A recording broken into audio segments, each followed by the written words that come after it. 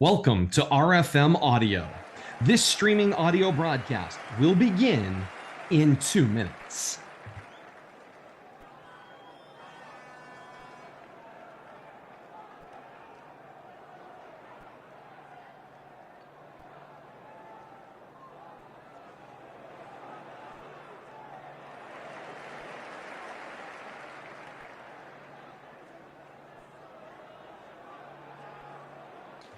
You are listening to RFM Audio on YouTube, Facebook Live, and Twitch. This broadcast will begin in 90 seconds.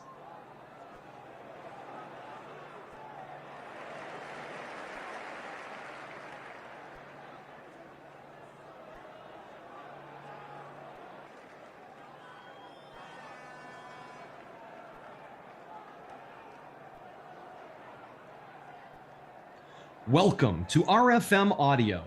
This streaming audio broadcast will begin in 1 minute.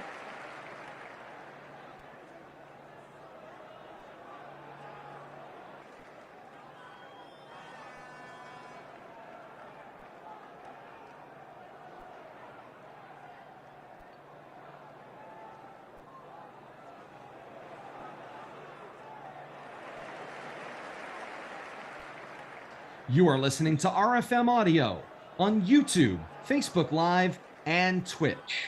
This broadcast will begin in 30 seconds.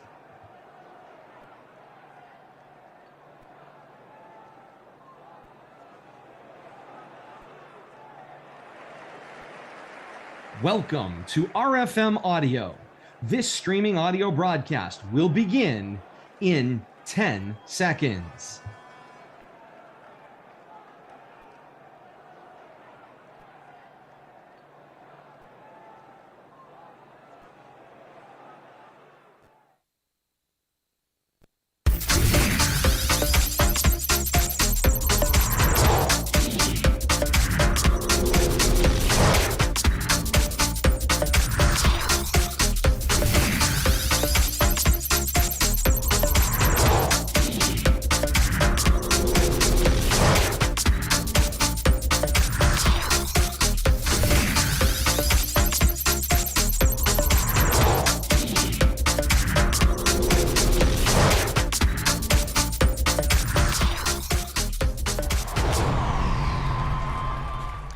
Sound means it's time for our countdown to kickoff. Welcome to another Friday night of high school football on RFM. Great to have you along with us on another Friday night action. 7th week of the high school football season in the 2022 campaign. Just one more week after this one before postseason action begins all across Massachusetts. 8 divisions. But that is for the future. For the moment, the focus stays right here in Week 7 action, and we have got a dandy for you. Leominster plays host to Wachusett in a battle of 5-1 Central Mass football teams. We'll go through this throughout the night. Certainly Wachusett, if you looked at it in the preseason, they were expected to be here.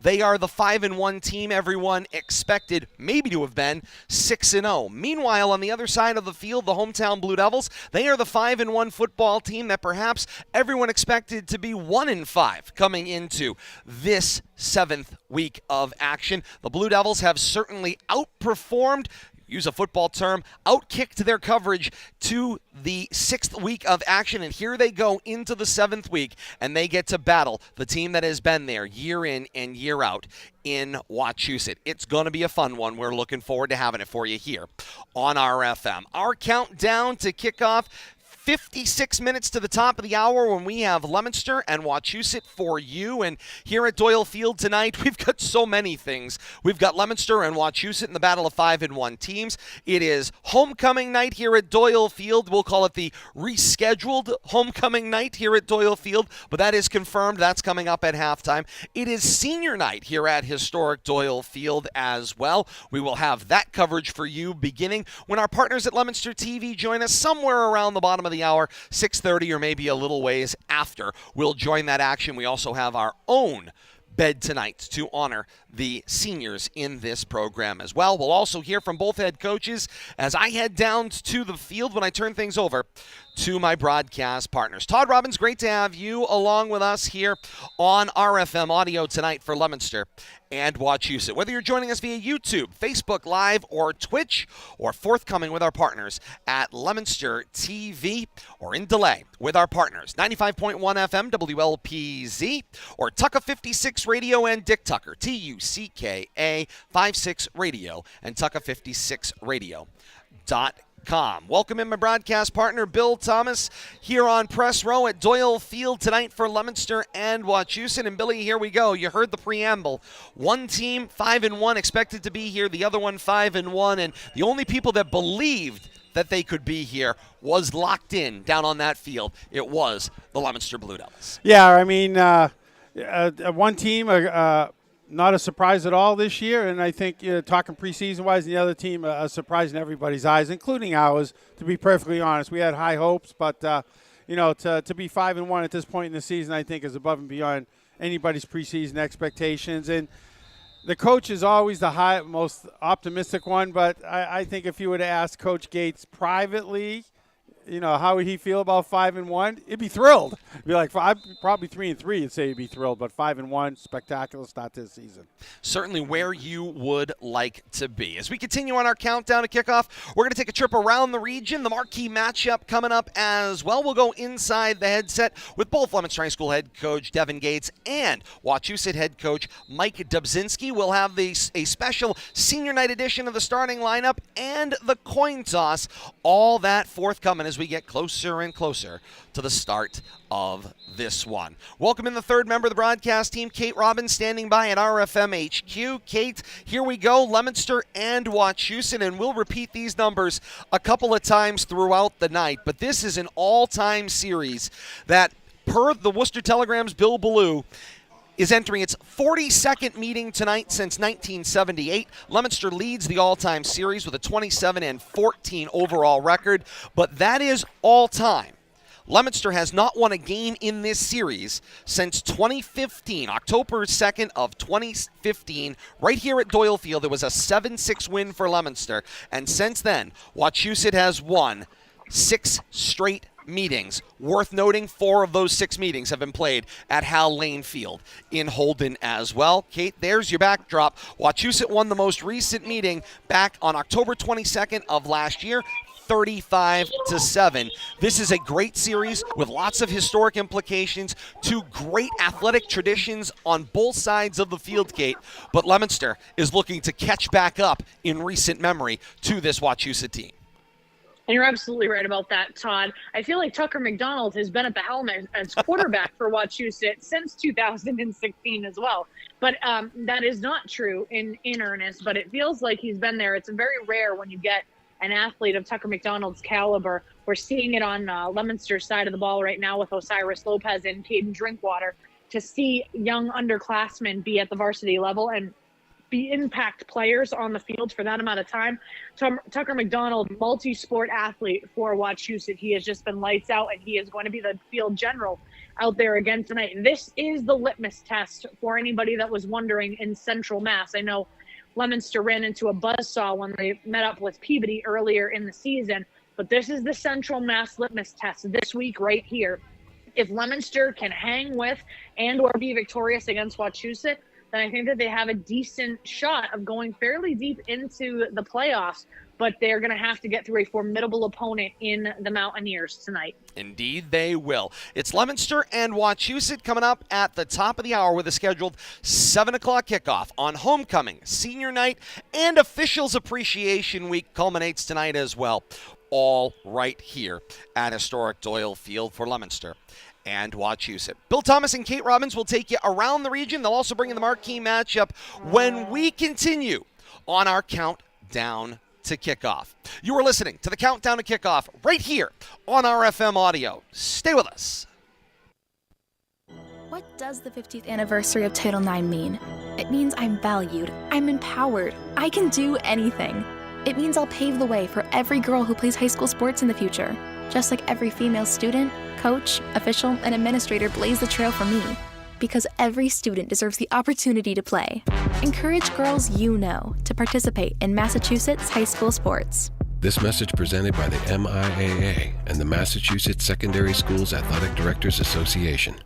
Hey guys, it's me, Isabella Gomez, filling in for Smokey Bear because he's got more to say than just... Only you can prevent wildfires. Like, if you're outside enjoying a barbecue, don't let a hamburger distract you from fire safety. Make sure you aren't dumping your hot coals or ashes onto the ground because that could start a wildfire. So take wildfire prevention seriously and let's save the world one day at a time. Juntos con Smokey Bear, podemos hacerlo. Go to smokeybear.com to learn more about wildfire prevention. Brought to you by the U.S. Forest Service, your state forester, and the Ad Council. High school sports don't just happen. There's a ton of work that goes into every single athletic event. And we have our school's athletic director to thank for a lot of it. Thank you. For scheduling officials, so I can always play the game I love.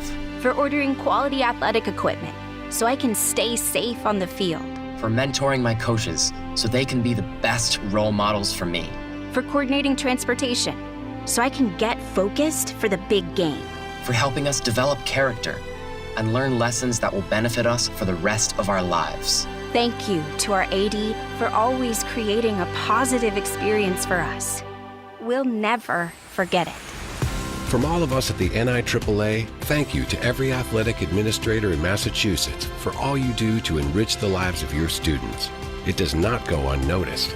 This message presented by the NIAAA, the National Interscholastic Athletic Administrators Association.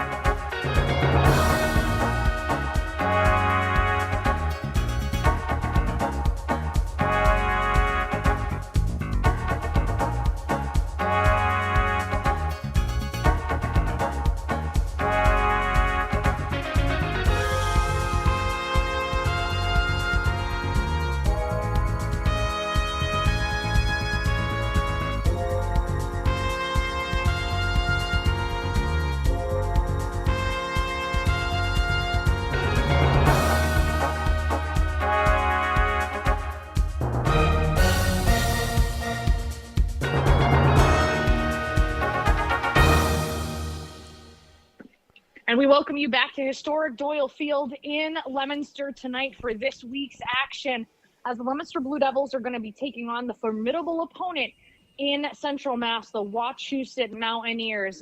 In and year out, they are the perennial favorites usually in Central Massachusetts. You're going to see size, you're going to see big numbers, and you are going to see Leominster having to take on a behemoth tonight in Central Mass. But not all is lost. Leominster has had explosive offense all year long, and it's going to be quite the test tonight for them. What do you think about that, Bill Thomas? Yeah, I think you're spot on, Kate. You know, both teams have come out the early season here, well, actually 3/4 of the way through, really firing on all cylinders, but different paths. You know, a rookie quarterback and a rookie wide receiver on the Leominster side, both freshmen and veterans up and down the ball, both sides of the ball for Wachusett, but no taller standing veteran than senior Tucker McDonald. Everybody knows, he's got credentials, the first credentials.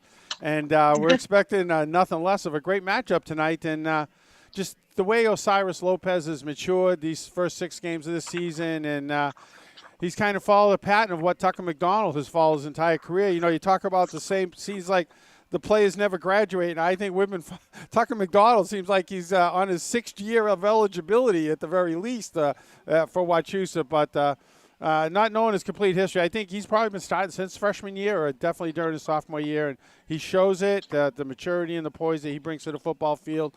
That little blip in the road named Franklin, I think, was just another learning experience for Tucker McDonald's resume going forward. I think you're absolutely right about that, Bill Thomas. And tonight, I know that Todd mentioned it off the top, but it's worth reiterating. Tonight we have homecoming. We have senior night. That would be for the bands, the band members, the cheerleaders, the football players as well. We have the class, I believe it's 1972, is having their reunion in the house. That's correct. Matter of fact, we got VIP seating right in front of us, Kate, for the class of 72. VIP seating for that Class of 72 reunion. I bet they're going to be rowdy tonight. I hear they want to participate in the coin flip, too, so we'll see how that goes. But we're looking forward to it. We have official appreciation night tonight. The list goes on, and it's a beautiful, crisp fall day out there. When you have that many items going on, you can really feel, and having been down to the field even around 4:30 this afternoon, you can feel that buzz in the air. It's nice, it's crisp, it's fall, and make no mistake about it, the Leominster football team is getting an awful lot of love from the community and with all of those events around them. Oh, for sure, Kate. They're drawing a lot of attention. But, it's not just the football communities. The soccer community's doing great. The boys soccer team was here practicing for their last game of the year, the season, regular season, I will add, against Ludlow tomorrow. And then they move on into the playoffs that played a tough schedule this year, but they've managed to maintain that 500 standing, and they've got themselves into the boys playoffs, and the field hockey team's doing great. I mean, a lot of school spirit, but none stronger and none comes out, in bigger force than what we see here on Friday night. And, I'm expecting Wachusett to travel good, too, tonight. I don't think we're just going to see a boatload of Leominster fans here tonight with everything going on. I'm expecting to be the opposite sideline to be just as loud tonight, and a great game. It's going to be a great atmosphere, Kate. It's too bad you're missing it because I know how much you love being involved in the middle of all this. And but you're right. There's so much going on. Everything's going to kick off at 6:30 when we catch up with LTV. We're going to get the introductions. They're going to do the football players right out of the tunnel pregame and move on from there, and then do a bunch of activities at halftime. And it's going to be a fun-filled, packed evening tonight here at Doyle Field. You're absolutely right. And Bill Thomas, that opposing sideline, the traveling fans, for those that are not familiar, Wachusett has such a following with their fan base. They have a name. They have a Twitter handle. They're called the Badlands, and they are exceptional at giving their team lots and lots of love. And so that's one of the things that we want to make sure that we mention with regard to the marquee matchup. Todd says tonight, let the fireworks begin. The King of Central Mass quarterback, Tucker McDonald, squares off with a contender for the heir apparent of Osiris Lopez. They both have a litany of weapons at their disposal. They both have strong arms. They both think on their feet and move when needed. It's one of those nights where the best leader will emerge victorious in this one. So fireworks, we're thinking that offense is going to be electric, Bill Thomas, but let's make no mistake about it. Both of these quarterbacks have been put in situations this year where they have been tested and they've proven that they are, in fact, human. And the last few weeks, turnovers has been a bit of a bugaboo for Osiris Lopez. It has, but I think going back to that PB game a couple weeks ago, Kate, that I think Osiris matured leaps and bounds in that one game where he threw up a number of questionable passes when he was pressured, and we didn't see that last week. Although, the pressure was a little different, maybe not as strong, not as quick, but he seemed to be more in control. He didn't get off his routes as quick. He didn't go to drink water like we've seen him do repeatedly, especially in that PBD game. As soon as he got off whatever the play was, he just faded back and then hucked the ball up and, hope it was in Drinkwater's area. And, I think that's something that as a 14-year-old, now I hear he just had a birthday. He's 15 now, Osiris Lopez. It's going to come with maturity, but at his age, he's soaking it all in. He's got a great quarterback coach that's leading him not only, during practices, but between series and on and off the field. And any chance they get, he's got the headset on. And, he's maturing leaps and bounds. But he looks like he's going to be the heir apparent for the quarterback position here. Tucker McDonald moving on to a D1 school next year. But high hopes for Osiris to carry that mantle and be the king of the Central Mass quarterbacks. But he's still young. He's only a freshman. We'll have to see how things progress going forward. Never a problem when you have a learning experience. Sometimes, Bill Thomas, can't be perfect always. Having that adversity tends to help you to mature, as you said, with regard to Osiris Lopez, particularly in that Peabody game.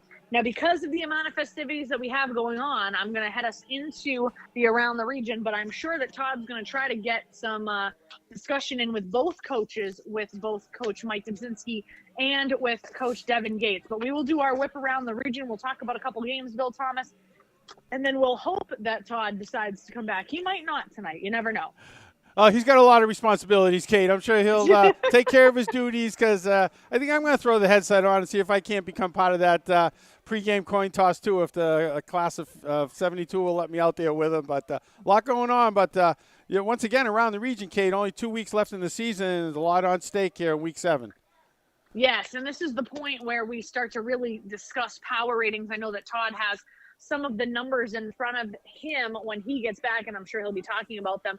But Wachusett and Leominster both sitting at 5-1, doing a very nice job with regard to the power ratings in both of their situations. But let's take a look at your whip around the region. We had a couple of games start on Thursday, October the 20th. For those in the area that are unaware, we're having an incredible shortage of high school officials, and so games are having to be moved regularly. This is one of the reasons why tonight is Officials Appreciation Night for football. It's been Officials Appreciation Week throughout the state of Massachusetts, simply because there is quite a stigma now with regard to how officials are perceived or how they're treated. You hear it in the news all of the time. And so there is this big push, both at the state level and individual leagues, to really push to get more officials involved. But those Thursday slates, we have finals. Groton Dunstable, a victor over Westboro yesterday, 32-0.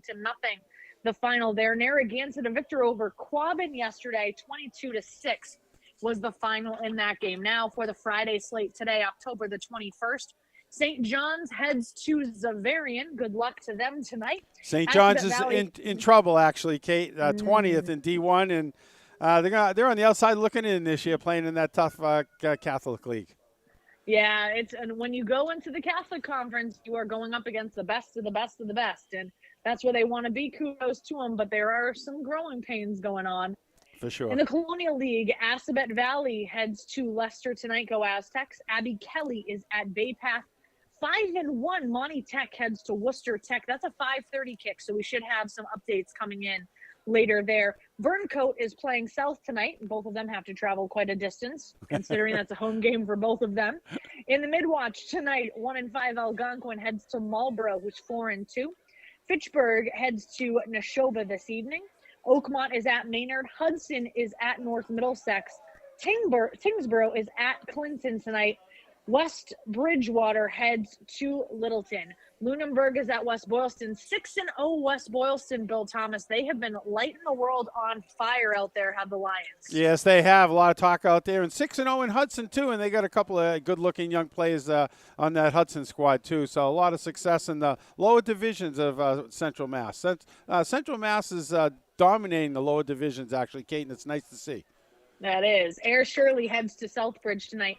Gardner is at Murdoch. Shrewsbury heads to Shepherd Hill tonight in Dudley. We'll be looking to see a score coming out of there tonight because that is Leominster's Week 8 opponent in Shrewsbury. And then, of course, the Battle of the 5 and 5s. We have Division 1 Wachusett taking on Division 2 Leominster out at Doyle Field. If we take a look at the Around the Region for tomorrow, that's Saturday, October the 22nd, St. John Paul II.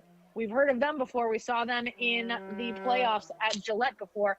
Taking on Blackstone Valley Tech tomorrow. That's a 2 p.m. kick. In the Dual Valley, we have St. Bernard's 5-1 taking on Blackstone Millville Hopedale. Sutton heads to the Nipmuc Warriors tomorrow, Bill Thomas. Not having a very good season, but. No, but we love them nonetheless. We do. And then we have another home-and-home. Worcester North is at Doherty at Foley Stadium tomorrow as well. So, Bill Thomas, you mentioned it. We're coming down to the very nitty-gritty in a lot of these situations, and the math bears that out as well. Right now, we have a lot of Central Mass teams in those upper divisions on the outside looking in, and they're looking to get wins in order to try to be victorious enough to get into the playoffs. Oh, for sure, Kate. And swing back to the Shrewsbury. Who's Shrewsbury opponents tonight? Because I'm looking at where they stand. Shepherd Hill. So, not a lot of help over there, but they might, get a little bit out of it. But they're on the precipice of missing the playoffs at 3-3. They're 14th in D1, and depending on what happens tonight, they could come into the last game of the season next week against Leominster, playing like wounded dogs. So be very interested to be following that Shrewsbury game tonight because when you talk about how big the last two games are of the season, I think Shrewsbury's in no tougher spot than being 14th and. not much in the way of power points this week, but could make up some against next week. But not to look ahead. But yeah, that's what we play these games for, to get down these final 2 weeks of the season. And, not that these mean more than the first or second game of the year, but they all mean something. But it just seems like the pressure builds at this time of year. Oh, you're absolutely right about that part of it. And not only that, you have a situation in which, for those people who are, laypersons to the situation going on with playoff football here in Massachusetts, because you have such a small sample size with your regular season schedule, it becomes absolutely imperative that you just put your best foot forward at the beginning of the season, because, as you said, when you get down to the nitty-gritty, a team like Shrewsbury, who's sitting at 3-3 in Division One, they're playing a struggling Shepherd Hill at 2-4 right now this season. And at this point in time, them even beating up on Shepherd Hill, is it going to help? Yeah, it's going to help. But like you said, Bill Thomas, is it going to help enough in order to give them a playoff berth? They're going to very much be on the precipice of looking at those numbers after 8 next week, and they're going to be going up, and they're going to be hungry against Leominster, win or lose or draw tonight against Shepherd Hill, because they are coming down to the wire in order to make the playoffs. Yeah, for sure. And, when you look at their margin of victory at 3-3, they're at less than 1 point, when the plus and minuses from wins and losses. So, they're looking to get a big win tonight out at Shepherd Hill, try to get on the positive side of their own average margin of victory, and, try to sneak up in the overall rating. They're at 14th. Boston College High at 1-5 with a lot of opponent points is actually in 15th, but if they don't get 3 wins, they can, write themselves out of the playoffs. But a lot of 3-3 teams nipping at their heels. So tonight's going to have a lot of bearing on how the rest of the season plays out for a lot of these teams tonight, Kate.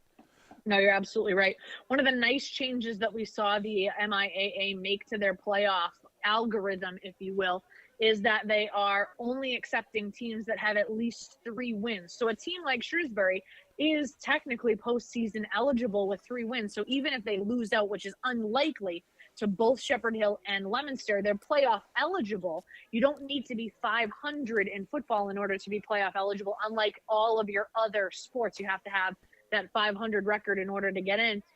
Football becomes the outlier because of the small sample sizes relative to the algorithm. It becomes incredibly difficult to find the right mix and match, and the points become incredibly difficult to calculate because of that small sample size. So as you said, even though the beginning of the season, we're not saying that those games aren't as important as the end of the season, right now you are literally splitting hairs relative to the algorithm and the math that you need to do in order to make things happen. Well, it sounds like my good friend Todd Robbins is back in the press box. I can hear his voice from afar. Sounds like he is chatting with some fans as always. Todd, as always, making his presence felt. As always. Yeah. So tonight, sounds Kate, like he's back. Kate, I think you're spot on. The 3 losses, 3 wins, or however you look at them. Looking at, in the top 16 in D1, there's only 3 teams right in the top 16 that have 3 losses. Everybody else is either at 0, 1, or 2. So, the win-loss record, I don't think that the abnormality that they saw last year is going to come into play. When you look at D2, same thing. There's only 2 teams in the top 16, actually 3 teams with 3 losses. Everybody else is 0, 1, or 2. So teams that deserve to be in the top 16, I think it's going to shake out that there's not going to be a lot of question marks this year. That sounds good to me. Is our good friend ready to rejoin us, or are we still chit-chatting? He's chit-chatting and kibitzing, but he's about ready. Say hi to him. I think he's ready. Hello there. How are you? How are we doing? I'm lovely. Fantastic. Fabulous, thank you. We've got a whole lot more fun to come. We're going inside the headset as we continue on here from Doyle Field tonight. Kate, as always, great job. Thank you so much. We'll check back in over at headquarters with you in just a little while as we get closer and closer to senior night and so much more fun and excitement. This is our one chance to reset here. So we're going to reset things, re-rack, and when we come back, the fun begins as we go inside the headset. Special starting lineup for senior night tonight. Also down on the field, we'll have the introductions of all of the seniors tonight, both in the band, in the cheer squad, as well as the Leominster High School football team, and officials appreciation night, and I don't know, so much more. Stay with us. The important Leominster and Wachusett coming up top of the hour. Stick and stay with us. You're listening to the Countdown to Kickoff right here on RFM Audio. I spent a lot of time in the garage, but even more time in the rain and mud. In '95, I helped tow your moving trailer. And in '09, it was sparks from me, your chains, dragging behind your truck that accidentally started a wildfire. Spark a change, not a wildfire. Visit SmokeyBear.com, brought to you by the U.S. Forest Service, your state forester, and the Ad Council. Only you can prevent wildfires. Tradition, legacy, history. These words all describe a player, coach, or contributor's impact on a game, program, or generation. Each week this season, student athletes of this generation will square off with the goal of best representing their community today or for years to come. Neil O'Connor finds Jake Elaine. Alan Glennie quarterbacks his ball club. Malachi's in the end zone. And calling signals, Dave Palazzi. John Ulecki. Warren Muir. LeQueer. Jack Rodequins. Bobby Mativier. Jason Toomley. Devin Gates. Quentin Tiggs. Cortez Ludden. D. Geronimo. Stephanides. Sean Dupuis. McDonald. Graham. Quentin Perkins. Geraldo Rivera. Gray makes the catch in the end zone for the touchdown. Who will have their name weaved among the tapestry of legends? Who can add their name among the football greatest in Central Massachusetts? You'll find out right here on RFM, continuing a legacy and tradition of audio excellence established by generations of great play-by-play teams gone before. Yours truly, Tom Connery, Dave Spence, and Warren Muir. This is Joe White. With me this morning is Dickey and Ron Lamar. Ed Coleman along with Joe DeCarolis and Mark Landon. This is Dave Clark along with Mike Flynn. I'm Dave Spence along with my partner Luke Connery. Todd Robbins alongside Ben Parker. Todd Robbins, Bill Thomas, Kate Robbins, and you. Great to have you along with us. Stories told through the words spun by legends. The stories continue to be described by the award-winning team of today. It's time for high school football with the award-winning team of Todd Robbins, Bill Thomas, and Kate Robbins. From historic Doyle Field in Leominster, we say good evening, everyone, and welcome to high school football on RFM Audio and with our partners live on Leominster TV tonight. It's great to have you along with us tonight, and we've got a dandy Week 7 battle coming your way as Leominster brings their 5-1 record to home field to play host to another 5-1 football team. This, the Mountaineers of Wachusett Regional. It is a battle that dates back to 1978, 41 previous meetings between these two schools. Leominster, a 27-14 all-time series lead. That is per the Worcester Telegram's Dean Bill Ballou. But in the recent series, that's the numbers that stand out to most, and that is the last 6 meetings all the way back through 2016. Wachusett wins 6 in a row. Wachusett leads the series since 2010 by an 8-4 mark, and they've outscored Leominster 274-181 since the year 2010. Last meeting between these two teams was last October the 22nd, 2021, a 35-7 win for Wachusett over Leominster. Also in 2021, part of that COVID-modified spring season, on April the 9th, 2021, a 49-14 Wachusett win at Hal Lane Field. You've got to go all the way back to October 2nd, 2015, here at Doyle Field, a 7-6 Leominster win. That's the last Leominster win in this series. So certainly a lot of history riding on this one, as well as the 5-1 teams. If you're just joining us here on our countdown to kickoff, as we welcome those of you joining us on Leominster TV tonight, Bradley Bedard with us, bringing you the pictures tonight. Todd Robbins, happy to be along with you, alongside Bill Thomas and Kate Robbins, who will join me in a little bit. It is senior night, it is homecoming night, it is officials appreciation night, all of that right here at historic Doyle Field tonight, and it is certainly going to be a busy one. We'll start first with senior night, Leominster and Wachusett coming up. I can hear public address announcer Dick Tucker beginning his introductions as we get ready for senior night 2022. We join the legendary public address announcer here of historic Doyle Field, Dick Tucker, as he introduces the seniors for the Marching Blue Devils Marching Band, Cheerleading Squad, Spirit Squad, and the varsity Leominster High School Blue Devils. Next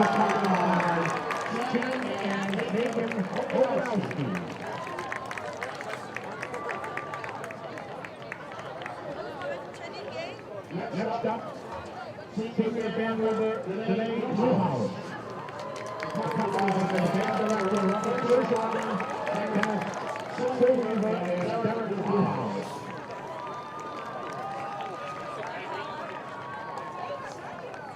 Next band member, Senior Owen Schuyler. Accompanied by Stephen Blank and Alyssa Howard.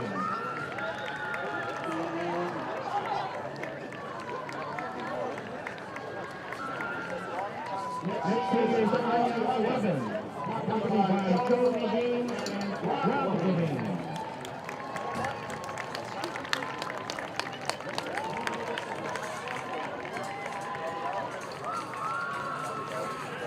Next up, ladies and gentlemen, the senior cheerleaders, starting with senior cheerleader Casey Cummings, accompanied by Mark and Lynn Cummings.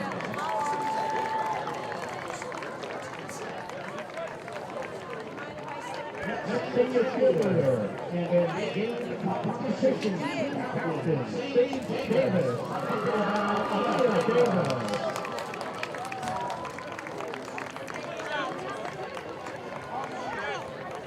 Next senior cheerleader, Parisi, accompanied by Katie and Paul Parisi.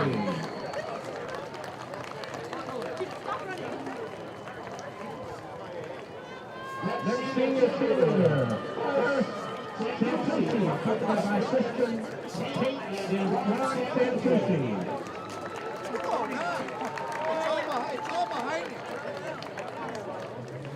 Senior cheerleader, game captain, A.C. Powell, with coaches Tracy Hoffman, Kayla Erickson, and Nikki Harris.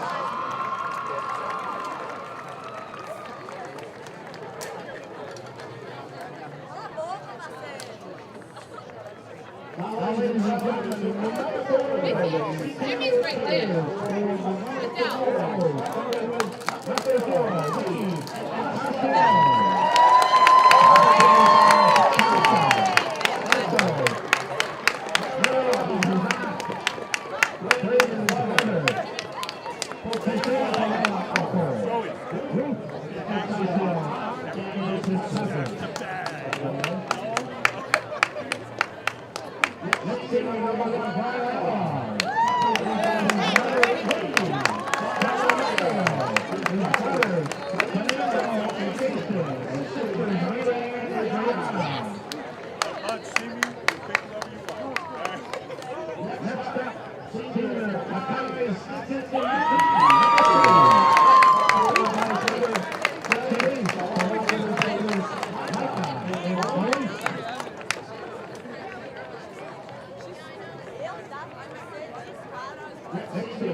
Number 4,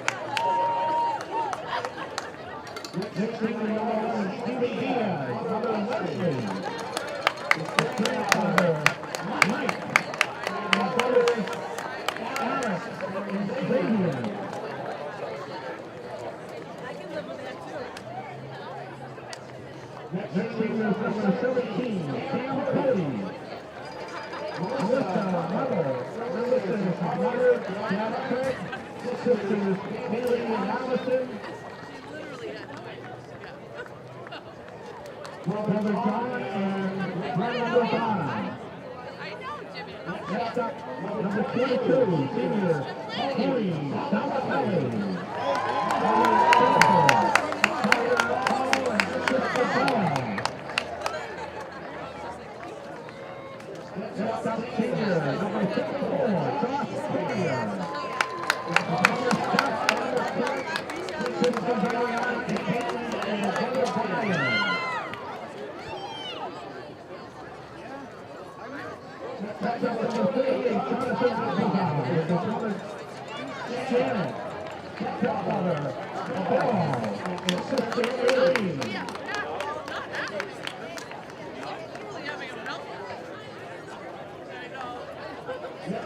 Number 52, Colorado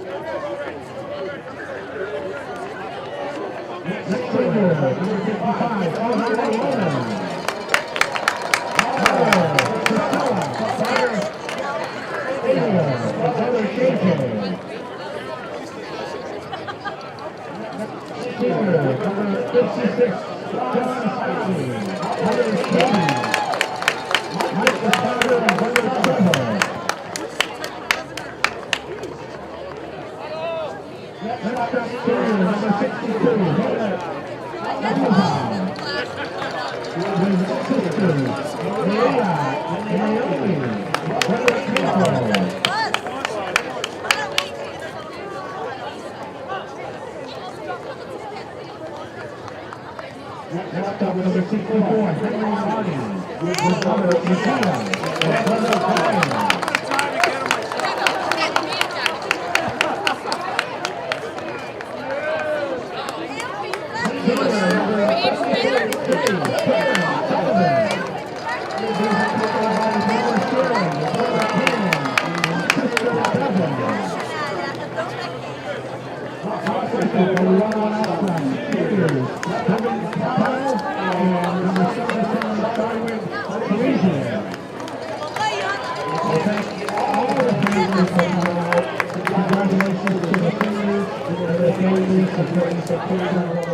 And those are the seniors in the class of 2023 who will complete their career this year, this fall, as part of both the varsity football program, the varsity band program, as well as part of the varsity cheer and spirit squad as well. Great to have you along with us here on RFM Audio and Leominster TV. Todd Robbins, Bill Thomas, Kate Robbins, and you. We've got Leominster and Wachusett coming up for you in a bit, but let's get quickly right down inside the headset. Starting first with Wachusett head coach Mike Dubzinski, followed on the other side by Leominster High School head coach Devin Gates. And I'll apologize right off the bat for the bit of the technical difficulty with Coach Dubzinski's interview.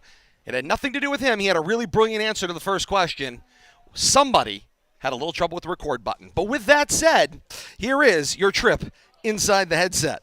Both offensively and defensively, our kids have worked and gotten better.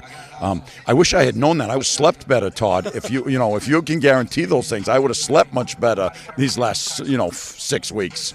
I said expect. That doesn't mean I could guarantee, but I expect. Any megabucks numbers we could get, Powerball. I think this, that could be pretty good. No question about it. Obviously, coming into this one, this was a matchup in Central Mass that for years and years and years, this goes back to 1978, thanks to Bill Ballou and the Worcester Telegram publishing it this week, a 27-14 Leominster lead in the all-time series. But in the last 6 meetings between these two schools, including twice in the year 2021, your football team has certainly performed admirably in this one. This is just such a great rivalry that maybe isn't two traditional rivals the same way a Leominster-Fitchburg is or a Wachusett-Shrewsbury or others. But this is one of those secondary rivalries in Central Mass that gets everybody excited and gets everyone out to the football field. We're looking forward to a good night of high school football. No question about that. If you were to look across the field and try to prepare yourself for obviously where you're going tonight and what you're seeing in this Leominster team, what is going to be the important pieces on your side of the football field that's going to, of course, move things in the direction you want to see them go? Obviously, we've got to stop Ricky and Carcione. We've got to stop, the other receivers. We've got to contain the quarterback. We've got to play well defensively. I think that will come down to and win the turnover game and hopefully score a few points.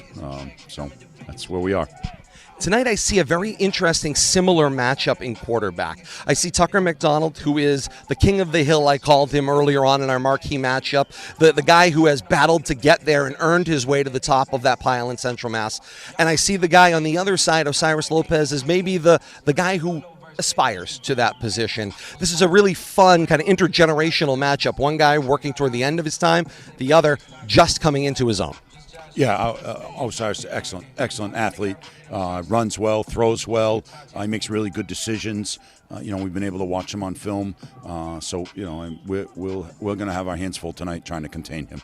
No question about it. Big play, coach, has always been the thing, trying to neutralize the big play. On the defensive side of the football, how do you neutralize a big play offense? We've just got to play assignment football, from beginning of the snap and from play one to whenever that final whistle blows. We've got to play assignment football, both offensively and defensively, and all special teams.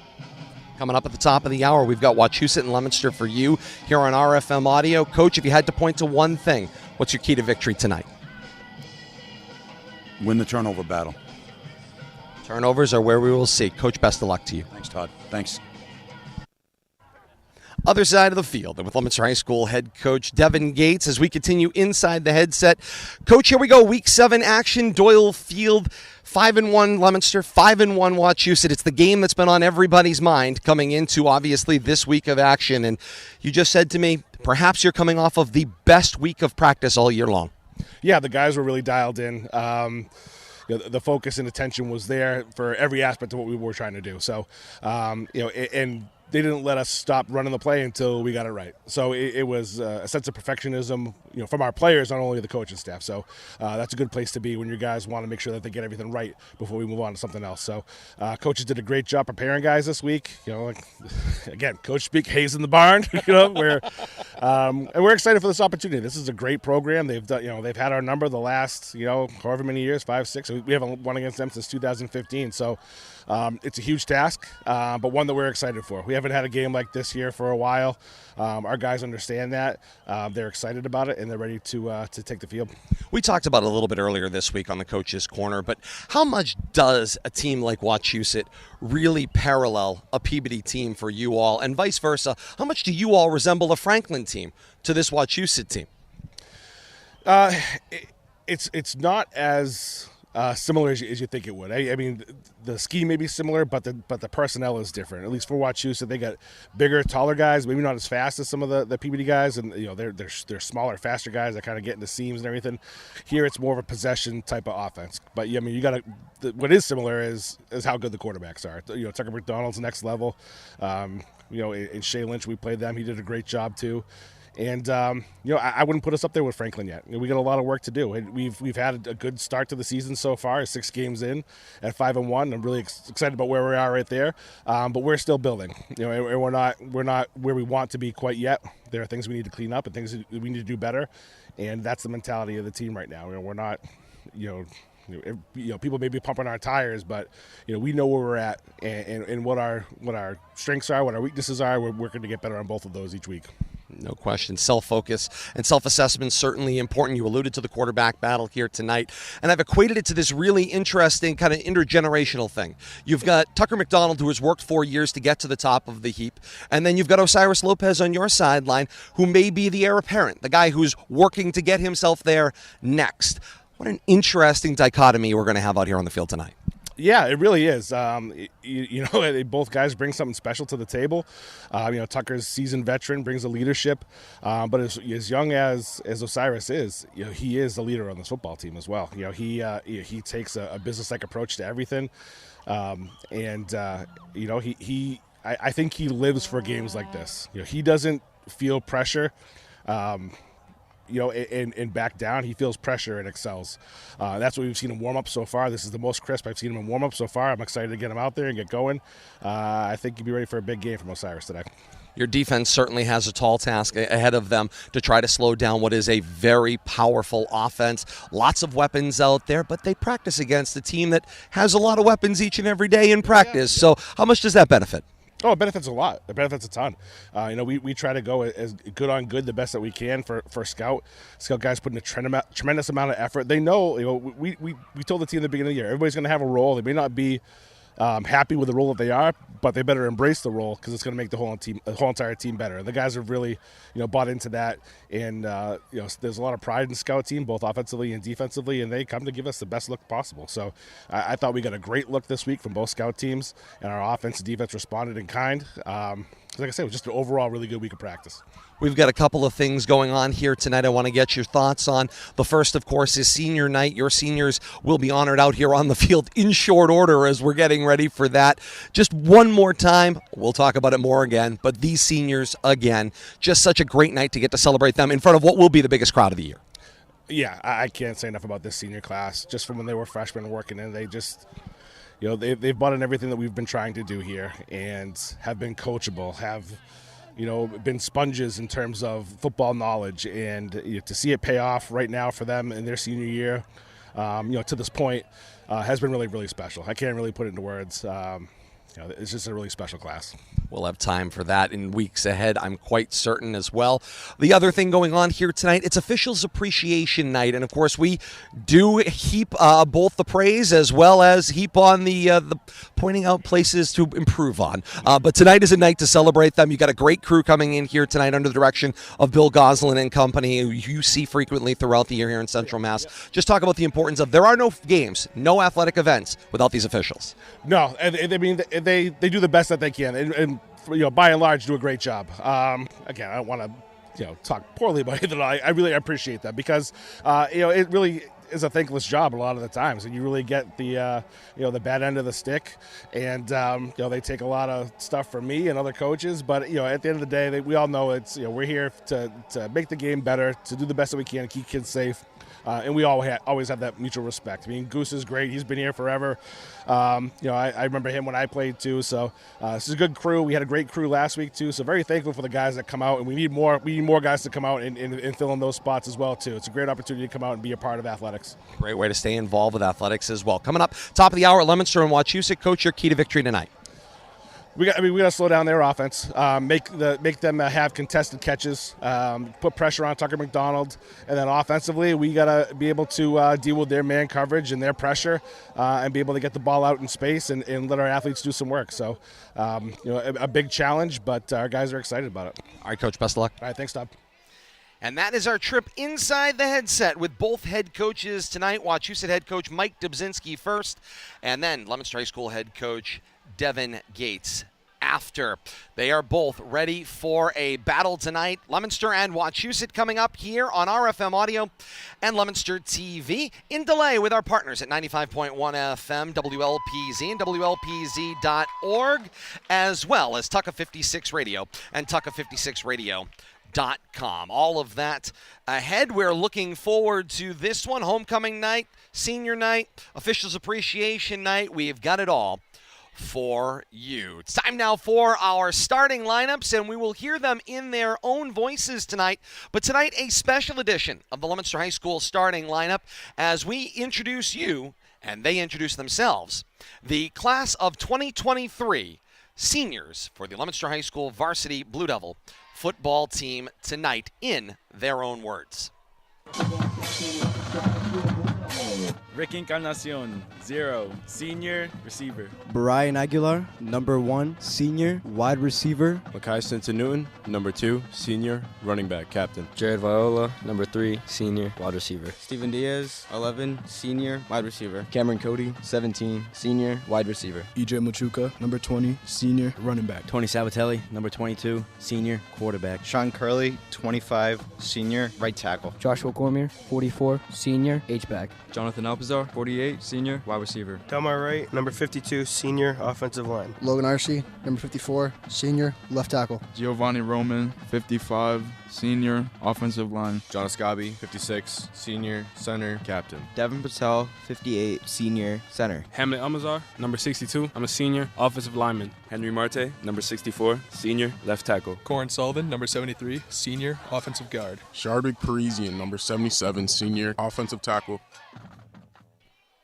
And those are your class of 2023 varsity football Leominster High School Blue Devil seniors. Great to have them here tonight and honor their contributions here in this 7th week of action. This new format, of course, makes for some very awkward interactions, to say the least, where you are reaching a senior night at the 7th week of the season, which is sort of the proverbial middle of the high school football season, with still 5 more weeks in front of us as we work our way toward Thanksgiving and the postseason ahead as well. But tonight, the focus, the Week 7 battle, Leominster and Wachusett, a battle of 5-1 football teams. Both teams back in the locker room. Get one last whip around the horn. Let's start first down on the field. Bill Thomas is down there standing by for us. And Bill Thomas, your last thoughts here as we get ready for Leominster and Wachusett tonight. Well, I think the big thing tonight is going to be really which defense can step up and stop the high-powered offenses that each team can put on the field. You know, it's an old cliche that maybe who possesses the ball last is going to win the game, but I think it's going to take a number of defensive stops by one of the teams to create a little comfort level, and whichever defense I think steps up. We're seeing different defensive leaders every week, and I think Leominster's got to look to one of those half leaders to really step up and maybe have the game of the season tonight. And no question about that. Bill Thomas will be down on the field for his next set of duties, the coin toss. Bill Thomas stand by. With us from RFM HQ, Kate Robbins standing by. And Kate, it's Leominster, it's Wachusett, it's a battle of 5-1 football teams. You've been looking at the numbers. You see these two vaunted offenses, and they have produced offense in bunches tonight. What do the numbers say to you before we get ready for kickoff? Numbers say watch out for Tucker McDonald if you are the Leominster defense. The defense for Leominster. Stand by, Kate. Here come the Blue Devils out of their tunnel, across the field from right to left and working their way to the lower left here of historic Doyle Field's turf. All right, Kate Robbins, they have now moved by. Please continue. All right, so that Wachusett offense that we talked about, we've been making sure that people know just how high-powered it has been all year long. If you take a look at their Week 1 stats, we were able to cover their game. You've got Tucker McDonald, the do-all, do-everything. He had 28 pass attempts. Passed the ball for 78 yards. He only completed 36% of his passes, but he was also integral in the running game. He had 139 of Wachusett's 217 rushing yards. So he is a dual threat quarterback, much like Osiris Lopez is.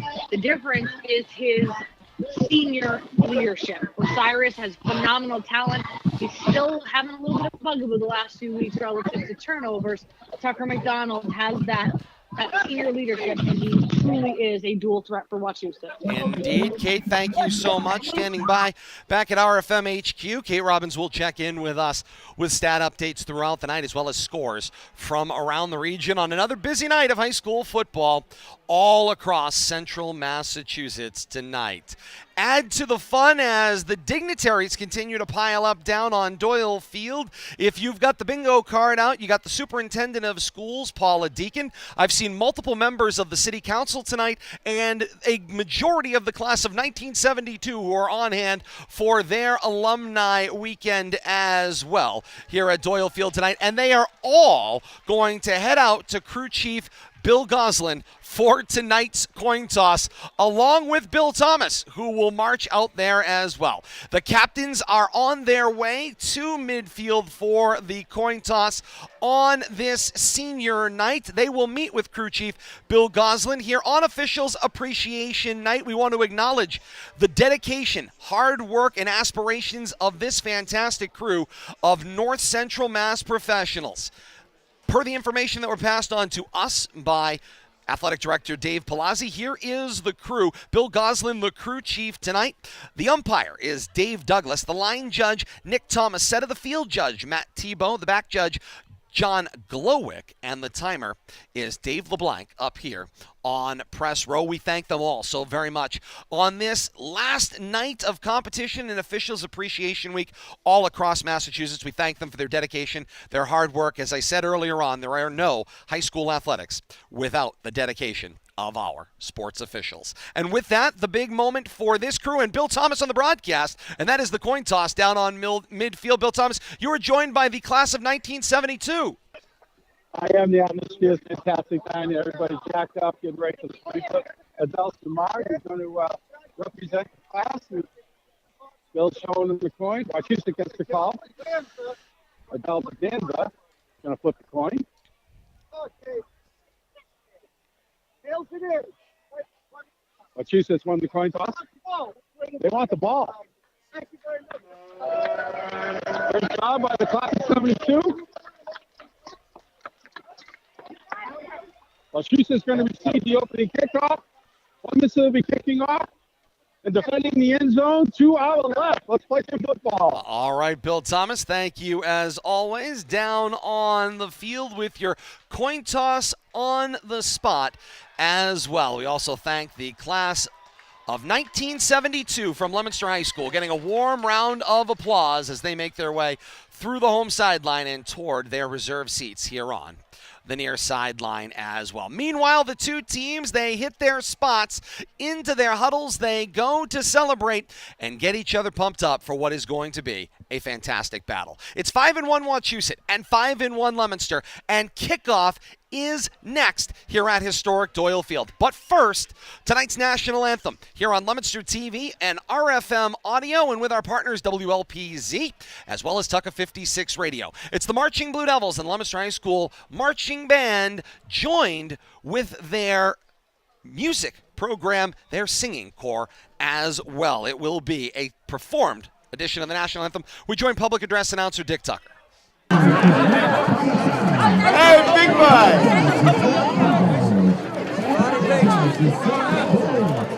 You're just a kid.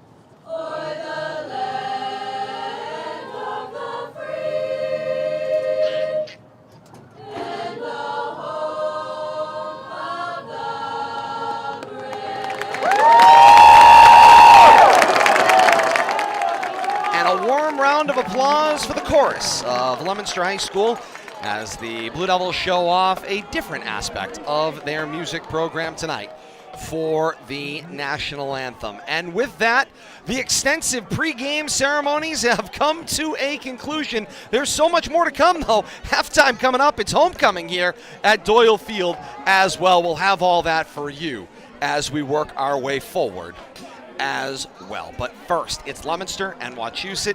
Kickoff coming up. The officials trying to restore some order out here on the field so that we can begin action, Bill Thomas. And you said it, Wachusett wanted the football. They didn't want to defer. They want to score first. And they didn't hesitate. I think it was Tucker McDonald out there. We want the football. And they're going to get it first. Matthew Slater-esque in that sense as well. As Bill Thomas, we are ready for the play-by-play. And you are listening to Leominster High School football from RFM Audio on YouTube, Facebook Live, and Twitch.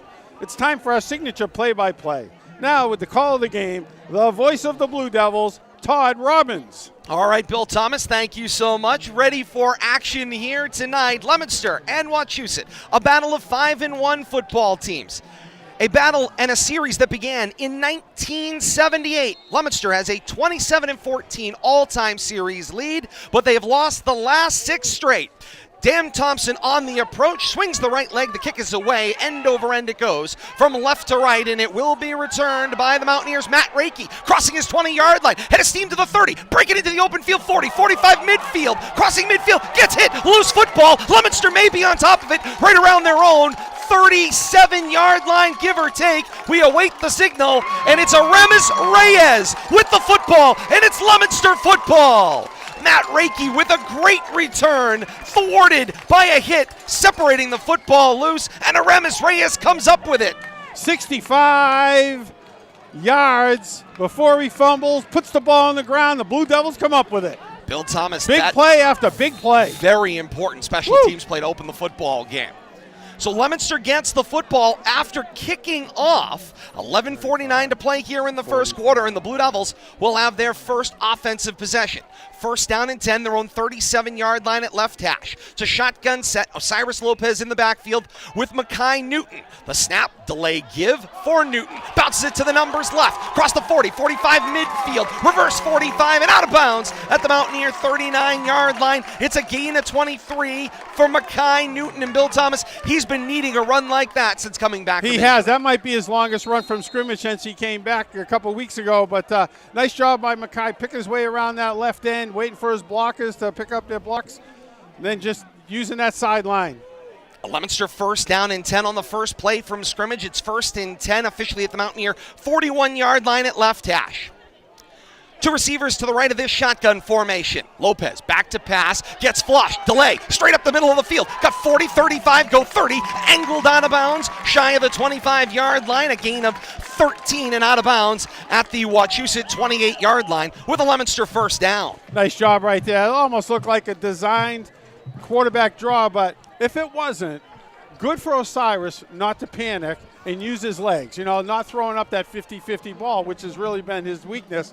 And I think he's just growing leaps and bounds, not week by week, but series by series and play by play. We'll circle back to that after this play. First and 10, Leominster at the Mountaineer 28-yard line at left hash. Shotgun set and three receivers in the formation. The snap, give it to Ricky Encarnacion, who was in the backfield. Now works laterally out to the right. 25, go 20. Turns the corner at the 15, 10, 5, and into the end zone for a Leominster touchdown. A 28-yard touchdown scamper for Ricky Encarnacion out of the backfield. The Blue Devils kick off to open the football game, separate the football away. Aramis Reyes comes up with it, and 5 plays later, Bill Thomas, Ricky Encarnacion runs it in for 6 points. And how do they do it? On the ground. I don't know how Ricky turned this right corner over. He waited for his blockers, but it's almost like a race car going into a bank corner there, leaning into it and just bouncing off defenders. Somehow he stayed in bounds all the way to the pylon. Dan Thompson kicks off from left to right with this point after.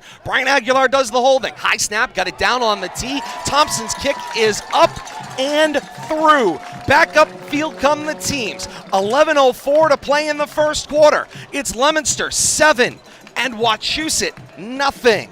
Kate Robbins standing by back at RFM HQ. And Kate, that is the opening to this football game Leominster was hoping for. That is exactly what they wanted on offense. 3 plays. They were able to get first downs on the first 2 plays. It ends with that 28-yard scamper for a touchdown by none other than, you guessed it, the senior, Ricky Encarnacion. Extra point good. Leominster's on top, 7-0. All right, Kate, thank you so much. Leominster wearing the home white tops and white bottoms trimmed in royal blue and white. White numerals front and back, devils across the chest above the numerals. The pitchfork on the nameplate on the back. Classic Leominster white helmet with white face mask and a single royal blue stripe up the middle. Thompson with the ball back on the tee, 40-yard line at our left. On the approach, he swings the right leg and end over end. This kickoff goes. It will be returned from the Wachusett 15-yard line. With a full head of steam, it's Snopkowski. Bounces it to the numbers right, across the 20 to the 25, wrapped up around the 27-yard line. A 12-yard return for the running back, Chris Snopkowski. And the Mountaineers have the football, first down and 10, around their own 28-yard line. Blue Devils got to feel good about that special teams accomplishment right there. Keeping the Mountaineers in their own side of the 50 and not giving them good field position to start this series. And here comes senior quarterback Tucker McDonald in a shotgun set, 4 receiver spread, trips out to the left. The snap, the give, second man to the hole, gets the carry. It's Aiden McGarry who bounces off an initial block and battles his way across the 30 to the 32-yard line. A gain of 4 for McGarry. Good job right there by Blue Devils defense staying with it. Bouncing off blockers there, but following them down the line. finally corralling them after a short game. 10.5 minutes to play here in quarter one. Leominster out to the 7-0 lead, scoring first in this football game. Shotgun set, end around fake to Reiki, kept by McDonald, and the Leominster defense swarms and takes him down at the 30-yard line. McDonald loses 2 on the play, and it'll be 3rd down and 8 to go. You know, and McDonald trying to roll out there to the right, had his one of his offensive linemen pushed back into him, looked like Hudson Foster. Whoever was on the defensive opposite side of him pushed right back into McDonald's path. No place to go. 3rd and 8 from their own 30, going right to left. 4 receivers in the shotgun set. McDonald back to pass. Hit as he throws, and the pass falls short. Incomplete. Joe Capabianca was the intended receiver, and Bill Thomas, a defender, was there. Was it Delmar Wright who made the contact? Make it Gio Roman the first one there. 55, yeah, Johnny on the spot right there. I think, you know, the numbers kind of bunch up, but 55 coming off pump. Quite sure he was the one that got in there, pressure McDonald, create a bad pass right there. Blue Devil defense pitches the stop, a potential 3 and out, 4th down and 8, their own 30-yard line at right hash. And the Mountaineers, Ben Dominic goes back in punt formation. He will stand at his own 16-yard line at right hash, kicking from right to left with the sliding door in front of him. Good snap to Dominic, steps up with some pressure by Dominic Swain. The kick off the side of Dominic's foot, and it will angle out of play around the Wachusett 47-yard line, not quite able to change field. 9:51 to play here in the first quarter. 7-0 Leominster's lead, so they open the football game, Bill Thomas, with a great special teams play. Offense comes out, scores on the first series after 3 plays. Follow that up then quickly with a defensive stop. That's a great start for a Leominster football team. And not only that, I think we got part of a block right there. Look how far back they marked that ball, Todd. That ball went dead right, out of bounds.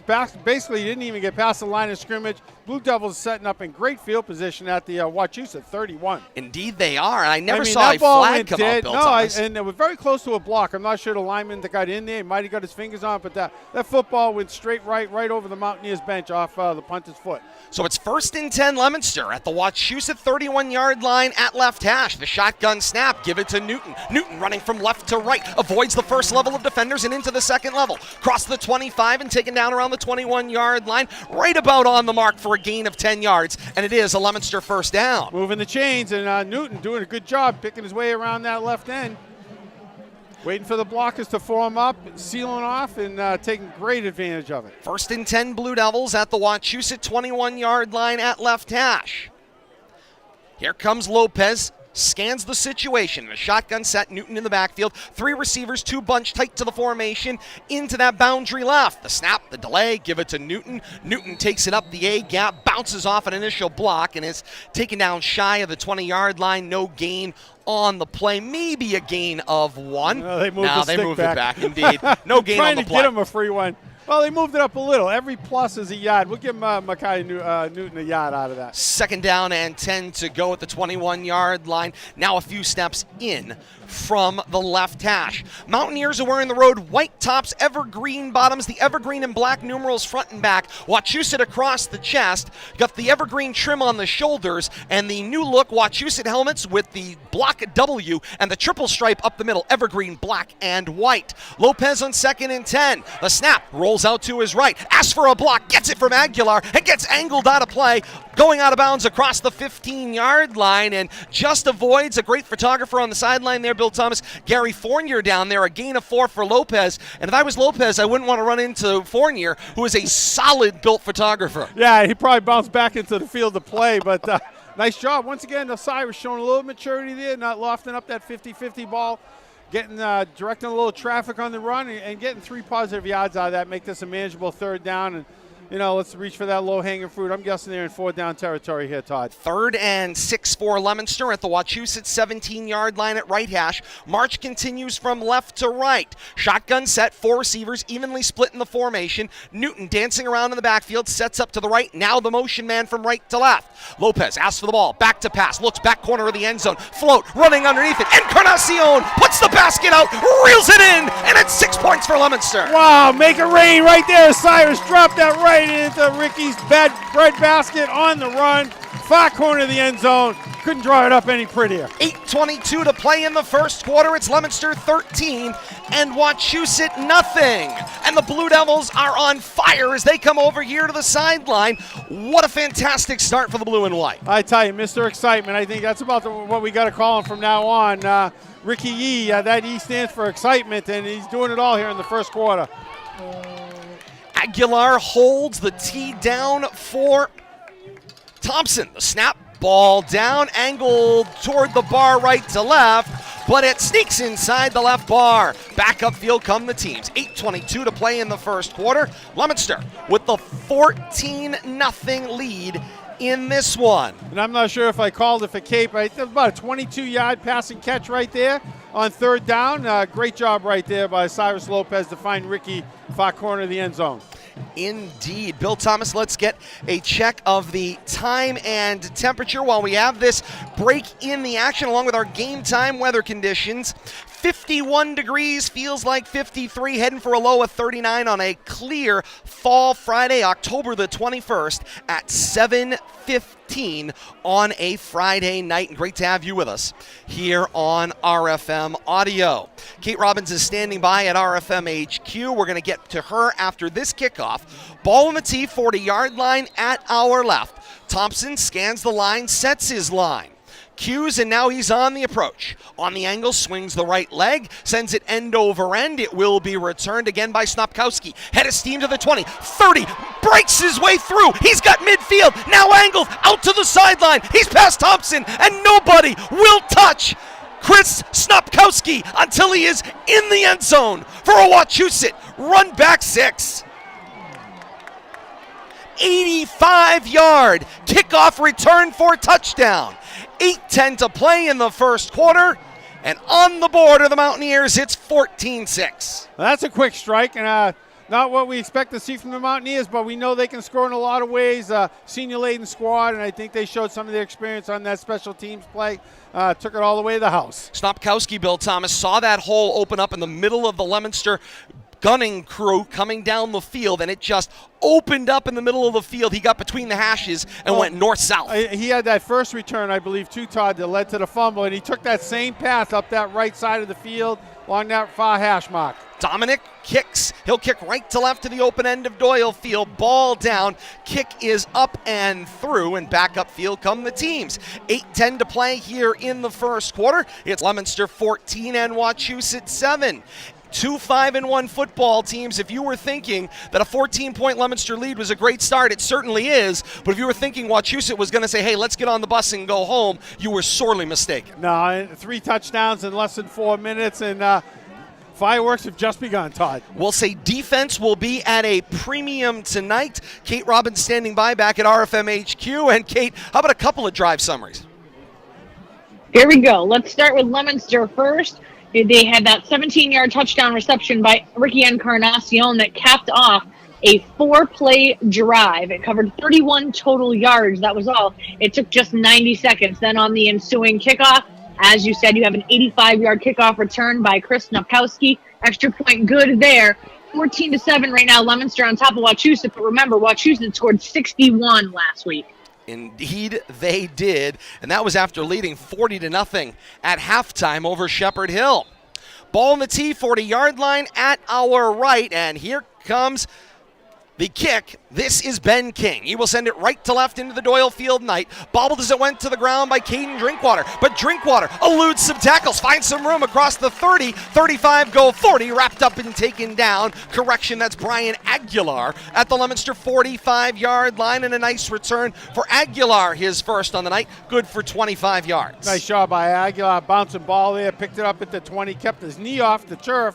Very important. You see that mistake a lot of times when player picks up a bouncing ball, but advance it up towards midfield, gets the Blue Devils great starting field position. 8:03 to play in the first quarter. It's Leominster 14 and Wachusett 7. First and 10 Blue Devils, nose of the football at the 45-yard line at right hash. It's a shotgun set, 3 receivers in the formation, 2 bunch tight into the boundary right. Lopez asks for the football, 5-step drop, chucks down the middle of the field, adjusting his angle. It's Drinkwater, maybe being held up on the play, but the pass will fall incomplete. incomplete. The back judge says no contact as they went downfield, and it was great coverage there. Appeared to be Luke Snyder, Bill Thomas, on the coverage. Yeah, I think you have it, Todd. And Luke Snyder had great inside coverage there, and Drinkwater tried to work his way around the outside, but Luke was having none of it. Just kind of slowed Drinkwater down a little bit there. Of course, everybody wants to see a flag, but I think the officials had it. It's certainly jockeying in both directions, and Snyder had the body position on the inside track. He did, and I think that's what kept him from getting called in that penalty. If anything, Drinkwater could have maybe had an offensive pass interference called against him, but officials let him play it out. 2nd and 10, Leominster, their own 45 at right hash. Shotgun, snap, give it to Newton. Newton puts it on the ground, takes it out to the right, crosses midfield and down at the Wachusett 49. It's a 6-yard gain for Leominster, and right now, Bill Thomas, you could see Osiris Lopez trying to bring up the Leominster crowd as he's trying to get the energy back into the place, as it felt like that kickoff return for touchdown sucked some of that opening electricity out of Doyle Field. Yeah, I think it might have just a little bit, might have short-circuited temporarily, but a couple of first downs here, and quite sure that Osiris can find a way to get the crowd back into it. 3rd down and 4 to go from the Wachusett 49 at right hash. Shotgun set, 2 receivers wide to the left. Aguilar's one-on-one into the boundary right. Snap, give it to Newton. Newton takes it from left to right, cross midfield. Jogs right in, back past the 45, and battles a defender across the 40 and out of bounds at the 37-yard line, and it's enough for a first down on a gain of 12 for Mekhi Newton. And I tell you, great job picking his way through the minefield there that's the defenders, and looked like he wasn't going to get around that corner, but a nice little stutter step, shook off one defender, and nice positive viage there to move the sticks. 1st and 10, Leominster, as the play went out of bounds at the Wachusett 37-yard line at right hash. Lopez sends the line to the football. He's got Newton in the backfield with him. 3 receivers in the formation. 2 at the wide side left. Aguilar tight to the boundary right. Here's the snap. Give. It's Newton again. Follows the block in front of Tony Kendall with some room out to the right numbers and taken down at the 30-yard line. And Bill Thomas, great job by Kendall. He engaged with the guy in front of him and he pushed him upfield. Yeah, and I tell you, it looked like Newton had a nice clear path there, but somehow Aiden McGreary got around from the backside, got a hold of his hips and slowed him up just enough. But Newton was headed for open ground there in the secondary. 2nd down and 3 to go for Leominster, snapping the football at the Wachusett 30-yard line at right hash. They need the Wachusett 27 for a first down. Pick up a 7 on that first down carry. Shotgun set. 3 receivers in the formation, 2 short side right. Back to pass Lopez, looks toward the one-on-one. Drinkwater with position against Snyder. Snyder reaches out the arm, and the arm bar knocks it incomplete. And Drinkwater is in disbelief in the end zone, Bill Thomas, but Snyder has been all over him like his jersey tonight. He did, and nice job out there. I'm trying to see, is that Snyder or Reiki, Todd, when he turns around? I thought I saw 1 on his uniform. But who's ever defending out Snyder. there? It's a 4. Snyder? Yep. Oh, yeah, it's all bunched up. It's a 4. But I tell you, great job. Great placement once again, maintaining that inside position. Ball just a little bit underthrown, got his arm right in the way. Brings up a 3rd down and 3 to go from the Wachusett 30-yard line, going left to right. 6:19 to play here in the first quarter, and Leominster the 14-7 lead. Lopez, the shotgun snap, give it to Newton, and the Mountaineer defense all over that on short yardage on 3rd down. A loss of 3, maybe 4 on the play, as the Mountaineers got great push up front in that first level, and the second level fit right in to close up the gaps. Yeah, nothing happening there. Once again, a slow development play, but the Mountaineers pushed the offensive line back into the backfield. No place for the running back to dance out of that problem. Leominster faces a 4th down and 6 to go. The football back across the Mountaineer 30 at the 33-yard line. They need the Mountaineer 28 for a first down. You know, and this is the game-changing situations, Todd. These turnover on downs where the defense stiffens, get your offense an extra opportunity to score. And Coach Gates says go for it here on 4th down in the first quarter. Shotgun 4 receiver spread, trips at the left. Lopez has to step up in the pocket, elude a tackle, sling over the middle, complete to Drinkwater right around that mark at the 27-yard line. But the official marking the point of farthest progress marked it back. There is some post-game pushing and shoving, post-play pushing and shoving. The official had to leave the mark and go back. The umpire, Dave Douglas, is standing around that mark, but it's going to be be awfully hard. If you go with the beanbag on the field, Bill Thomas, on the near sideline, it's short by about a half a yard, and it is a turnover on downs. You know, they needed 6. They picked up 5, Todd. Drinkwater just turned that upfield just a little bit, but it took so long for that play to develop. I think Drinkwater kind of got lost right there. We'll chalk that up to maybe a freshman inexperience, but just posted up a yard short. Teams exchange defensive stops. 1st and 10 Mountaineers. Ball at their own 27-yard line. McDonald back to pass. Throws, little screen out of the backfield. It is caught by Capabianca. Quickly swarmed. May have lost a half a yard to a yard on the play. It'll be 2nd down and 11. Ball back to the 27-yard line. Looked like Xavier Core in on that. First one in on the tackle. The delayed give out of this shotgun formation into the hands of Snopkowski, who had the great return for a touchdown. He battles across the 30 to the 31. Gains back what was lost, plus a little more. Gains 4, but he's got a 3rd down and 7. And he runs into the arms of Ricky Encarnacion, and there was no more after that short pickup. Working quickly here, Mountaineers back to the line in a gun. McDonald back to pass, slings into the 2nd level, through the hands of Steve Diaz, and incomplete. Matt Reiki was the intended receiver, but Diaz made the deflection, but almost deflected it in the direction of Reiki. He did. Diaz playing underneath right there, and just had to go off his fingertips, and good thing Reiki wasn't on the spot there. It just went over his fingertips after that deflection. That ball I started practicing that tip drill Pre-game. Mountaineers were all over that pre-game, so it's something they look for, but not that time. That one was into the open side of the field, and Tucker McDonald had to go a long way and never quite squared himself to that side of the field, kind of threw with the open shoulder. 4th down and long. Tucker McDonald stands in punt formation back across his own 20 at the 17-yard line.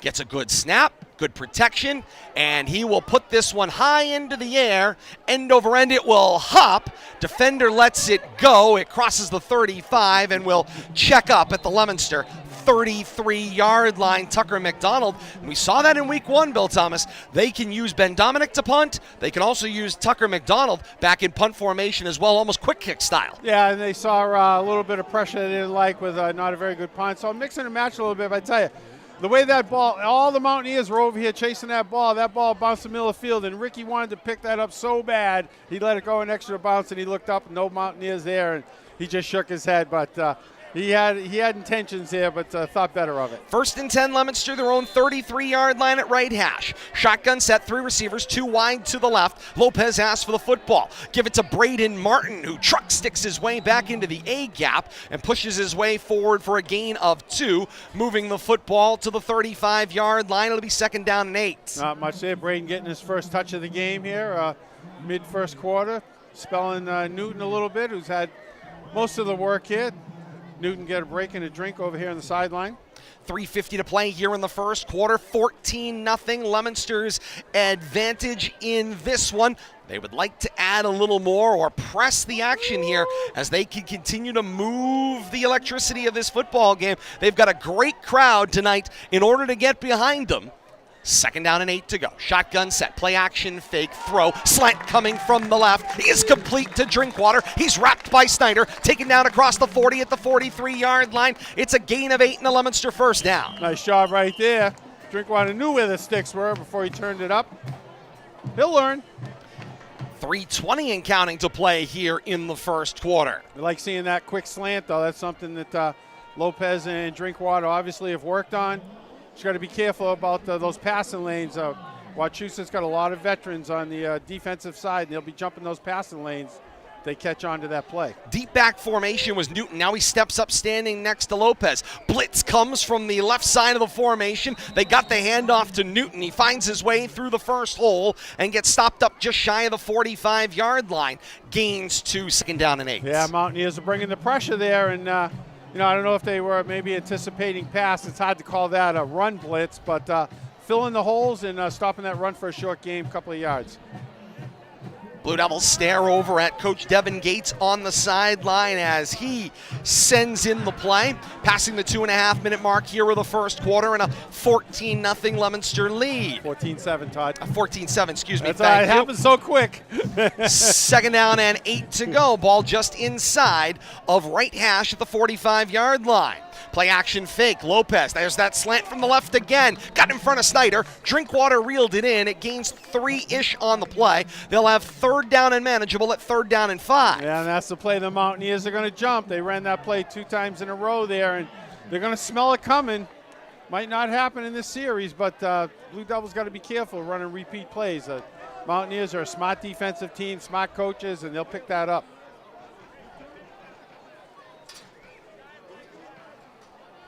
Third down and 5 to go. The football officially at the Leominster 48-yard line. 2 steps in from the left hash. Leominster continues from left to right for the next 93 seconds of the first quarter. On 3rd and 5. 2-back backfield this time, standing with Lopez. 3 receivers in the formation, and now the flag is up from the back judge. That'll be a delay of game. Didn't see that one coming. Bill Goslin says delay signal against Leominster. It's a 5-yard penalty, and it'll be 3rd down and longer. Move the stick back to the original line as the ball is marked back across the 45 to the 43-yard line, and now Leominster faces a 3rd down and 10 to go.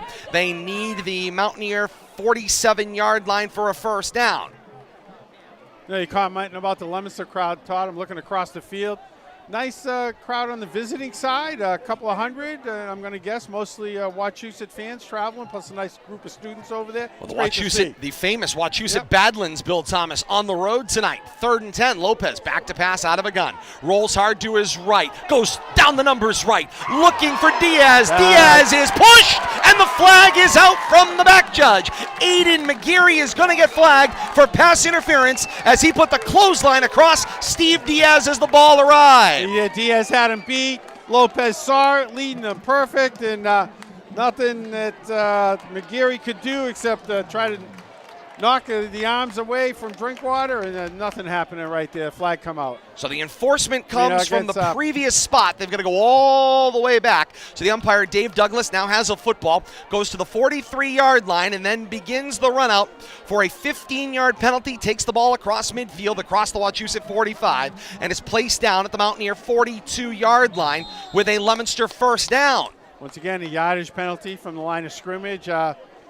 Great job right there, but it was Diaz. He was wide open, and nothing the defender could do except try to knock him out of the play. The ball probably benefited a little bit by being a touch underthrown in the process. 1st down and 10 to go for Leominster at the Mountaineer 42-yard line. Shotgun set, Encarnacion was in motion. Give the football to Newton. Newton stops up at the line, now turns, gets a little hip bump block from Viola, springs him across the right edge, 35, 30, and angled out of bounds, shy of the 25-yard line with a gain of 13. But a great shoulder-to-shoulder hip check block loosens up Newton to the edge. And I think it's a good thing he didn't clear him out, because it was almost a blindside block right there. I almost thought the official was going to reach for his hip, but nice job right there. Just rubbed him just enough to open up that lane around the edge, get him some positive yardage down the sideline. 1st down and 10 to go for Leominster at the Mountaineer 30-yard line at right hash. Clock stopped on the 1st down as the play went out of bounds. 39 seconds left here in the first quarter. Leominster's lead is 14-7, and their march continues from left to right. Shotgun set, trips tight to the formation right. The snap for Lopez, back to pass, looks to the one-on-one, down the numbers left, jump ball into the end zone. There's a battle, Encarnacion is tied up, and the signal is a touchdown. The battle continues in the end zone. The officials are going to have to jump in. They loosen the football up, but Ricky Encarnacion reels it in for a 30-yard touchdown strike, and Coach Mike Dubzinski is apoplectic with the back judge who made the signal in the end zone. You know, a 50-50 ball like that, they both got it. That's going to go to the offense, and you hate to say tie goes to the runner, but ties goes to the offensive player in that situation. Tell you, carbon copy of that last touchdown, over the top, this hash mark to the far corner of the end zone, dropped it right in. Ricky ran under it. Somehow he held on to this one with a fight. 31 seconds left in the first quarter, and Leominster adds 6 more, pending the point after. Ball down from Aguilar's hold. Dan Thompson's kick left to right is good. Back up the field come the teams. 31 seconds left in the first quarter. The score, Leominster 21 and Wachusett 7, and put that one down in the books as a questionable 6 points for Leominster. Well, we'll take it. We know we saw Ricky lose one of those on a Hail Mary there, and but That one he got. He wasn't giving that one up.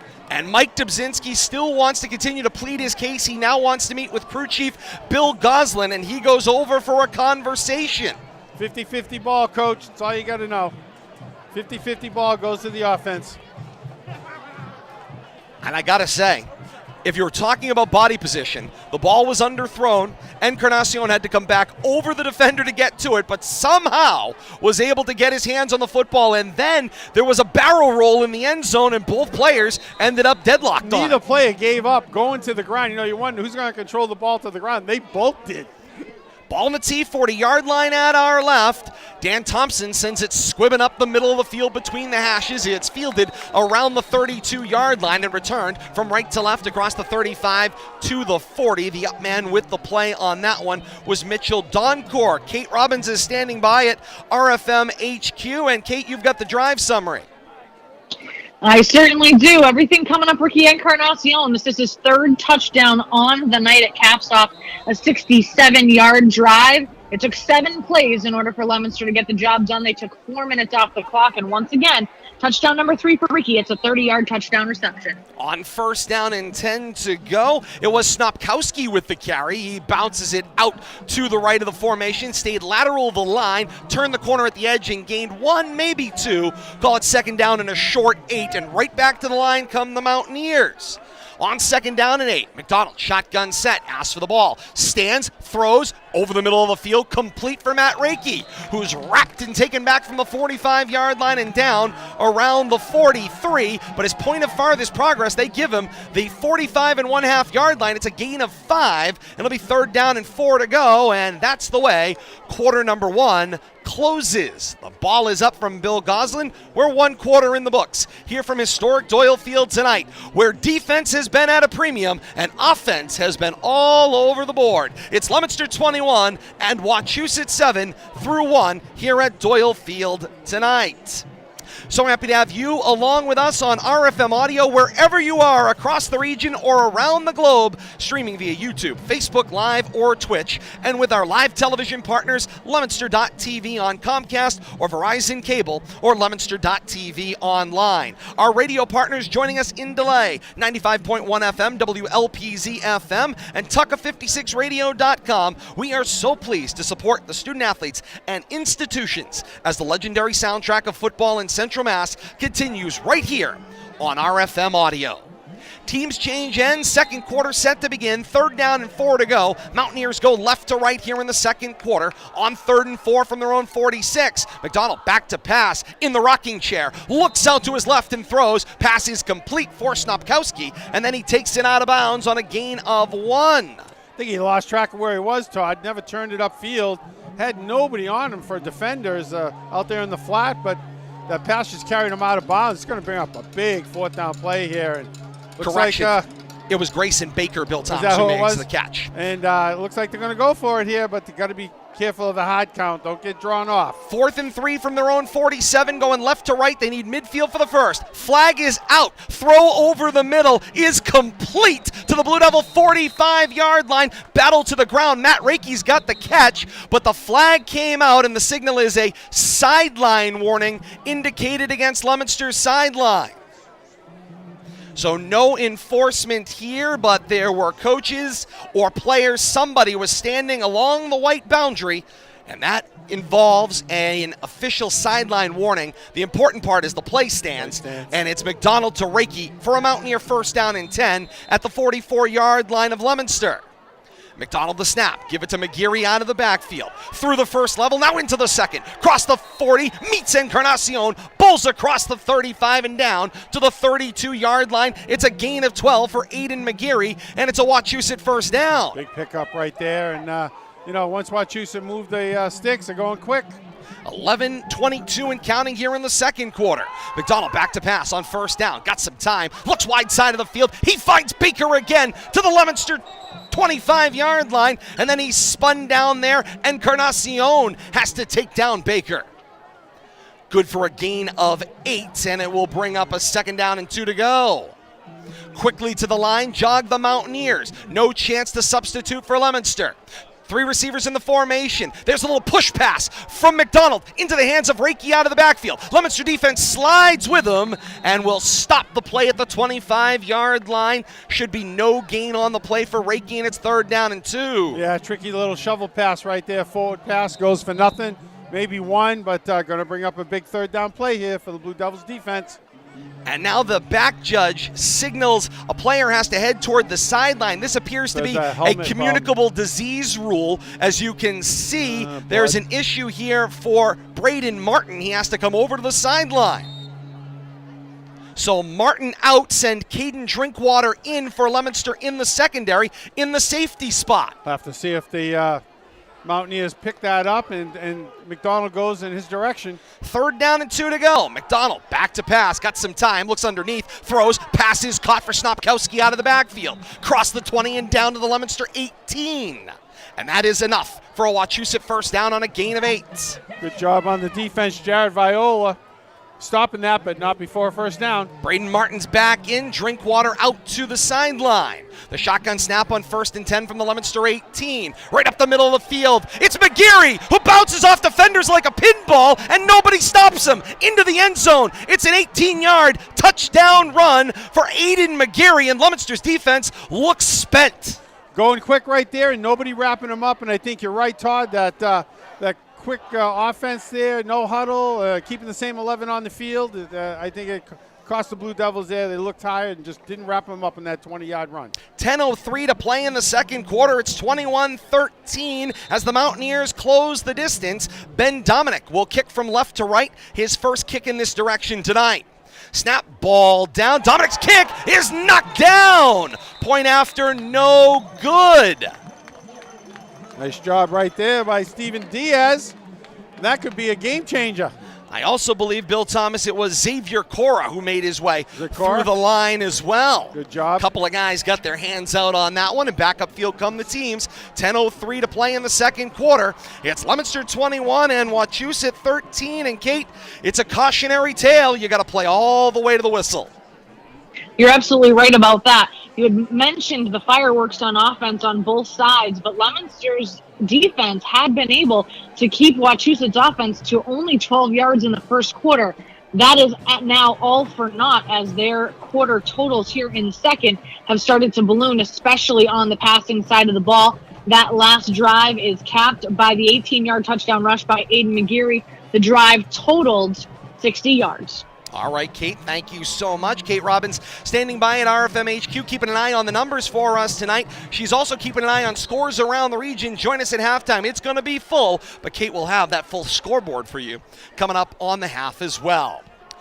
King on the approach, swings the right leg, end over end, and Encarnacion will return from the 25-yard line. From right to left, eludes a first defender, gives up his feet, crossing midfield, and then the defenders close him, take him down at the Wachusett 47-yard line. It's a return of 28 for Ricky Encarnacion up the middle of the field, and Leominster once again has great field position. Kate, that is one thing for sure that Leominster has benefited from all night long. They've been starting close to or on the Wachusett side of midfield. They have been. In one of their drives, they started on the Wachusett 31. Their own 33 has been their most difficult starting field position. However, it ended in a touchdown. 1st down and 10 to go for Leominster, the Mountaineer 47-yard line. Shotgun set, the snap, give it to Newton. Newton lets the first defender slide by and then proceeds forward into the teeth of the front line, pushes forward for a gain of 1 on the play. Maybe a generous 2, Todd. I was going to say that. Oh, no, moving the stick back. Gain of 1, 2nd down and 9. Who's working the stick over Got there? a little overzealous there as well. So it'll be. I think I see a good friend Christian over there. I do. The chain captain over there these days. Yep. Yes. Heard he was, shouting some orders out to Dick to get some extra chain. I think he thought the chain was too short last week. 10 yards. That's all you get on the chain. No more, no less. 2nd down and 9. Drinkwater back to pass with some time. Looks left. He's got Drinkwater into the boundary, and it is out of the reach. Incomplete. Lopez couldn't quite hit him in motion. 9:08 to play. The clock stopped on the incompletion here in the second quarter. 21-13. That's Leominster's advantage for the moment. And the Blue Devils driving here. Third down and 9 to go at the Mountaineer 47-yard line. At left hash to shotgun set. 3 receivers tightly bunched to the formation left, one-on-one, wide to the right. And there's a flinch from inside the line. It's Corin Sullivan, the right guard, who had a little trouble with his stance. And when he tried to correct, he stepped back. It'll be a 5-yard penalty and third down and long. I say he lost his balance there. Got a little anxious and started to rock back and fell out of his stance. Ball falls to the Leominster 48-yard line. It's third down and longer. Lopez back to pass with some time. Flings it up the middle of the field. Steve Diaz beat his defender across the 20, the 15, and battled down to the 5-yard line. That play was a coverage sack waiting to happen. And it's a 43-yard strike. Lopez to Steve Diaz, an improbable catch. And I don't know how Lopez finds him, but Diaz running free across the middle. Down between the hash marks, and Lopez just flings it up there, and Diaz runs under it. Shades of Dave Palazzi in the 1980s on that one. Just fling it deep over the middle of the field. 8:58 to play in the second quarter. 21-13 Leominster's lead, and the Blue Devils' fortunes look much better these days. First down and goal to go at the 6-yard line, going right to left. The snap, the handoff. It's Cora who gets the give from Lopez. Cora cuts back to the middle of the field, reaching for the goal line, and the signal is he is in. A Blue Devil touchdown. A 5-yard touchdown run for number 5, Xavier Cora.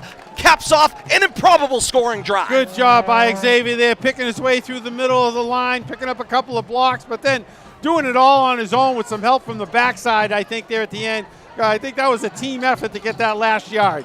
8:49 to play in the second quarter. It's 27-13, Leominster's advantage. Dan Thompson to attempt the point after, kicking right to left toward Morton Street.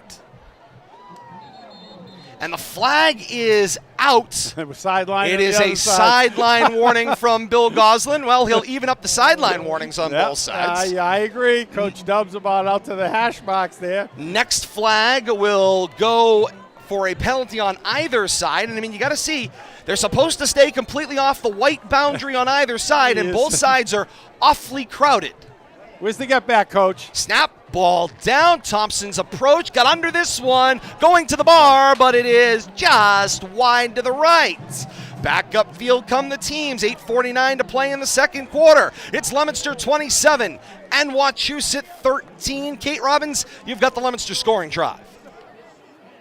I certainly do. That drive, 4-play drive, capped at 53 yards, but capped with the 5-yard touchdown rush by Steve Diaz. It takes just a minute off the clock, but 5 offensive drives for Leominster, 4 touchdowns. Offense is on fire tonight. And a 43-yard pass in the midst of that drive sets the Blue Devils up for the final drive into the end zone. Didn't see that one coming, Bill Thomas. If anything, you'd say eat the football I and don't know throw how it away. Lopez got away from the rush there, but you're right. That was a coverage sack in the making. Lopez found a way to turn it around. See if they keep the ball on the ground here, Todd, like last time. And Thompson keep it away does. from number 1. Little pooch up the middle of the field, fielded around the 30-yard line, returned from left to right, crossed the 35, tripped up and taken down at the 36-yard line. It's Kyle Citro, the senior, on the return for the Mountaineers. They'll have 1st and 10 at their own 36 or 37-yard line, depending on the spot. And I'm guessing the special teams coach for the Blue Devils is sick of seeing Matt Reiki running the ball back like a madman. And Chris Snopkowski as well. Sofnowski. But second kickoff in a row, they've kept the ball on the ground, down the middle, put the Mountaineers back on their own side of the 50 for the starting field position. 1st and 10 for the Mountaineers at their own 37-yard line, coming left to right. 4 receivers, even split. The shotgun snap for McDonald. First to the hole. Down it goes, just shy of the 40 at the 39. It was Snopkowski on the rush and gains 3. See who's on defense here. 56, John Escabi showing up tonight. defensive and offensive line captain for the Blue Devils. Shotgun set, trips to the left. McDonald back to pass. Flips it out of the backfield. Little screen complete for Snopkowski. Out at the right numbers. Eludes a defender in Diaz. Cross the 45. Whistle. Ball came out and is marked down at the Mountaineer 46-yard line. And Bill Thomas, I think we can be objective about that one. He was down with possession of the football. I think that was a quick whistle.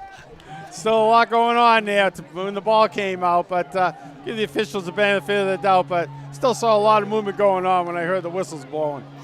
7:55 and counting to play here in the second quarter. 27-13 Leominster's lead. On third down and short to go. McDonald the shotgun snap. Handoff out of the backfield through the middle of the field and down at the Leominster 49-yard line. It's Aiden McGeary on the carry, good for 5. And a Wachusett first down at the Leominster 49-yard line.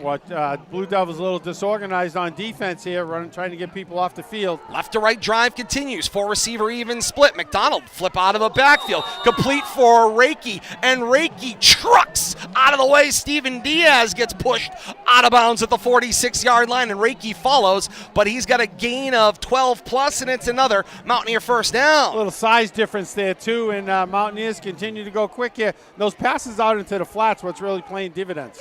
McDonald back to pass, got pushed out of the pocket, flips a pass complete in the hands of Grayson Baker. Baker's wrapped and taken down by Encarnacion, but he's got 6 in the process, and here come the Mountaineers again. Quickly they make a 1 or 2 back substitution and a receiver, and they're right back to the line with McDonald calling signals and ready to go after gaining 6. Second down and 4 to go. Give it to Snopkowski, avoids an Escabi tackle, steps across the 30, and he's wrapped up and taken down at the 28-yard line. Gains 3 more, and it's third down and 2 to go for the Mountaineers at the Blue Devil 28-yard line, middle of the field. 6:55 and counting to play here in the second quarter, and the Mountaineers looking to cut further in to Leominster's 27-13 advantage as they continue from left to right.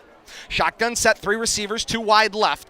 Snap for McDonald. Play action fake for Snopkowski. Rolls into safe territory. Gets to scan the field. Finds a receiver over the middle. It's Arturo Johnson with his first catch of the day. Wrapped and taken down at the Leominster 21. And it's a first down for the Mountaineers at the Blue Devil 21 after gaining 8. Nice job right there, but great job by McDonald. Taking his time, letting his receiver clear out that area. Hitting him right between the numbers. 3 receiver shotgun snap. It's a low ground ball fielded by McDonald expertly. Throws into the boundary. Pass is caught. It's a great catch made by Capabianca across the 10 and down at the 6-yard line. There's another play that shouldn't have gone anywhere. McDonald fields it on the run off the ground and flips it for a gain of 14. And Coach Devin Gates says, timeout. We have got to stop what's been going on here. I tell you talk about a play that started out looking like disaster, coming up smelling like roses, but great job by McDonald. He knew what he needed to do, kept his wits about him, turned upfield, and found an open receiver. I already used improbable, Bill Thomas. It's more than unlikely and seemingly impossible is the way that situation was, and McDonald stayed calm, rolled out. I think he might have been throwing the ball away, and Capabianca takes 3 steps up and just pulls the ball back in and gets the foot down at the boundary. Well, I tell you, he was pretty close to the sideline over here, but yeah, quite possibly could have been throwing the ball away, but he had a receiver out there, found a way to corral it. Unfortunately, it didn't turn into 6. It was a defender there, but just a great job by McDonald to maintain his composure, look back upfield, and I seriously don't think he was throwing the ball away. I think he had a target, he had an intention, and came to fruition. Whatever it was, it worked beautifully and sets up a Mountaineer. Composure is where I'll put that. Oh, no doubt. In the composure category. And for those that haven't been following along closely, that is Tucker McDonald, senior quarterback of the Mountaineers, considered easily the best quarterback in Central Massachusetts. University of Connecticut bound. He will play down at the former Rentschler Field down there in Hartford, a beautiful facility back in the days when it was part of the Big East. Now they're an independent football team, but certainly a great opportunity for Tucker McDonald on Saturdays in the years ahead. The shotgun snap on first and goal. Slant coming from the left. Wide open in the belly of who else? Capabianca gets the payoff, and it's 6 more for the Mountaineers. Yeah, that looked way too easy. That slant, nobody there on the inside. Linebacker got caught up too close. Turns into a quick 6. 6:07 to play in the second quarter, and it's 27-19. Leominster's advantage. We got a whole game's worth of scoring, Todd, and we still got half of the second quarter to play. And the question, I think, at this point, Bill Thomas, will be who has the horses, who has the stamina to keep up this torrid pace? Snap the ball down the point after kick goes to the bar, and it may have caught the side of Dominic's foot as it was wide right and no good. Back up field come the teams. 6:07 to play in the second quarter. Still 27-19. Leominster's advantage. Kate Robbins, you've got the Mountaineers scoring drive. I certainly do. That's a 9-play drive that started on their own 37-yard line. Takes just a few minutes off the clock, but is capped off once again by that 6-yard touchdown reception by Jake Capabianca. We're having some trouble with extra points on both sides of the ball tonight, so right now it's a close one. Indeed it is, Kate. Thank you so much. Kate Robbins standing by at headquarters, keeping an eye on everything around the region tonight. Scores coming up at the half, as well as the first half stats to come as well. Stay with us at halftime. It's homecoming night here at Doyle Field. We will have homecoming presentation out on the field. We'll also have a performance from the Marching Blue Devils, the Leominster High School Marching Band, the extended homecoming halftime that we thought was 5 weeks ago, but it's going to be tonight, and we're looking forward to the performance tonight as well as part of a whole set of homecoming festivities. 6:07 to play here in the second quarter. 27-19, Leominster's advantage. King uses the side of his foot to send it up the middle of the field. He finds Viola, who plays it on the short hop from the 31, goes right to left across the 35, then the 40, and he's brought down shy of the 45. And now a flag has been flipped out at the end of the play. It was a return of 15 yards, but Bill Goslin just flipped the flag toward the 45-yard line. Couple of them over there, completely opposite side of the field. It's a personal foul signaled against Leominster. And it will be a 15-yard unsportsmanlike conduct signaled against Leominster. And it will mark the Blue Devils back, who had great field position, back to the point where the ball was fielded, actually a little worse. Instead of the 31, back across the 30 at the 29 3/4 yard line. Yeah, it turned great field position into not so great field position there. Didn't really catch what happened over there on the far sideline. A little over-anxious blocking situation, I'm guessing, and we'll have to see if the Blue Devils can make something out of this poor field position. 6:02 to play here in the second quarter. Leominster's worst starting field position of the night. The shotgun snap, give it to Newton. Newton kind of steps out to the right, and there was nowhere to go but down. Helmets are off. Extracurriculars are up, to say the least, and I think we're going to see a feisty second half of action. Emotions are riding high right now. Still over 5.5 minutes here to play in the second quarter. Drinkwater a little slow coming back to the huddle, having a conversation with Snyder there, and we'll have to see if anything comes of that, but a lot going on right now, Todd. Second down and 10 for the Blue Devils, their own 30-yard line. Drive continues from right to left. 3 receivers in the formation. Back to pass. It's Lopez. Floats down the left sideline looking for Drinkwater. It's juggled and incomplete. Luke Snyder once again with the expert coverage, and Drinkwater almost juggled it back to Snyder, who almost juggled it back to Drinkwater, and you end up with an incomplete pass. Yeah, they both had about an even chance to catch that. First, Drinkwater had it bounce out of his hands. He had first shot at it, best shot at it, and back to Snyder, who was on the way to the ground at that point. But luckily for the Blue Devils, Snyder couldn't corral it either.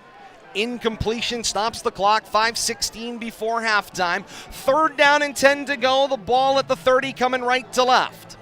4-receiver, even split pair on either side as Lopez scans the line and asks for the ball. Back to pass. Now he gets pushed out toward the numbers left. Uncorks up left sideline, looking for Drinkwater, but it is long and incomplete as he ran out of real estate. Matt Reiki had the coverage responsibility with Drinkwater that time up the field. Yeah, and I think the Blue Devils got a little greedy on that possession right there. Coming up empty, and now it's fourth down. We're going to see the first punt of the night by the Blue Devils. Jared Viola will stand back in punt formation. Took up the punting duties for Delmar Wright, who has been a featured lineman on both sides of the football and didn't have a lot of punting duties. And so the Blue Devils delegated Jared Viola to take over that punting spot.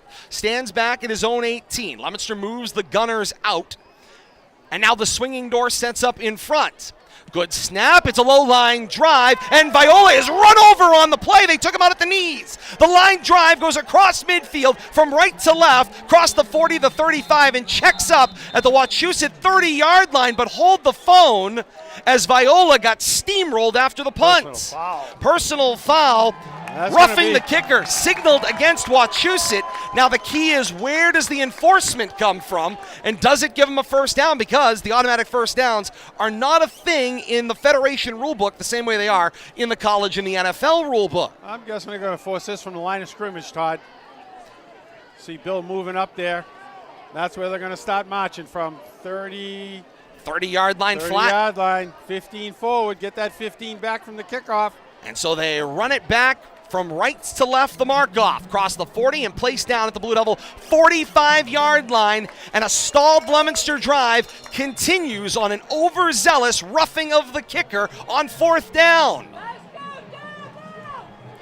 4:57 to play here in the second quarter. 27-19, Leominster's advantage, and here they come to the line, continuing their drive. 1st and 10, their own 45 going right to left. Shotgun 3-receiver spread. Snap, delay give, put it in the belly of Newton. He scans the line, shifts his way out to the right, now goes up the right hash marks and moves the football up to the 49-yard line before being finished off with a gain of 4, 2nd down and 6. Matthew Reiki coming all the way around from his right side, circling all the way around through the backfield, catching up to Newton from the backside, making first contact after 3 or 4 yards there. Nice job in pursuit and defense by Reiki. 4.5 minutes and counting before halftime. Encarnacion heads toward the huddle off the sideline.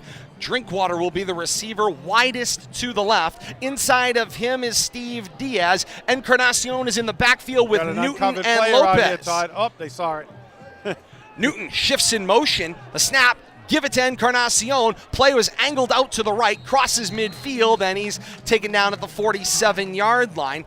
Gains a fistful more, call it about 4, and it's 3rd down and 2 to go. Yeah, it looked like Diaz was out here in the slot, completely uncovered. One of the linebackers noticed it, and looked like he pushed Reiki out there at the last minute, but we had 2 receivers over here in the knee side, Todd, and only 1 defender.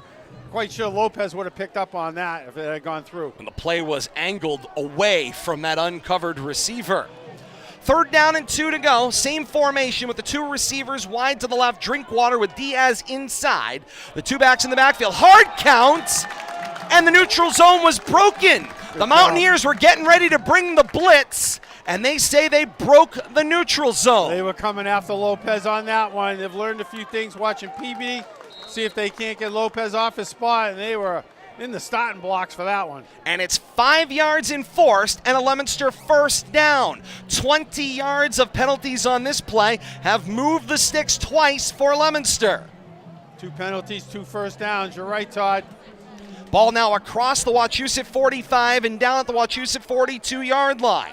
Shotgun set, 3 receivers, 2 wide to the left. The clear out, the give for Encarnacion out of the backfield. He will take it out, angled left to right, cross the 40-yard line and down around the 37. It's a gain of 6 with a slashing Encarnacion coming out of the backfield. And right now, Bill Thomas, the thing that stands out to me, the Blue Devils, you know they've got the weapons, but right now they're playing a little game of 3-card Monty. Just keep moving them around and seeing if the defense can follow where their weapons are located. They are, especially in the backfield, mixing and matching, attacking different areas at the line of scrimmage.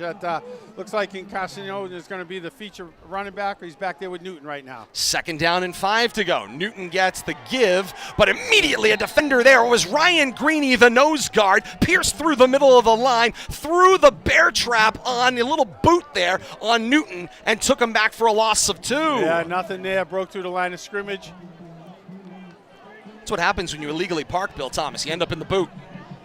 3rd down and 7 to go. You got the bear claw that time. Indeed. There was no escaping. Ball at the 38-yard line. Shotgun spread, trips to the wide side left. Aguilar is one-on-one at the numbers right. The snap. Lopez back to pass, sets his feet, floats downfield, coming from the slot. It's a jump ball with position is Diaz, but Matt Reiki makes the hit right on time, separates Diaz from the football, and up hops Reiki to signal that pass incomplete. Yeah, nice job right there by Reiki. But Diaz inside position, not sure he had to leap for that. He kind of out-leaped his position. He's going to kind of come down in his bread box there. Once he leaped up, kind of got himself out of position, ended up losing track, ball falling to the turf.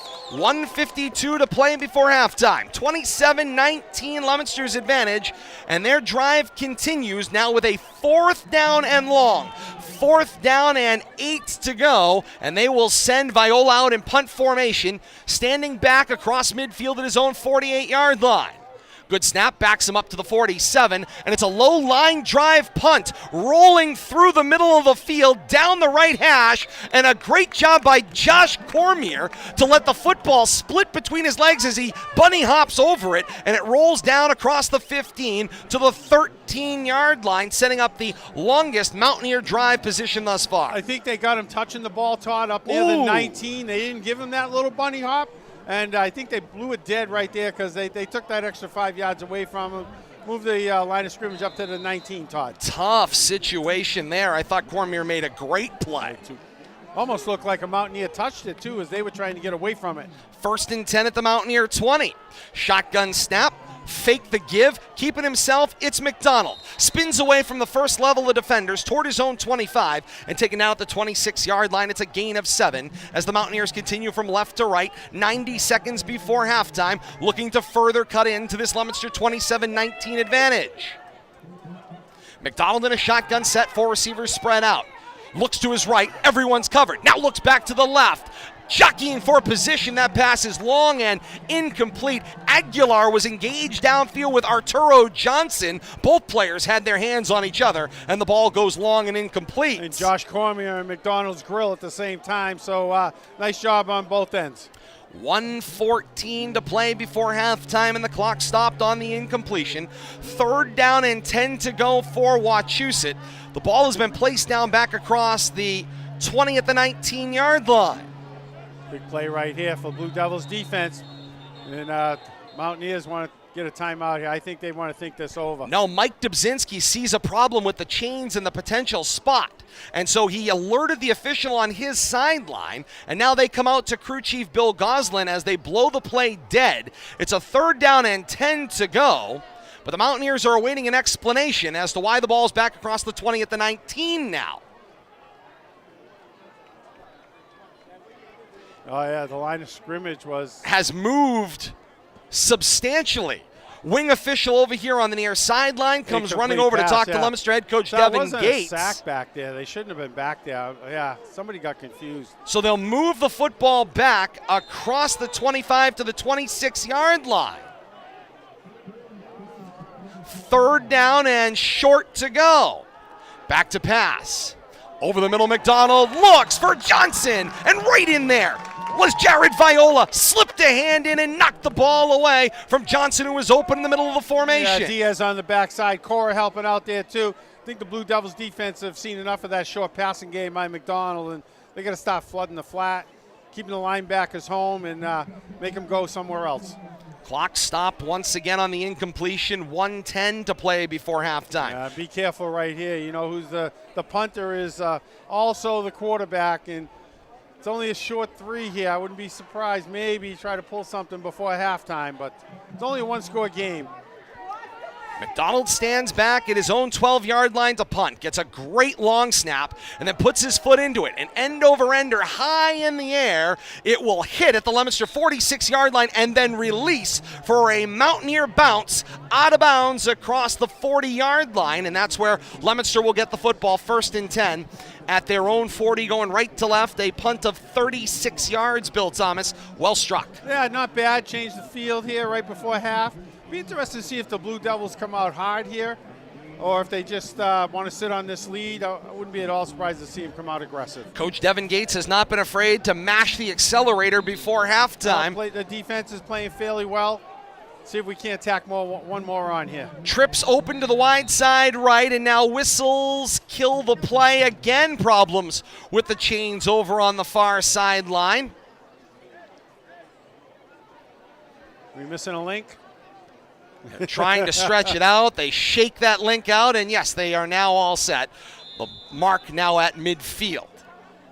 1st and 10 from the 40, going right to left.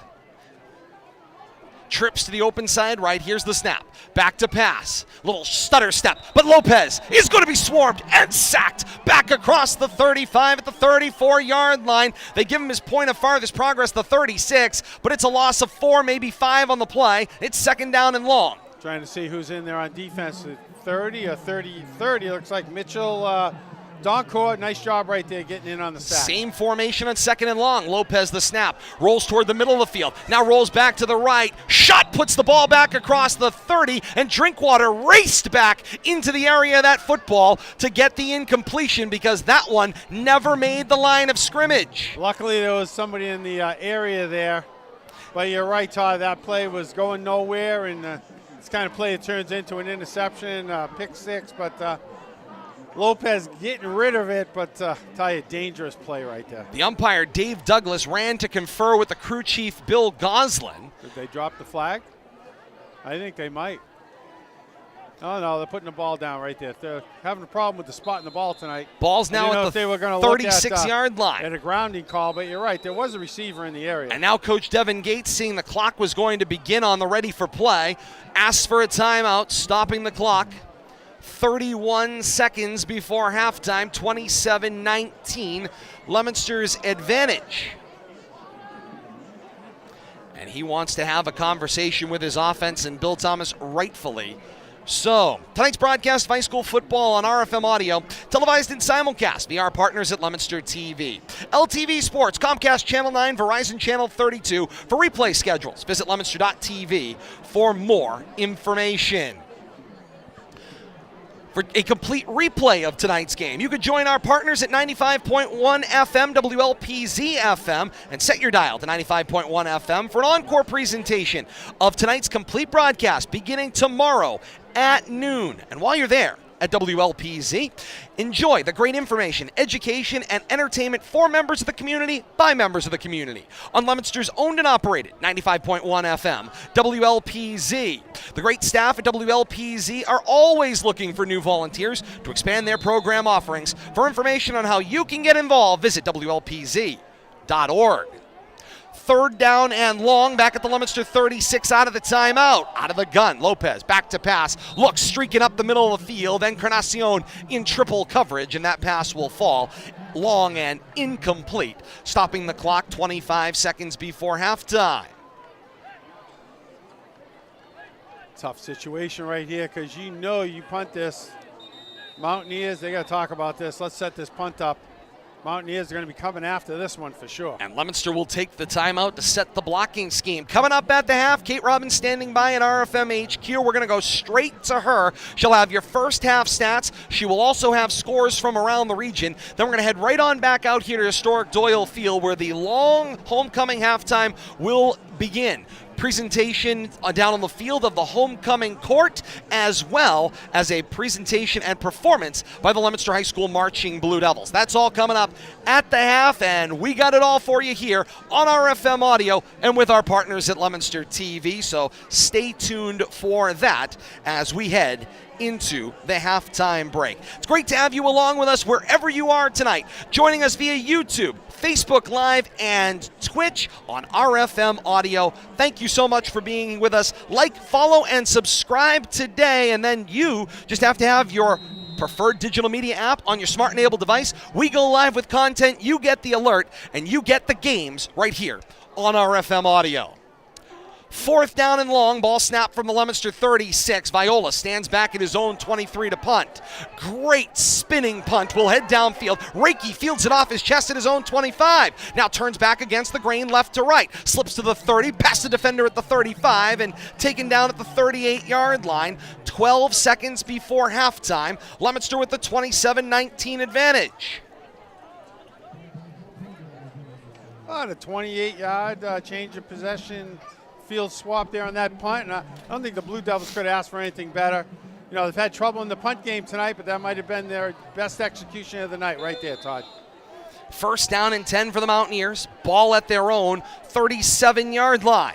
Shotgun snap. McDonald got some time, looks left and throws. Pass is complete to Capabianca. Crosses the 45 and steps out of bounds, stopping the clock. 7 ticks left before halftime. Pickup of about 7 right there. Time for one more play, maybe 2.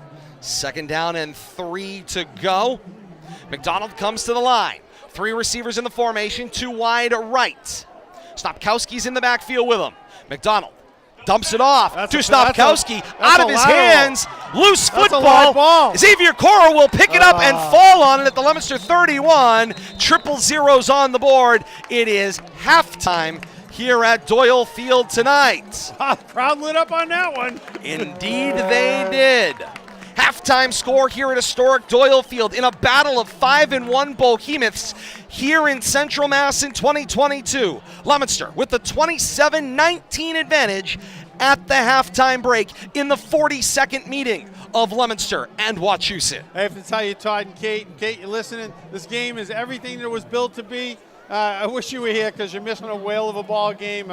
We got a season's worth of action in the first half here tonight, but nothing less than what we expected from 2 great teams, and we still got a half of football to play. And Kate Robbins is standing by at RFM HQ. Once again here from Doyle Field, halftime score. It's Leominster 27, Wachusett 19, and a whole second half of action to come. So don't you move, don't you leave. We've got plenty of fun to come. Kate's got your first half stats, scores from around the region. Leominster High School Marching Band setting up. We'll have that performance for you here on RFM Audio and on Leominster TV, and we'll have the presentation of the homecoming court. All that, stick and stay with us here at the half. But we toss it back now to Kate Robbins at RFM HQ here at the half. All right, gentlemen, we will take our quick look at halftime stats. Team totals first. Leominster, 239 total yards of offense, 107 coming via the pass, 132 coming via their rushing attack, and 35 plays on offense. For the Mountaineers, 146 total yards of offense, 91 coming via the pass, 55 rushing yards for the Mountaineers in 30 plays, 1 turnover for Wachusett in this one. We take a look at individual notable statistics for the Mountaineers. Right now, the rushing attack is a dual threat. It's Snupkowski with 4 touches and McCreary with 4 touches, totaling 55 total yards. Tucker McDonald, not unexpectedly, 14 of 18 passing, 91 total yards of passing offense. He's completed 78% of his passes to 5 separate receivers. Team high 4 receptions by Ricky and Campabianco. 4 of them apiece. Right now, Matt Reiki, 4 receptions for 26 yards. Campabianco, 4 receptions for 29 of the 91 receiving yards. If we take a look at their scoring right now, 3 touchdowns for the Mountaineers. It was an 85-yard kickoff return by Chris Snopkowski in the first. Then in the second quarter, an 18-yard touchdown rush by Aiden McCreary with 10:03 to play in the half. And then with 6:07 remaining in the first half of play, a 6-yard touchdown reception by Jake Campabianco. 2 of the 3 touchdowns, extra points are no good. That's why Wachusett has just the 19 points. On the opposite side of the ball, Leominster individual notable statistics. The rushing attack tonight headed by Makai Newton, back with a vengeance. He has 13 rushes for 75 yards. Ricky Encarnacion also with 3 rushes for 37 of Leominster's 132 rushing yards.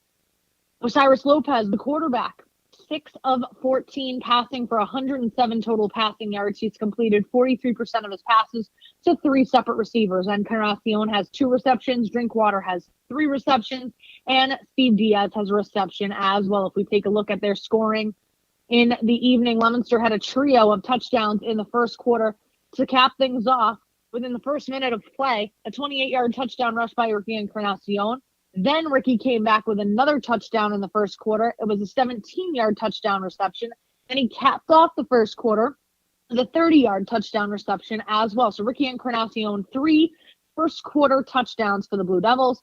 Steve Diaz decides to get in on the action as well. In the second quarter, Leominster had a 5-yard touchdown rush by Steve Diaz. Extra point on that touchdown, no good. So 27-19 right now. Leominster on top of Wachusett. Scores around the region, we only have one coming in. Clinton right now on top of Tingsboro, 14-12. Everything else has been quiet, and I know the band is ready to go. Kate, thank you so much. Actually, what has developed here is that the homecoming presentation, which is usually here at the 50-yard line, moved down to our left around the 15-yard line. And I know Bradley's doing his best to try to give us a view of what's going on down there, but it is outside of our camera's perspective, and unfortunately not able to clearly hear Dick Tucker over the PA down on that end of the field, and so we're not going to be able to have that. With any luck, and Kate, you've got your sources, maybe with any luck we'll get those names of that homecoming court up into the hands of RFM, and we'll be able to share those. It's not like the days of Meyer and Stillman. That's all I'm going to say. Meyer and Stillman, they were Barnum and Bailey. They put on a great show at the half, but the world moves on, as the case may be. The show continues. It's not too bad when you're related to one of them and they feed you the information ahead of time. We know the ballots are counted before anybody shows up to the field, so we know in that case beforehand. So I'll see what I can find out. All right, Kate, thank you so much. Great to have you along with us here at the half on RFM Audio with our partners at Leominster TV. Long-distance view of the homecoming court presented down on the field, and now it appears getting ready under the direction of band director Bob Bergeron. We're going to have a performance from the Leominster High School Marching Blue Devils.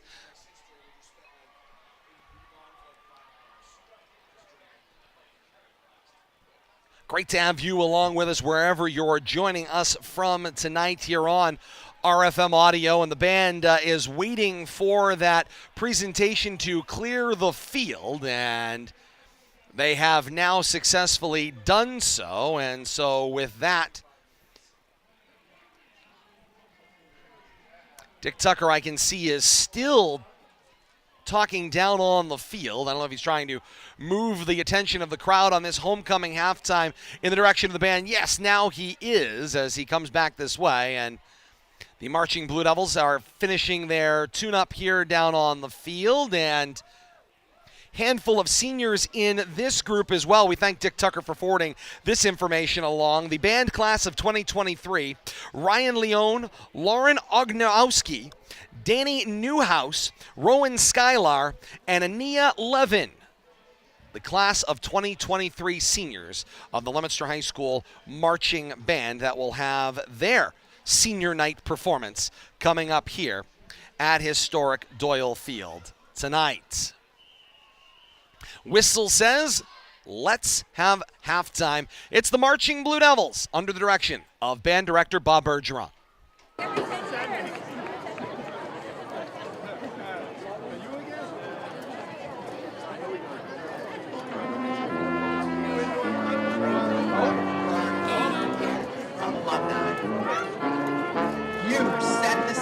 Of excellence. And because of you, we pledge that our pride will never take a day off.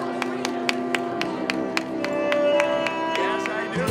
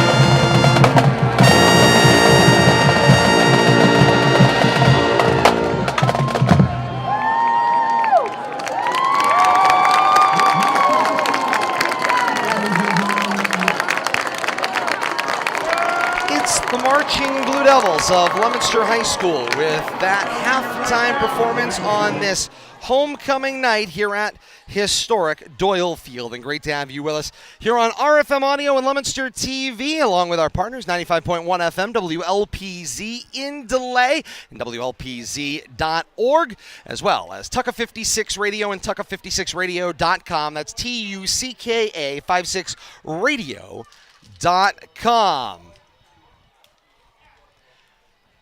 As we continue here at the half from historic Doyle Field tonight, it's time now to take a look back at the action from half number one with our partners at WLPZ as they bring us the Impact Play. Kate Robbins standing by at RFM HQ. And Kate Robbins, you get the first crack at this one. What was your Impact Play or player of the first half? Man, you caught me a little bit off guard with that one, everybody. But I'm going to say Impact Player of the first half for the Blue Devils once again. Number 0 in your program, number 1 in your heart on senior night, Ricky Encarnacion, a trio of touchdowns in the first half for Leominster. That's my Impact Player of the first half. Certainly has made the difference in this football game to this point. Bill Thomas rejoins us. And Bill Thomas, first half Impact Play. What stood out? Impact Play. Or player. We just rewrite the prompt when we don't like the question. I like the first touchdown that that Osiris Lopez threw to Ricky Encarnacion, with that clean one, not the 50-50 ball they were probably still fighting over. Indeed. But that first one was so pretty, and I really think it set the tone. And if you recall, that was only the first and second pass that Osiris had thrown. Up to that point, Leominster had been doing most everything on the ground, mainly with Newton. But I think that really opened up the offense and built some confidence there, just dropping that in right over the defense. And then it was game on from then. Indeed it was. I like the opening kickoff. It's one thing to kick it off. Reiki has the big return, and then the ball gets punched out. Leominster picks it up, and then take the ball methodically down the field and put it in to score. I think that is going to be an undervalued but vastly important, as Leominster scored again on the first play of the football game, but not just the first play of the football game, the first score of the football game, more accurately, this time this year. And they have scored first often in their football games and this let's year. remember the coin flip. Mountaineers said, we want the football. We want first possession, and they gave it up. And the Blue Devils actually ended up with the first offensive touch. Now they get the ball to open the second half, too. And that's a great point. Leominster will start with the football here in the second half. Teams back out of the locker room, warming up after the long halftime break. And as we get set for second half action, it's time for our mid-game adjustments. Let's get out the grease board there, Bill Thomas, and the grease pen, start marking it up. What do you got? What are your mid-game adjustments? Let's start first if you're on the Wachusett side of the football. Well, if you're on the Wachusett side of the football, I think that the way you picked up the pace in the second quarter, you got to continue that pressure. They went to that short passing game, working the flats, and I think ultimately it's probably going to lead to something over the top, but it didn't in the first half. They kept working those little swing passes, those slants, to perfection for the most part from about the middle of the second quarter on, and I think the Blue Devils got to figure out a way to adjust that, but I think the Mountaineers need to continue more of that. They were a little late getting into that game, but I think they found a softness within the Blue Devils' defense. Just stay with that short game, go no huddle, keep the same 11 on the field, and just kind of press your way down the field. And if you're on the Blue Devils side of things, Bill Thomas, I mean, Steady Eddie would be the place you want to go, but you jumped out to a big lead, and slowly but steadily Wachusett has stayed in this football game, and you don't want a team like Wachusett, as dangerous as they are, lurking in your baffles. It's time for a crazy Ivan. You got to clear those baffles right out. I saw a lot of what we didn't like in the PPD game there at the latter half of that second quarter. Cyrus throwing up a lot of 50-50 balls, not really throwing with a purpose. Yeah, when they come down with them, they look great, but the last 3 or 4 fell incomplete. Let's work the middle. Let's work some slants. Let's loosen up that defense a little bit. Everything can't be a 50-50 ball down the field. Mark that one in your books. Hunt for Red October. Sean Connery coming to your TV in reference tonight. Ready for second half action. Ball on the tee, 40-yard line at our right. Mountaineers will be kicking right to left from Upper Field to Morton Street to open the second half. This is Ben King, side of the foot, angled from right to left toward the numbers. Aguilar retreats back for it, fields it, Viola, and barrel rolls with it into the sideline across the 30 and out of bounds around the 23-yard line, the 27-yard line, give or take. And 28, 29, yeah, Todd. Kind of an awkward situation. You know what's going to happen there? That ball, and I think Jared didn't think that ball was going to make the out-of-bound marker. The sideline, he was kind of forced to jump on that because the Mountaineers were circling around that. That was a live ball. Nothing but to take that ball out of bounds right there and not try to wait for that penalty. So it's Leominster first down and 10, their own 28-yard line. At left hash, shotgun set, give for Newton, and Newton is wrapped and tackled almost immediately, able to return back to the line and nothing more. No gain on the play, second down and 10. Looked like Matthew Reiki, first one on the spot there from his right side of the defense. And Reiki has moved around, Bill Thomas. In week one, he was playing in the secondary. Coach Dubzinski has moved him up into the linebacking core in the successive weeks to get a playmaker closer to the football, let him captain the middle of the field. Yeah, he's kind of back and forth. He's playing that outside linebacker, kind of a down lineman. He's rushing, and he's coming around from that offside and making tackles on the backside. Second and 10 from their own 28. Back to pass, Lopez. Looks slant coming from the right in the hands of Steve Diaz. And he put it on the turf, incomplete. Diaz not able to make that one stick. That's all right. You got to see more of that, though. That's what the Blue Devils need to do, those quick hits. And, just kind of work the way down the field. Don't go for those 40-yard 50-50s because you're going to end up giving the ball up on downs and And you give the Mountaineers way too much clock when we try to operate that way. Let's work our way down the field, get some first downs here, and move the chains. And that's a place that they have been successful throughout the year. It's certainly on tape. Slots open, coming on the slants to the middle of the field. 3rd and 10, Lopez back to pass, rolls, throws over the middle of the field, high outside and incomplete. Aguilar was the intended receiver, but he was double covered downfield. Reiki was there in pass coverage along with Aiden McGarry. Yeah, and Lopez on the run right there, trying to throw across his body. Just couldn't lead his receiver properly, threw it a little bit high. Luckily, that ball did not get tipped up into a Mountaineer's hands. And so it brings up a 4th down and 10 to go. Leominster still at their own 28-yard line as they go 3 and out to open the second half. Jared Viola stands back at his own 15-yard line to punt. Shifts the Gunners out to the numbers, and a flag gets launched off the Leominster sideline. They are looking at the Mountaineers. Did they potentially have one too many? It's illegal participation signaled against Wachusett. They had 12 on the field.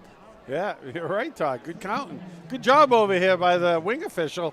He saw it, but it's still going to leave 4th and 5 here, so it does not give them a first down. Correct. Maybe they can get a jump here and get the other 5. Ball across the 30 to the 33-yard line as Leominster moves up on the penalty from left to right. Viola now stands at his own 20-yard line to punt from left to right. Swinging door in front of him. Good snap.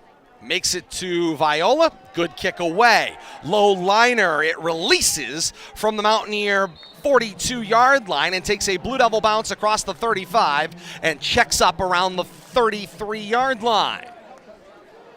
About a 39-yard punt for the Blue Devils, and a good job changing field position. So it'll be a Mountaineer 1st and 10 back at their own 33.5-yard line, coming right to left here just 1 minute into the second half. 27-19, Leominster's advantage. Blue Devils couldn't do anything with their first possession. You have to see what the Mountaineers can do.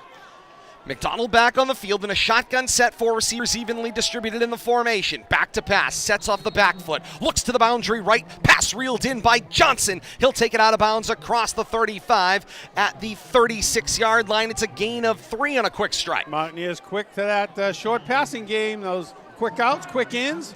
Almost as good as the running game. Tucker McDonald doing a great job, Billy, hitting those underneath passes and picking up quick yards that the defense will give him. 2nd down and 7, and the handoff is for Snopkowski, who finds some room as he makes his way out to the right hash. Now takes it north across the 40-45, down around midfield. Snopkowski gains 15, and it's a Mountaineer 1st down into Blue Devil territory at the 49-yard line.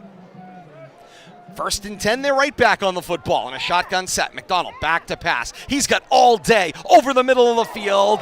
Saw Reiki, but it was deflected, incomplete. Jared Viola from the safety spot slipped underneath Reiki and got his paws on it. He saw that coming. Nice job. He's just kind of lurking there in the middle of the field. Watching McDonald's eyes in his head, watching who he's following. Nice job right there by Jared Viola. And going back to that last play on that first down run there that made that first down. He made a great tackle in the middle of the field right there. I think that was going to go for a lot more yardage. 2nd and 10 from the Leominster 49.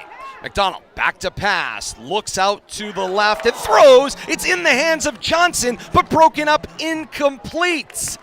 Brian Aguilar there on the coverage from the corner position. Yeah, good coverage right there. And Blue Devils sensing where the areas they have to flood. They're doing a good job on that short passing coverage. Problem with the spot of the football again. It started at the 49. It's now made the back tip back to midfield as it keeps shifting a little here. But here's 3rd down and 10. They definitively need the Leominster 39 for a first down. McDonald back to pass, flips the screen out of the backfield for McGarry. McGarry gets ahead of steam, crosses the original line of scrimmage, and is pushed out of bounds at around the Leominster 47 after gaining about 3 yards. Well-designed play, but well defense too by the Blue Devils, looking to run that short game in the form of a screen right there. Blue Devils not totally buying in on that, staying home over there and doing a good job tackling that for a short game. 10 minutes and counting to play here in the 3rd quarter. 27-19, Leominster's advantage. Just remember, Tucker's the quarterback and the punter. And he is now backpedaling to his own 40-yard line to punt from right to left. Sliding door in front of him. Good snap. McDonald with time.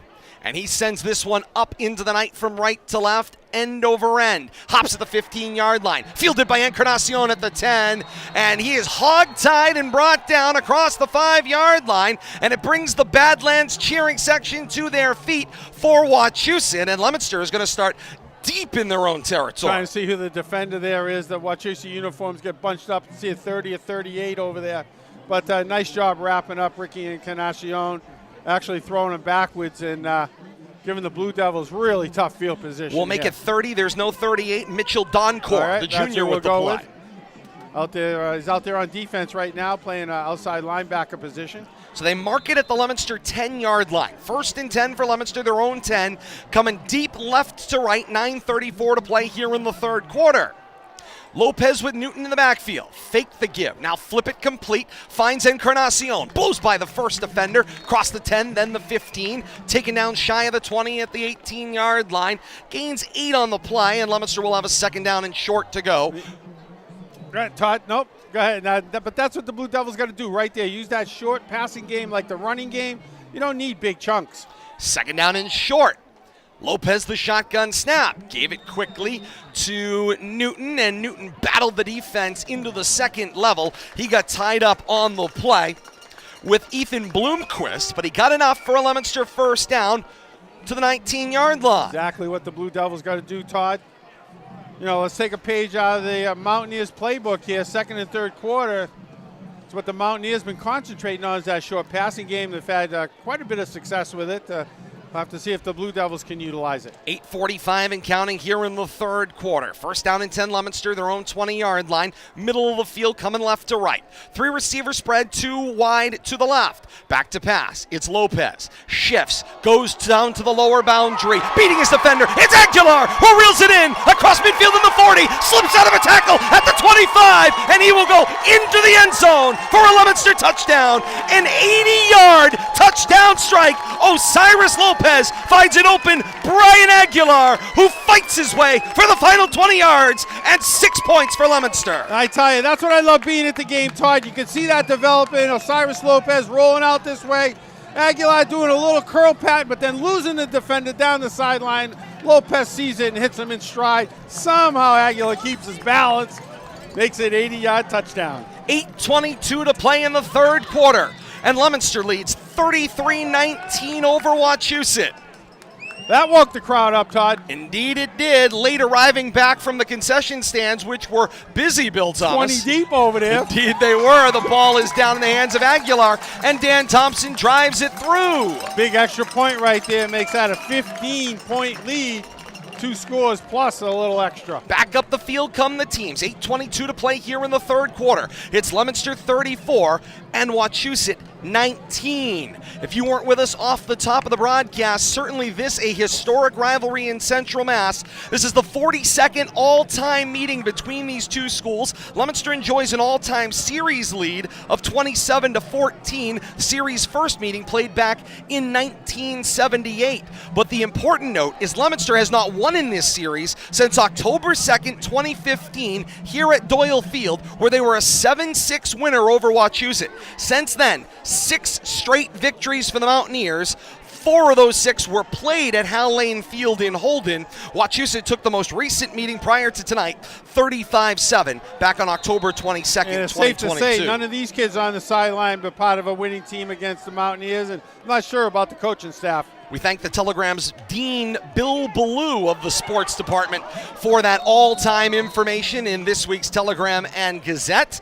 Thompson's kick, a squib straight up the middle of the field, is bobbled and then fallen on across the 35 at the 37-yard line. Kyle Citro, the up man, gets on top of it. And I got to tell you, that's a great adjustment by the Blue Devils special teams coach and staff to recognize they don't want to put that ball down the center of the field, you know, and put it in somebody's hands, Smosowski or Reiki, and a smart move right there by special teams. On 1st and 10 for the Mountaineers, McDonald is back to pass. He looks out to his left and throws. Pass is complete for Capabianca. Wrestles the defense across the 45 and down at the Mountaineer 46-yard line. Kate Robbins quickly with that Leominster scoring drive.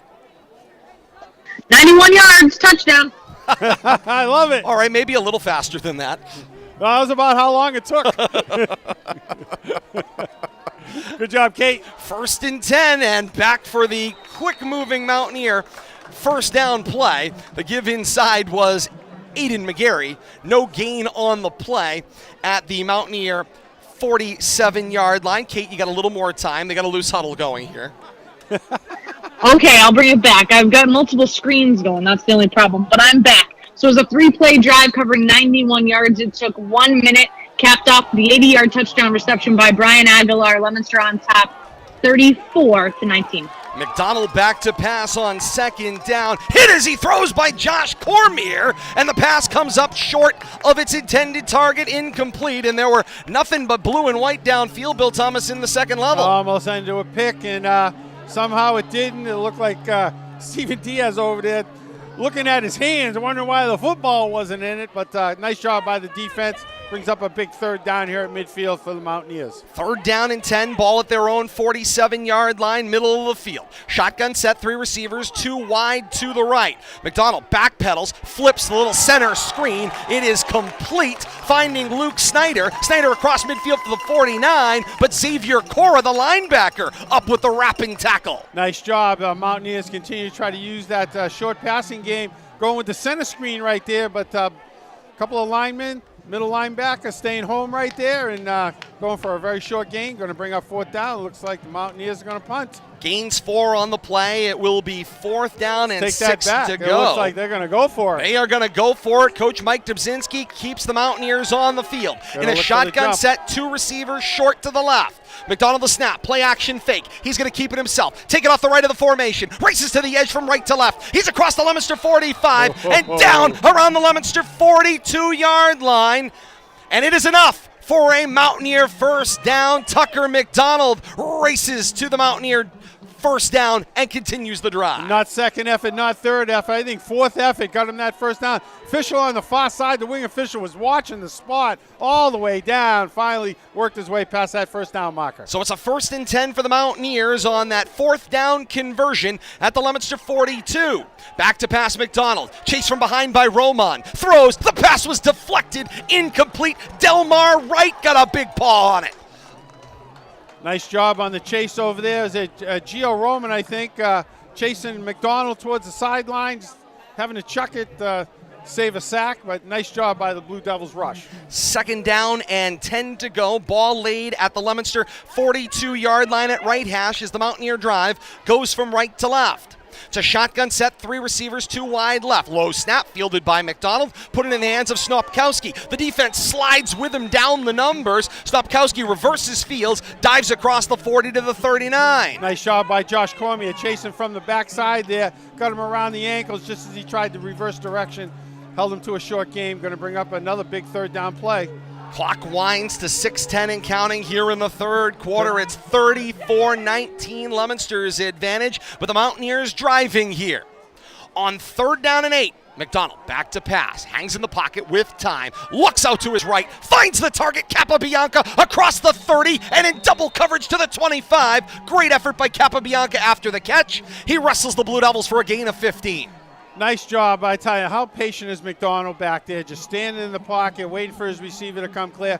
Offensive line doing a great job then, keeping the pressure away from him. 1st and 10 for the Mountaineers at the Leominster 25. Out of a gun, back to pass. McDonald goes high into the boundary right and incomplete through the hands of Arturo Johnson, stopping the clock. 5:41 to play here in the 3rd quarter and a 34-19 Leominster advantage. Nice look on the little out pattern there, but Arturo just couldn't get his hands up quick enough.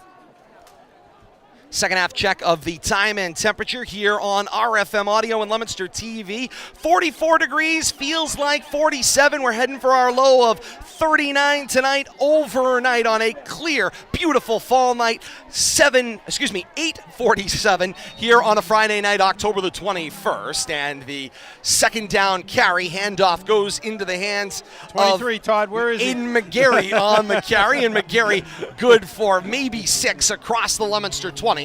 Down to the 19-yard line. 3rd and 4 here, another big play. This whole drive's full of big plays for the Mountaineers here.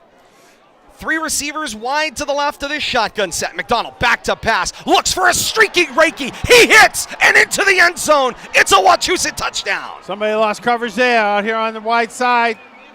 Wide open Reiki. Hard to account for all those weapons, Bill Thomas, and the Mountaineers really stretched the field. Reiki was wide to the numbers left, and he just went straight down those numbers, and there was McDonald. Said, yep, there he is, laser guided into the hands for 6. Strong arm by McDonald. I'm not sure that the defense actually got strung out wide enough here, but hey, nice job by the Mountaineers. Get that touchdown back and going for 2. And they are going to go for 2 here. Tucker McDonald in a shotgun set. 3 receivers, 2 into the boundary right.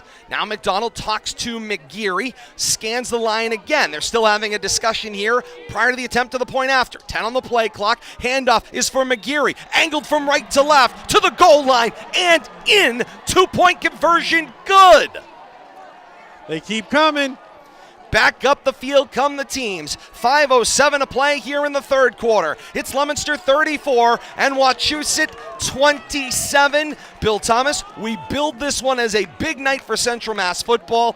It has given us all of that, and we're not done yet. Do not leave this one.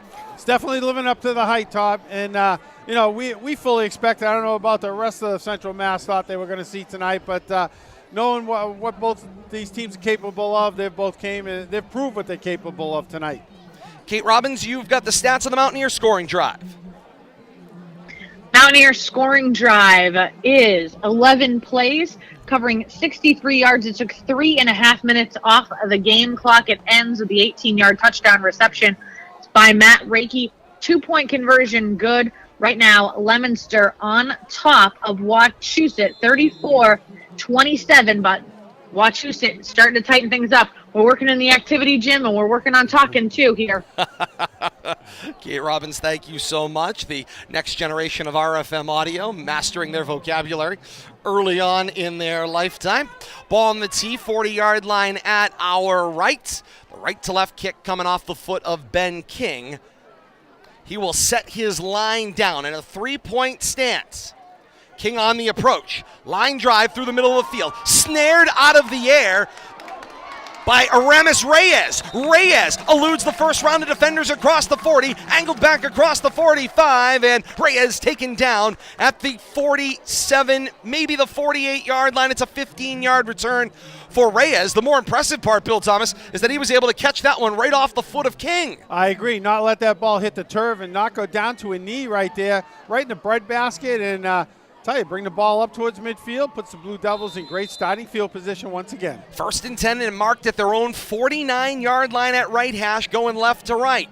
Leominster wearing the home royal blue tops, white bottoms trimmed in royal blue and white. White numerals front and back, Devils across the chest. The classic Leominster white helmet with white face mask and a single royal blue stripe up the middle.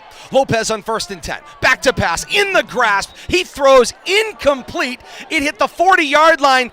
Ricky Encarnacion had gave up his roots, and the flags are out in all directions, and Encarnacion's waving his hands going, hey, I was the intended receiver, but Encarnacion stopped at midfield, and the ball continued downfield to the 40-yard line, so flags are out. He got to pass the line of scrimmage, although he's not out of the tackle box. He kind of in the grasp. He's going to have to see what they end up doing here, but I think they're going to get him for intentional grounding. Penalty is declined. The signal, so there was 2. So an illegal man downfield was the first, then an intentional grounding. That's the one they chose to have enforced. So they put the ball back from the Leominster 49 after the enforcement, back across the 40, 35, and laid down at the 34-yard line. Why is that a 15-yard penalty? It's a great question. I'm a little confused about the field position here. Somebody want to help us out a little bit? Because the Federation rules said so, what Bill Thomas. I'm really confused now. A 15-yard penalty for intentional grounding? 2nd down. 5 and a loss of down. And long is what it shows, and back to pass. This is Lopez. Flip it for Drinkwater. Out across the numbers left. Across the 40, angled toward the 45. Steps out of bounds shy at around the 44-yard line. Gains back a chunk of what was penalized on the play. And they'll place the football down around the 45. Let's revisit that for a second. Do they enforce that from the point of where Lopez committed the intentional grounding infraction? That's a great question, 5 Bill from Thomas. their back, or is it a line of scrimmage? This is where that federation I'm a little rule confused difference right could now. stand there, and we get some consultation here. Spot foul? Everything is enforced from the spot of the foul in Get that federation from an official? rules. We'll go with that. Indeed, we'll thank the Thank you. Dave LeBlanc, who's up here with us on Thank press an row. official clock appreciation operator. week. Thank you. Absolutely. If we only had access to that more often. I've I got a handful agree. of plays from earlier this year I'm still looking for answers to. 3rd down and long. Screen out of the backfield. Lopez finds Braden Martin in the football game. Martin advances the ball. Midfield 45. Takes a last shot at a defender. And down around the 41-yard line of the Mountaineers. The ball got marked back to the 42. Meanwhile, Ricky Encarnacion puts the lasso around Caden Drinkwater and drags the feisty young receiver out of trouble. And I think he got a bad spot there. You know, the play went for, I think, 14, Todd. But another yard would have been nice right there, but they're going to go for this on 4th down. Indeed they are. 4th down and a yard to go from the Mountaineer 42 going left to right. A hard count, and there's the jump. Aiden McGarry was coming off the blitz from the right of the formation, and he broke the line of scrimmage. They were coming after Lopez again. They were trying to get to him before he would even have a chance to hand off, trying to jump the snap. Second time the Mountaineers have gotten bitten by that. A 5-yard penalty, and that is enough for a Leominster first down across the Mountaineer 40 and down at the Mountaineer 37-yard line. And Bill Thomas, by my unofficial count, that's about the 4th time tonight a Leominster drive has continued or the sticks have been reset on a Mountaineer penalty on 4th down. I think you're right, Todd. At least 3 I can recall. We'll give him 4. 1st and 10 in the shotgun set. The snap, the give, it's Newton. Newton might have had his face mask grasped, but he just continued. He worked his way out past the numbers right. Battles his way down to the 35, taken down after a gain of 2 on the play. Yeah, It'll be 2nd and 8. I think you're right, Todd. It looked like he got a little face mask there, the way his head got jerked around, but player let go of it real quick if he did have a piece of it. 3:14 and counting to play here in the 3rd quarter, 34-27, Leominster's advantage. Blue Devils taking their time here. As Lopez brings the huddle in, because the clock favors them, Bill Thomas. All right. Clock is their friend. Burn as much as you can. Watch the back judge. It's a learning experience tonight all around. Logan Arce signals to adjust the blocking off that left tackle spot. Lopez back to pass, floats into the boundary for Drinkwater, who reels it in and takes it out of bounds at the 11-yard line of the Mountaineers. Just enough space and the touch from Lopez. A 24-yard strike for Drinkwater and out of bounds. And I tell you, how that timing and how he gets that to come down so close to the sideline, whether it's, I mean, he has that across the field touch.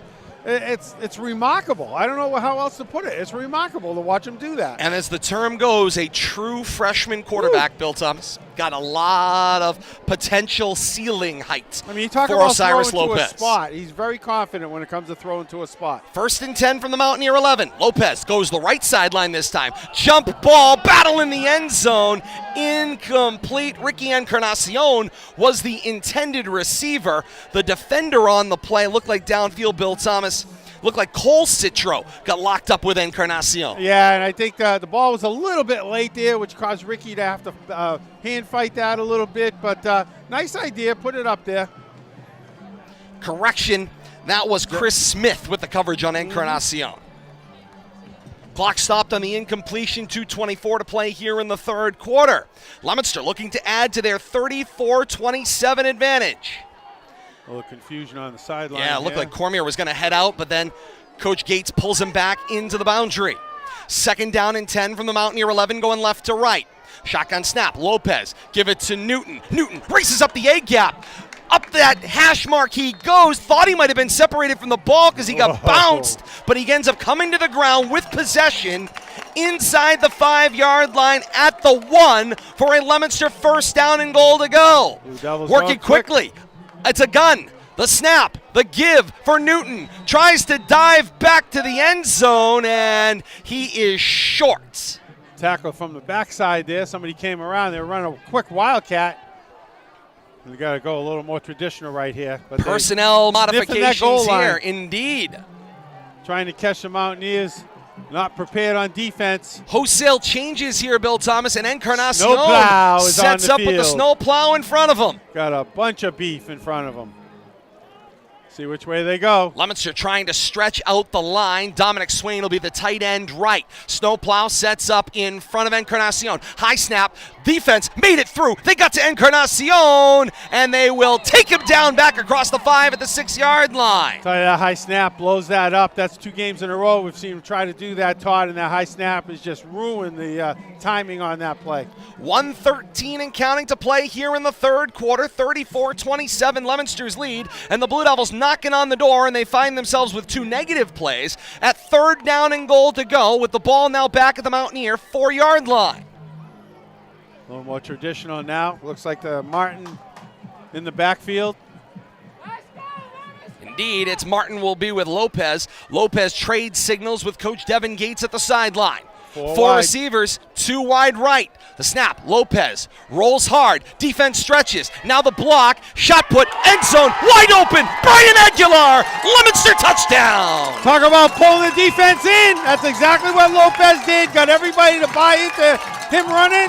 Found that open receiver. Brian Aguilar was waiting on a lawn chair in the back right corner of the end zone, and Lopez said, "Here, you take it," and it's 6 more points. Not sure who his defender was, Todd, but he definitely gave up on him. Concentrated on Lopez trying to make that pylon on the near corner of the end zone here, and Lopez running with his head up. Great play. 36 seconds left here in the third quarter, and Leominster has crossed the 40 mark. It's 40-27 pending the point after. Turns into a 4-yard touchdown reception. Aguilar holds the ball down, and Thompson lifts it high to the bar and sneaks it inside the left upright.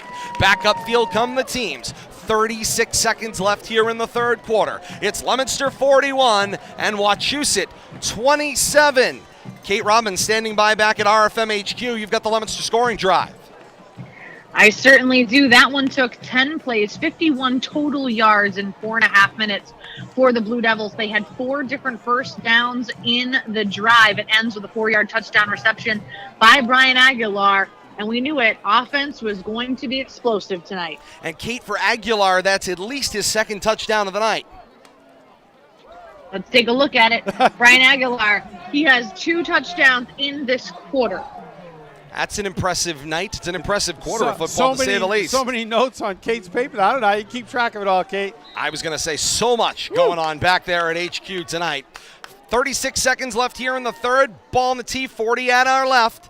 Side of a foot there with a little pooch up the middle of the field off the foot of Thompson. Stays back at this is a safety valve with the return. Coming from right to left, 35, 40, 45, and down at the 46-yard line. Looks like it's Kyle Citro on the return, yep. Yes. Picked up about 10, 12 yards in that return, but 4 kickoffs in a row.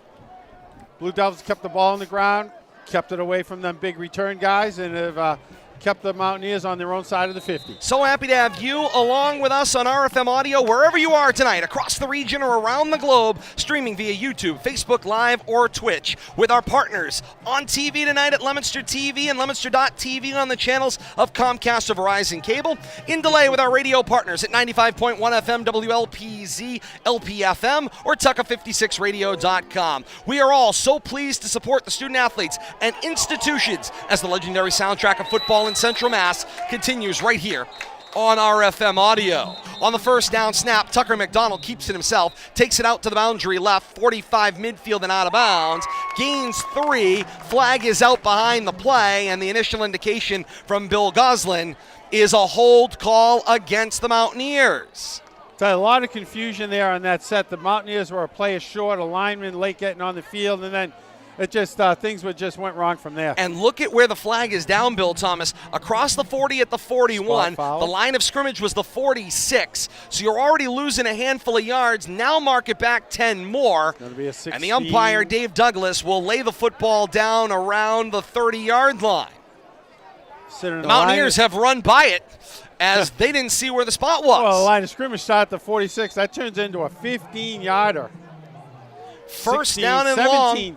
17-yarder. First and 27, 24 seconds left here in the third. Give it to Snopkowski. Saw some room, got out to the left hash, worked his way forward as he crosses the 40 and barrels down to the 43-yard line. Gains back a significant chunk of what was lost, creating a second down and 14, which seems much more manageable. Nice job by Mekhi Newton there playing outside linebacker on defense.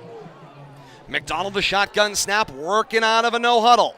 Hangs in the pocket, got some time, looks into the second level, and finds Capobianco with the catch. Check it, Reiki, who slips a defender across the 45 and then the 40 and down at the 39-yard line. Nice job right there, just making something out of nothing. About a 17-yard pitch and catch, and it really turned around that first and long into a first down in 2 quick plays right there. And triple zeros are on the board.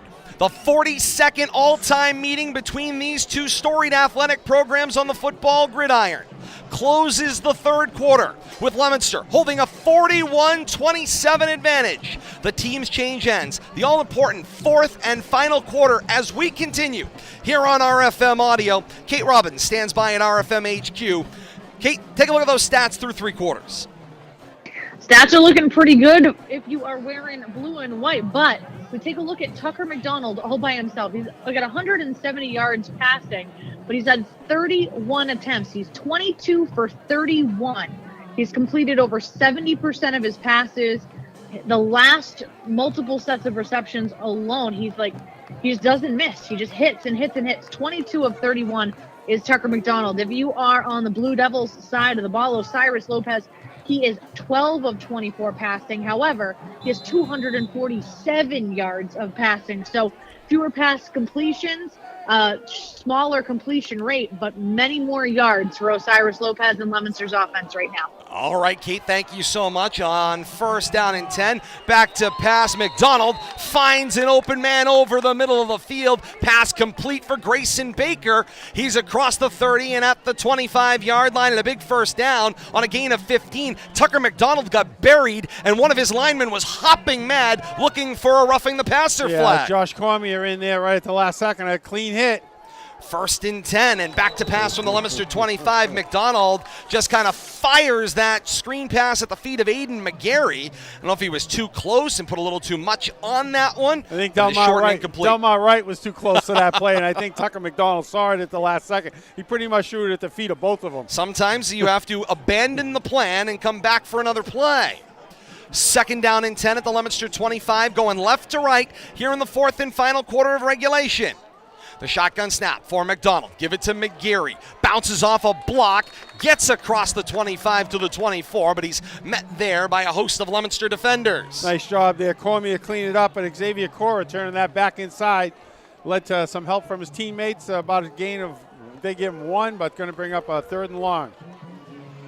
Third down and 9. Ball at the Leominster 24.5 yard line, going left to right. McDonald with 4 receivers in the formation. Back to pass. Looks out to his right. He overthrew Capobianco, and it's long and incomplete. Harmlessly, that one skids across the turf. I think Capobianco turned in, and McDonald expected him to turn out. Luckily, that ball didn't get intercepted because the defender was standing right there in the line. 55 seconds into this fourth and final quarter, 41-27 Leominster's advantage, and the Mountaineers going forward on fourth down and 9, deep in Leominster territory. They need the Leominster 15-yard line for a first down. Shotgun snap, McDonald faces the rush, hangs in the pocket, steps up and throws. It's long and incomplete. Capobianco was the intended receiver. The coverage downfield was Brian Aguilar on the corner spot.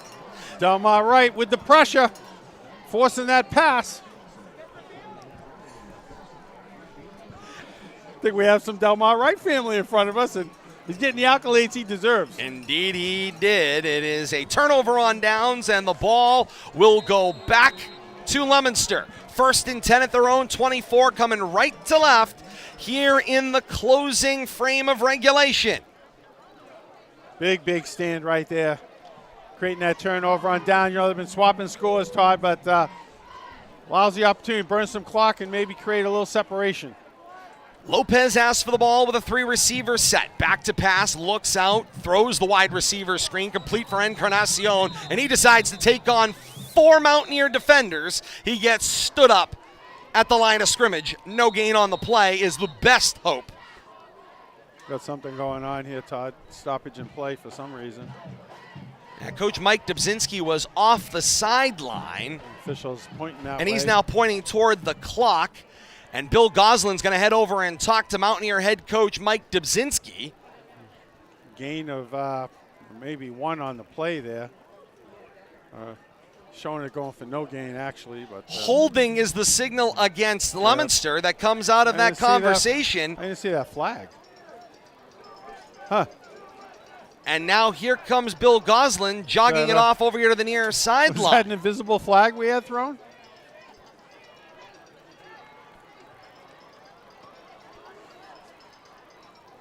Bill Goslin's over here into the boundary. If only he had a public address microphone, then we'd be able to hear what he's saying. Instead, they're going to radio it up here through the coaching staff. And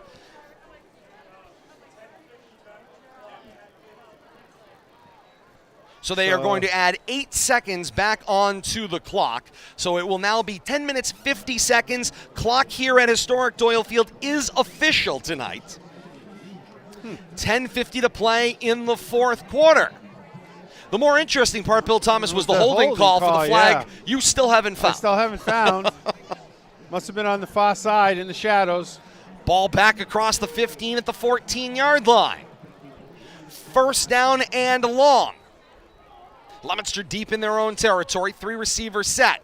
The shotgun snap. Lopez, the play action fake, goes over the top, finds Encarnacion, slips a defender, gets out to the numbers. He's got the 30, 35, go 40. Now angled to midfield, across midfield, and ridden down shy of the Mountaineer 45 at the 46-yard line. It's a gain of 41 for Ricky Encarnacion. Making the catch was great. Making the first man miss, bought the extra space. Oh, carbon copy, instant replay of what we saw before that little confusion. Except Ricky couldn't make that first guy, missing that other play. The rest of the team got there. That play he did turned into a big, big play. Talk about shifting the field position. All the confusion of that penalty all wiped out right there. First and 10 for Leominster, their own 46-yard line. Excuse me, the Mountaineer 46, going right to left. Shotgun set, 3 receivers, 2 wide to the right. It's Lopez who asked for the ball. Now he's going to bootleg, hard to the right, goes underneath. Flag comes out behind Encarnacion, who makes the catch. Encarnacion up the numbers across the 40 and down at the 35 with an apparent Leominster first down, but that flag went toward the backfield. In the holding area. And it is a hold signaled against Leominster.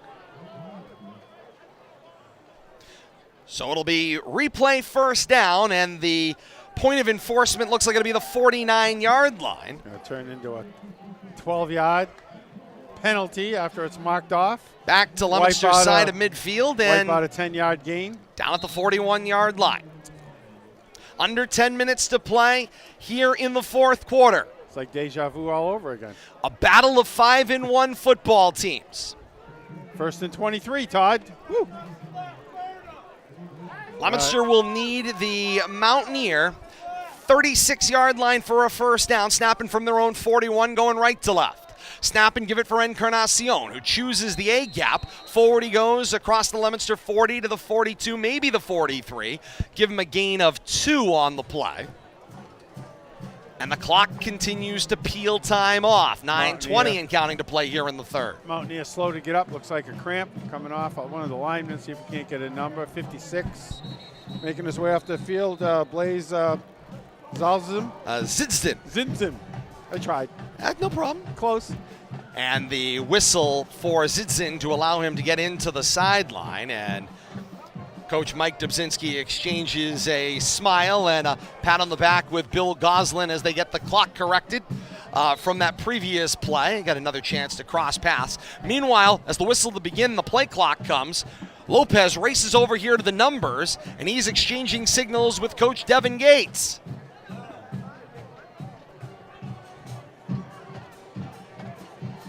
Second down and 21 officially. Leominster still needs the Mountaineer 36 for a first down as they go right to left from their own 43.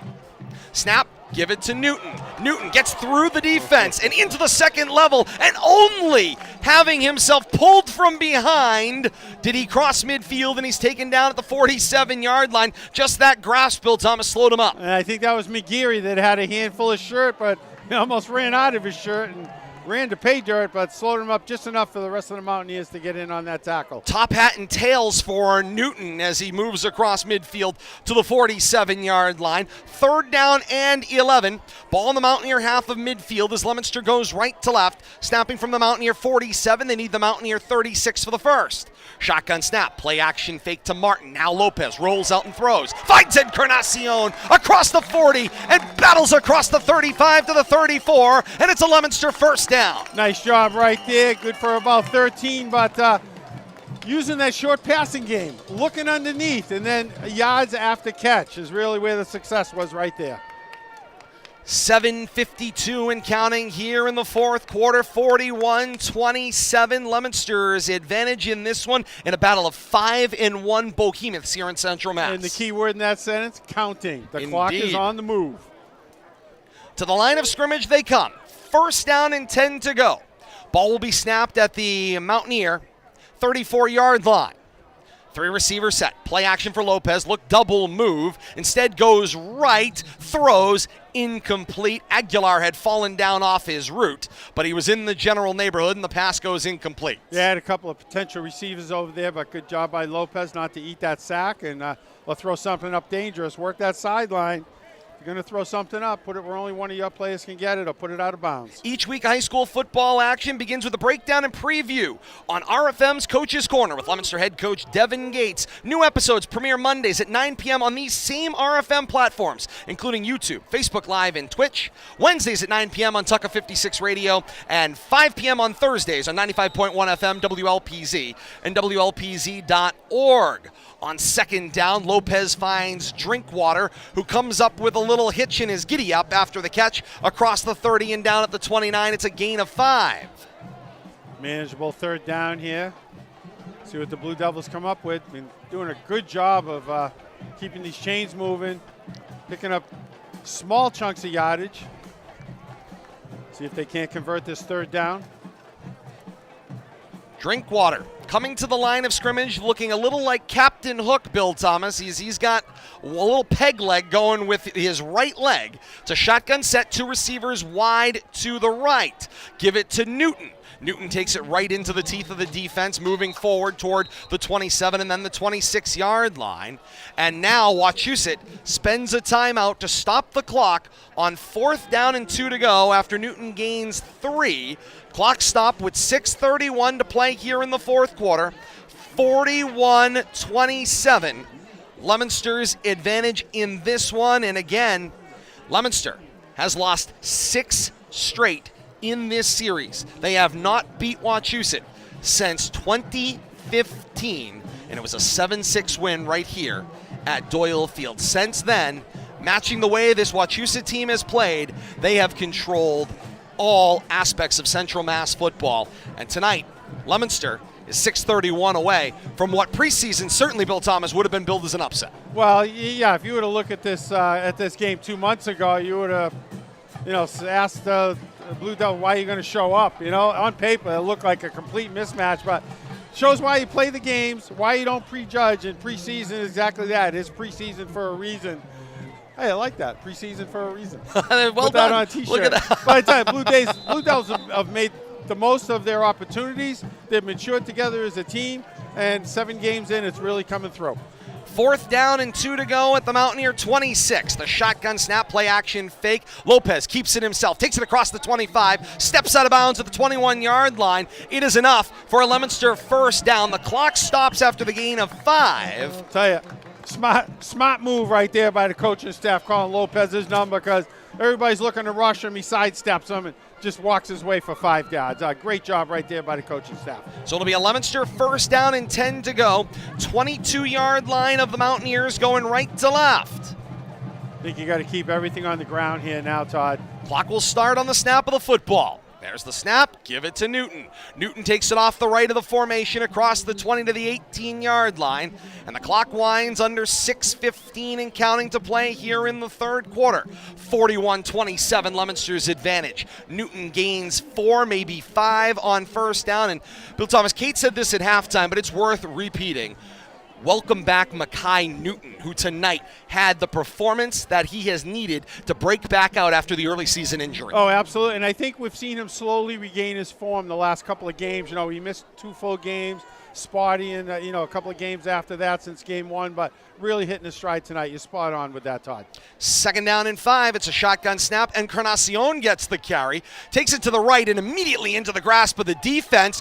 Whistles have got to kill the play, but Encarnacion keeps battling, and he backpedals across the 15 to the 14-yard line. Well, I think what the officials are learning that is don't let Ricky be tackled until he's actually tackled, and he's probably one of the toughest kids to get on the ground in Central Mass.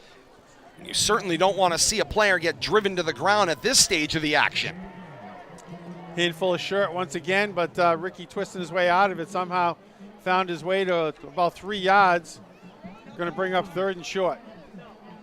5:05 and counting to play here in the final frame of regulation. 41-27, Leominster's advantage, and 3rd down and short to go. Snapping from the Mountaineer 14-yard line. Right to left continues this 2-back shotgun set, 3 receivers in the formation. Lopez, play action, now rolls out, looks to the pylon, short of the intended receiver, incomplete. Brian Aguilar was the intended man downfield, and good coverage down there by Chris Smith, the linebacker. Yeah, and getting chased by Reiki, too, here in the backfield, running towards the sideline, but nice job by Lopez to avoid that sack. And Leominster will spend a timeout on 4th down and short, stopping the clock with 4:48 to go here in the fourth quarter. 41-27, Leominster's lead. Hey, stick and stay with us. We're just getting started here. Just because the game ends doesn't mean this broadcast ends. It is the song that doesn't end. We relive it all with Kate back at RFM HQ as she brings us the complete stat recap and final numbers from this one. We'll award our game balls to the players of the game and take a final whip around the region on the most comprehensive post-game scoreboard broadcast-wise right here on RFM Audio as Kate goes through and amalgamates social media to bring you the final post-game scoreboard around the region coming up tonight. And I'm not sure if we're going to have enough time for all her stats. I was going to say, she got numbers has certainly been the night. Stats from both sides. And hey, while we're talking about Leominster head coach Devin Gates, who of course has made some allusions pre-game to a great night. He said Osiris Lopez and the team had their best week of practice, but he called out Lopez's warm-up tonight, said it was his best, crispest warm-up he's had all year long, and that he would have a big performance tonight, and the numbers certainly bear that out for Osiris Lopez. Well, he just turned 15 a few days ago, so I think he's showing some advanced maturity. 4th down and 2 to go. I'll give him all the credit I can. Out of the timeout. I like that, Bill We can't Thomas. call him a 14-year-old freshman anymore. A giggle nonetheless, but give it to Newton. And Newton with a head of steam across the 10, slips to the defense, and into the end zone. A cherry on top of this one. 4:40 to play in the fourth quarter. A 14-yard touchdown scamper. How many yards did he run out of? And it's 47-27. I think every Mountaineer had a hand on him on the way to the goal line, but nobody could stop him. And we just talked about, the effort that Newton brings and the emotions that he brings. And, great night for him after struggling early season on with some injuries. He is fired up. Love it. And the Leominster crowd still here and on their feet celebrates with Newton as he comes to the sideline. Meanwhile, the Mountaineer faithful heads toward the exit. 4:40 to play here in the fourth quarter. Snap the ball. Down Aguilar holds for Thompson, who splits the uprights as the teams head back up the field. It's Leominster 48 and Wachusett 27. Wow. Bill Thomas, there are a lot of things this season that I have said, didn't see that one coming. Didn't see that one coming. And I don't know if my, crystal ball has been foggy, but I definitely didn't see this one coming. Didn't see this one coming. At least not a 3-score lead, for sure. Joked about whoever has the ball last and scores last is probably going to end up winning. But I think whoever scores the last 3 touchdowns looks like they're going to end up winning. But, it's still important to maintain the 14-point margin of what this score victory. is, Todd. Yes. You're exactly right. A little wiggle room right now, though. Up by 21. Wachusett could score and most likely will, but there's still room to play with that margin of victory. 4:40 to play here in the fourth quarter. The ball back on the tee, 40-yard line at our right. After the kickoff, we'll get back to Kate Robbins for that scoring drive. Side of the foot sends this one rolling downfield. It is fielded and back across the 40, the return from left to right, and then taken down at the 42-yard line. Yes, it was number 30 on that one, Mitchell Doncor on the return. And Bill Thomas, before we get to the power rankings numbers, Kate Robbins standing by at RFM HQ. She's got the scoring drive for Leominster. The 12-play drive, gentlemen, covering 76 total yards. It took 6.5 minutes off the clock. 3 total first downs there for Leominster. 3 flags on that drive as well. But it's capped off with a 14-yard touchdown rush by Makai Newton. Extra point is good. 48 points now for your Leominster Blue Devils. And just a quick tease, we got a couple of upsets coming at you later on. Ooh, stay tuned for that coming post-game. First down play, McDonald finds Baker complete across midfield and out of bounds at the Leominster 43-yard line. Now 1st and 10 from the Leominster 43. McDonald hit as he throws. He fumbled the football, but right back on top of it. Great play there coming from his line spot. Appeared to be 77 to my eye, Bill Thomas. And, of course, we don't have a 77. How about a 78, Matt Vigiant? One of them, 55 maybe, but getting on top of that at the end. Looked like 71 on that fumble recovery for the Mountaineers, for the lineman. Brendan Liddy. That's who ended up on top of it. But Josh Cormier just shaking his head. That ball was right at his feet, and no opportunity. And we have an injured Mountaineer, Todd. We'll see if we can't get a number. Indeed, as Coach Mike Dobzinski comes off the sideline, the player will be attended to, and while they sort things out, chance to look at this playoff picture, Bill Thomas, which becomes interesting. Let's start with Leominster's fortunes. You and Kate talked about it pregame. Coming into the night, Leominster was in the 12th position. They were 5-1, on their way to 6-1. Their average margin of victory was 9.3. Their opponent rating was 2.05 coming into the night for a total rating of 11.4. 11.3924 was their rating. 12th if the playoffs started today. With this victory tonight, you add Wachusett is a division up. They are a Division I opponent. Wachusett had an opponent rating of 2.64. They had an average margin of victory of 10 coming into the night. So for Leominster, certainly looking to gain some opportunity here to move themselves up in the power ratings picture in Division II. Meanwhile, for Wachusett, they face the potential, Bill Thomas, of falling down toward that cut line as they have just 4 positions behind them, 5 positions behind them. Top 16 will make it. But they got to get some power points on the backside for credit for Leominster's win. So I don't know if it's going to affect Wachusett all that much, to be honest with you, Todd. Back to pass. It's McDonald on 2nd and long. Rolls out to his left and hit as he throws. That one's deflected, incomplete. Covered sack downfield as the Blue Devils had the passing routes well covered. And to go back to the injured Mountaineer, not to ignore that, he did get up and walk off on his own. It was a lineman, number 79, Malik Anglin. Yes. But looked like he got up and just a cramp and was able to jog off under his own power. Great to see. Been splitting time at the left tackle spot here tonight with Matt Vigiant. 3rd down and long, ball back at midfield going left to right. The Mountaineers need the Leominster 34-yard line for a first. Back to pass, McDonald. Great pocket. Looks out to his left. Throws. Wide open, it's Reiki. Makes the catch. Dances his way up the sideline and then runs out of real estate. But he's across the 30 and out of bounds at the Leominster 26-yard line. Great body control by Matt Reiki and gains the extra yards he needs for the first down. It's a gain of 24. Yeah, nice job. But finding open space over there. I think Blue Devils playing a little soft, that deep. But nice job by McDonald to find him. Also part of our post-game extra coming up, Leominster High School head coach Devin Gates will join us, as will a selected Blue Devil player as well. All that to come as our post-game extra continues. McDonald goes long side of the field, diving, and ruled incomplete. Yeah, Steve Diaz with the near interception, but ruled the trap incomplete. There were no Mountaineers, Bill Thomas, on this side of the field. Yeah, well, and I think that because McDonald was being pressured, and I don't think that's exactly where he was trying to throw the ball either. Nice job by the Blue Devils defense to disrupt that play. Second down and 10, snapping from the Leominster 26, going left to right. Tucker McDonald, 4-receiver set, 3 wide right. Back to pass, another great pocket. He looks right, deflected, and now intercepted. It's Caden Drinkwater with the interception, and on the right to left return, slips a defender at the 30, 35, go 40, and driven into the Leominster bench. The officials come running over to grab the Mountaineer players, pull them off of the Leominster sideline safely, but Drinkwater playing deep center field, a deflected interception, and a 38-yard return from right to left. Nice job by Drinkwater, just playing kind of center field back there, protecting the goal line. Got under that deflected pass and bring it back out towards midfield. Nice job by Drinkwater. Tell you, he's doing it on both sides of the ball, too.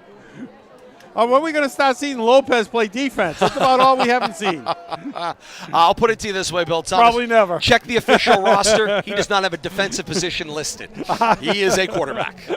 First down and 10, ball at the 48-yard line at left hash. It's a shotgun set, tight formation. The snap. Give it to Newton. Newton, some space to the left. Cross midfield, then wrapped out of bounds at the 45-yard line. Pushing and shoving in some extracurriculars after the play. Newton getting up slow there. John Savatelli and defensive coordinator Dennis Manoni grabbed the young freshman Caden Drinkwater and said, relax, relax, relax. The heat of the moment to right avoid now. him getting drawn into anything exciting. Got to control your emotions now on both sides of the ball. Indeed. You know, it's good to be on the winning side, but, you know, play like you've been here before, because I think it's the first of many for the Blue Devils. Great job by the wing official here on the near sideline and the back judge getting in to keep that play from devolving quickly. On second and short, the give was for Newton. He moves the ball up to the Mountaineer 41, and it is a Leominster first down. There is a Mountaineer down on the field with his helmet off. It's like 18. That will stop the clock, and we have no 18, so yeah, let's not guess. We'll wait until we get a clear look. Coming off the sideline here, some treatment coming. 3:29 to play in the fourth quarter. It's 48-27, Leominster's advantage. And Coach Mike Dobzinski has to come from the far sideline and come over. Another lower extremity situation. Trying to get a number, Todd, if it's 16. And now the Mountaineer training staff comes off the sideline to join the conversation as well, and it draws the inevitable to a stop. Citro. I think it's 16? I believe it is. I think it's Kyle Citro, Todd.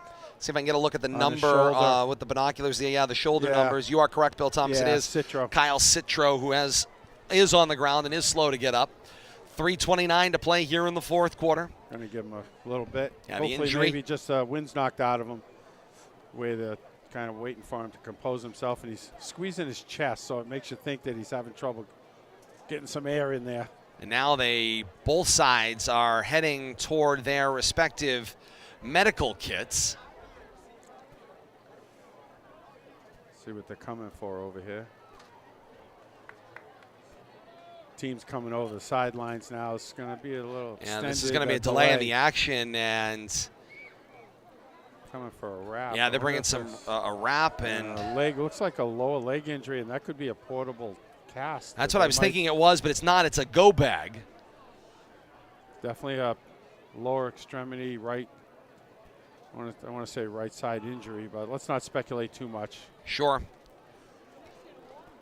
Members of the Leominster Police Department on hand as well, going out to see if they were to need a call for an ambulance. Could radio that into dispatch. Trying to see if they're wrapping his ankle, it looks like, Todd. It does appear that is what is going on. Right ankle, yeah.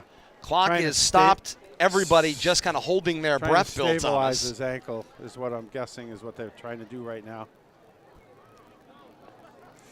Pat on the head, just reassuring, but definitely showing some discomfort. Hate to see this. No question about it. At the end of what has been a tough night, great battle for both schools, and the action has to draw to a halt. But the good news is, although the wrap has been put on, Kyle Citro is up. He will get to the sideline assisted, and Coach Mike Dubzinski is going to help out. They're going to boost him up, and they have. Some players come out. Yeah, immobilized that right ankle. Coaches have him.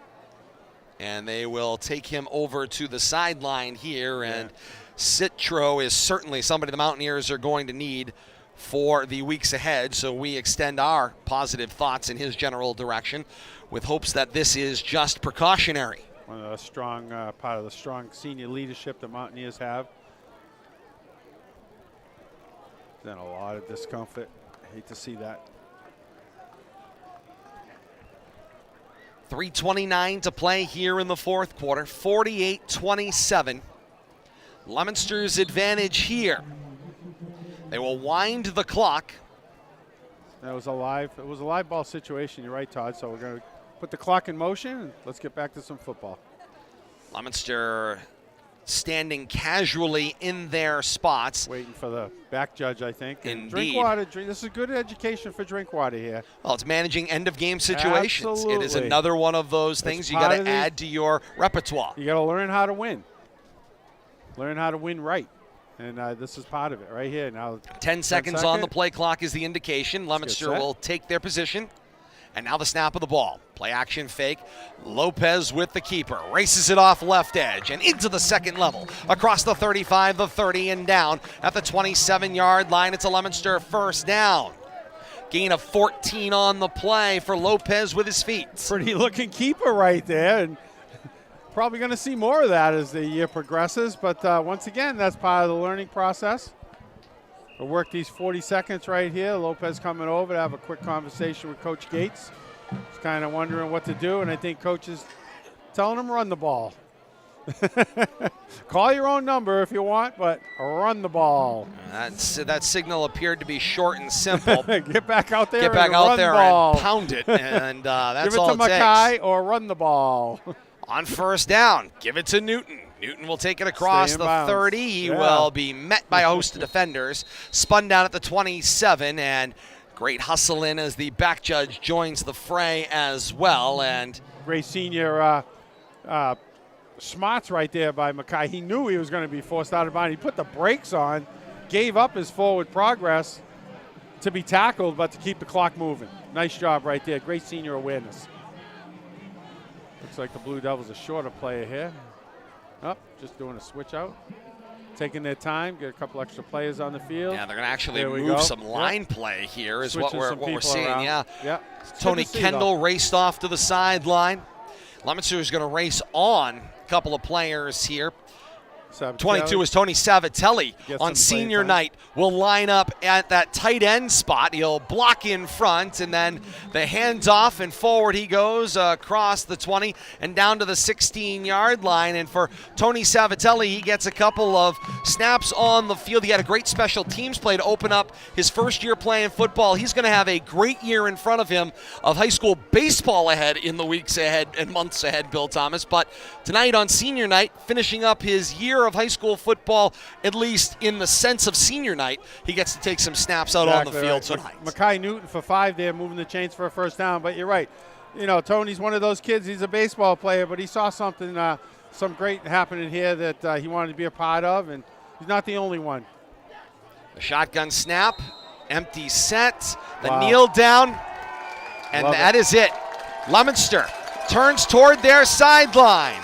And the blue and white faithful pour out. They will celebrate. Smiles up and down the sideline. Leominster has a win on senior night, on homecoming, and on the alumni night for the class of 1972. And Leominster has been in search of a statement win, and tonight they got it. 48-27 over the Mountaineers of Wachusett. And I have to tell you, Todd, not to cut you off, but the scene down here, I think the Leominster coaching staff is celebrating more than the players, and rightfully so. Great scene down here on the field. For Leominster, they improve to 6-1. Wachusett will fall to 5-2. For Leominster, it is their first win over Wachusett since October of 2015. And they stop a 6-game win streak in this series cold tonight with a 48-27 victory here at Doyle Field. In this 42nd meeting of these two teams, they pick up the 28th all-time victory for Leominster, who maintain an all-time series lead after tonight of 28-14. And the Blue Devils celebrate on home field tonight. Bill Thomas, I go back to the kickoff. Right then and there, you come out of this football game. Wachusett wanted the ball. They wanted the opportunity to drive the field and score first and make a statement out of the gate. They have a great return for Matt Reiki. And Leominster separates the football, gets the ball back, and drives the ball downfield, and they get the first score of the football game. And I think you're spot on, Todd. I think that was, you hate to say the first play of the game could be a turning point, but Wachusett takes that great field position and they march in for that first score. We're talking about a different rhythm to the game. And Leominster gets on that fumble, turns around, comes down and scores. And they never gave up the lead. Yeah, they played back and forth. They started matching touchdowns. Once they get up 2 scores, 2 score, 1 score, 2 score, 1 score, they did a great job managing the game the rest of the way. But I think you're spot on, Todd. That first play of the game set the tone, and I really think that it might have turned the entire night around. And Leominster, with the win tonight, controls their own destiny. That's the important piece. Mike thinks the coin flip is what did it. And the Mountaineers said, we want the ball. Yeah. Well, they didn't have it very long. I was going to say, and then it became a 2-for-1. You get both kickoffs, and things just don't go the way the Mountaineers were hoping for. 48-27, Leominster is a winner tonight with an exclamation point. Check that one on your headlines tomorrow. We've got so much more to come here on our postgame extra ahead. As the celebration begins down on Doyle Field turf, as the team comes up, Bill Thomas will head down, going to grab us a player. Leominster High School head coach Devin Gates. We'll have them all for you coming up as part of our post-game extra. For those of you joining us on Leominster TV, we say thank you so very much for joining us. Join us next week. Leominster will look to close out the regular season. They are on the road at Shrewsbury. It's Friday night, October the 28th. It's a 7 o'clock kickoff. Our countdown to kickoff on RFM Audio begins at 6 p.m. Leominster TV's countdown to kickoff from Adams Memorial Field begins at 6:30 p.m. next Friday night, October the 28th. Join us for that one.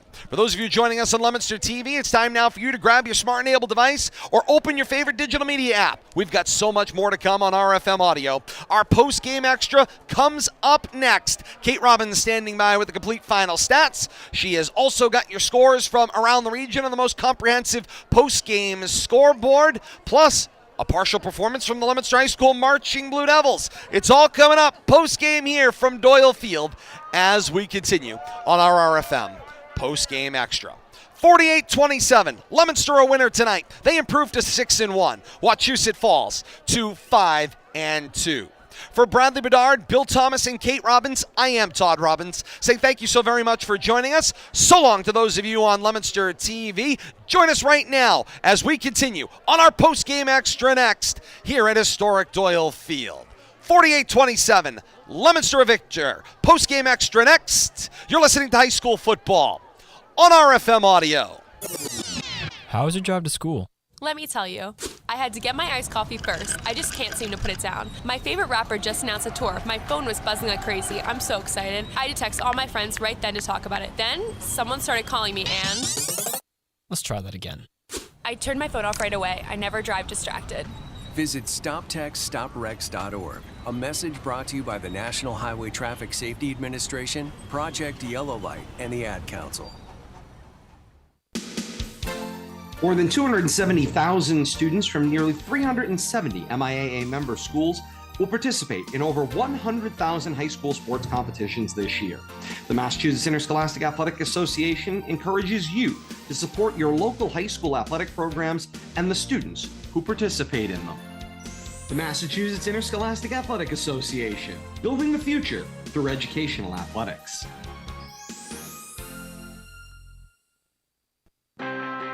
We are the NFHS.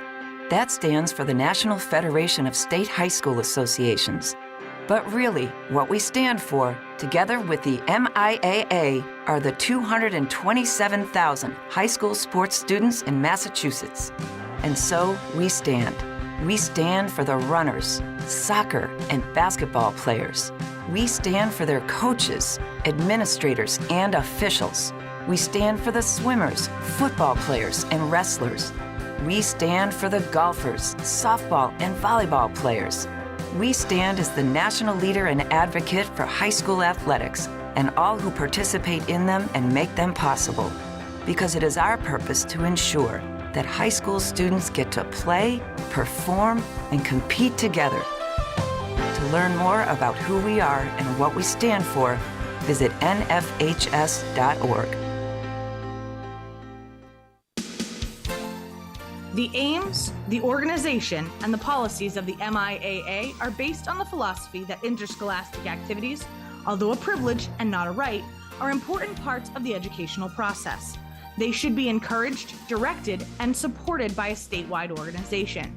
This organization's leaders should be representative of the state's schools and promote the further development of students' health and well-being.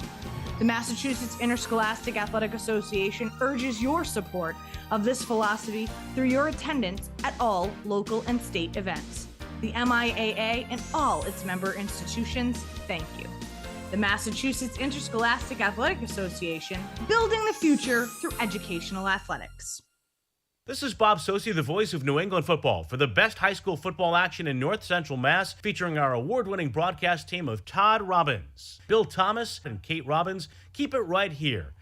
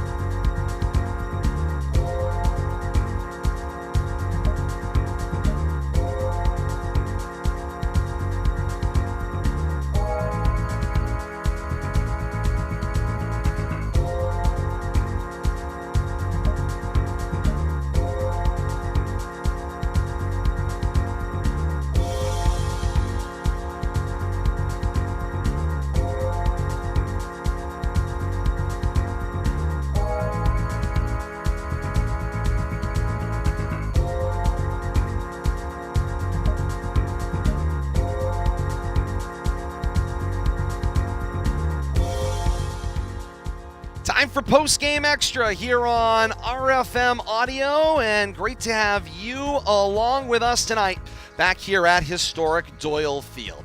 48-27, Leominster a winner tonight, and just because the play-by-play action has ended does not mean the entire story has come to an end. We've got so much more for you, including the most comprehensive post-game scoreboard coming up at the end of this one. We got a performance from the Leominster High School Marching Band. Kate Robbins is standing by with the stats. We've got so much more. You keep it locked right here. Bill Thomas is down right now, efforting to get us a player to join us here post-game. And we'll have Leominster High School head coach Devin Gates. All that coming up here from historic Doyle Field tonight, where Leominster picks up the 48-27 win.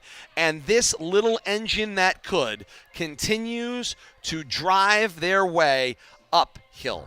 It is just absolutely impressive. The belief in one another that is driving this Leominster team this year just absolutely stands out against the rest. Kate Robbins joins us here on our post-game extra. And Kate, as things get sorted out here, how about an opportunity to get us started? Let's give us the team totals on this one as you begin your recap of this one tonight. All right, team totals for Wachusett: 310 total yards of offense, 223 coming courtesy of the pass, 87 on their rushing attack, 59 total plays on offense, 2 turnovers for Wachusett. Coach Obzinski said they needed to win the turnover battle to win the game. Unfortunately, they did not. On Leominster's side of the ball, 537 total yards of offense for the Blue Devils, 316 coming courtesy of their passing game, 221 yards rushing for the Blue Devils. They had 69 plays on offense, 0 turnovers for the Blue Devils tonight. Kate, that number, every week we keep talking about the total offense numbers, or whether it's an individual player or the offense in total. And every week we keep redefining what we consider astronomical for Leominster football, for high school football, and the numbers just continue to grow. Kate, while we are setting up here, I want you to give me one specific individual's post-game numbers here tonight. But first, I'm going to get his headset on so he can hear these totals. Give us Mackay Newton's totals tonight. Mackay Newton tonight, 25 rushes, 131 yards rushing for Mackay Newton. He had one rushing touchdown with 4 minutes and 37 seconds remaining in the fourth quarter. So he was the Blue Devil that capped off this scoring bonanza to bring Leominster to 48 points. So once again, Mackay Newton, 25 rushes, 134 yards of offense. All right, Kate, thank you so much. Stand by back at HQ. We'll be back with you in a moment. Mackay Newton joins me now here on Press Row. And Mackay, congratulations, first of all, on a great win tonight, a 48-27 win over Wachusett. Thank you. It was a massively important victory for your team tonight, as it has been one of those ones. Josh Cormier last week said to us post-game, it's part of a revenge tour. Yep, You guys yep. have had a list, Yes, and sir. this was one that was high up on that list of teams that you wanted an opportunity to return the favor to. Tonight was senior night. It was homecoming. It was a great night for football. The atmosphere was unmatched, and tonight you guys came out and made a statement with a 48-27 win. Yes, sir. Yes, sir. Thank you for the congratulations. It was tough, right? Especially against a team like this who knows what they're doing. They're very well coached, and they have athletes. We just got to go out there and play Leominster Blue Devil football. We made a good amount of mistakes, but we were able to cap off of the mistakes that they made, and that's just what it's all about, learning to move forward to the next play. The last play may dictate what happens further in the game, but being able to move on from that and figure out what's going wrong and fix it, not almost immediately, but get to it that's a part of our revenge tour. Like, it's a business. You just got to keep going. Talk to me about your season. It's been a bit of perseverance. Yeah, You came out with high hopes. Your first couple of games this year, you were thrilled, I have to imagine, with the production and the way things were going. Then the injury crops up, and all of a sudden you've got to take a step back. You've got to step out. You're trying to support the team and lead from the sideline. You're trying to, of course, rehab the injury to get back out on the field. Bill Thomas turned it. You had some spot duty here and there. But tonight feels like that opportunity where you got a chance to kind of get back out on the field and say, I've got things back on track for myself. Yes, sir. Yes, sir. Like you said, it was very tough having to take a step back. And me, sometimes I view myself as a perfectionist, which is not always a good thing. So whenever I can't perform or do something with my teammates, my coaches, it really eats at my mind. But I made sure 100% that I was nursing my injury the proper way, wasn't getting lazy, was taking the time to get through practices, learn how to move again, get swift, and basically gain confidence again. So it was really tough for me to sit back for a while, and I did not like it at all, especially against teams like Shepherd Hill or having spot duty against Peabody. But this game, I was able to really show that I'm back necessarily. I like being humble. I don't like gloating and stuff like that. A win is a great win.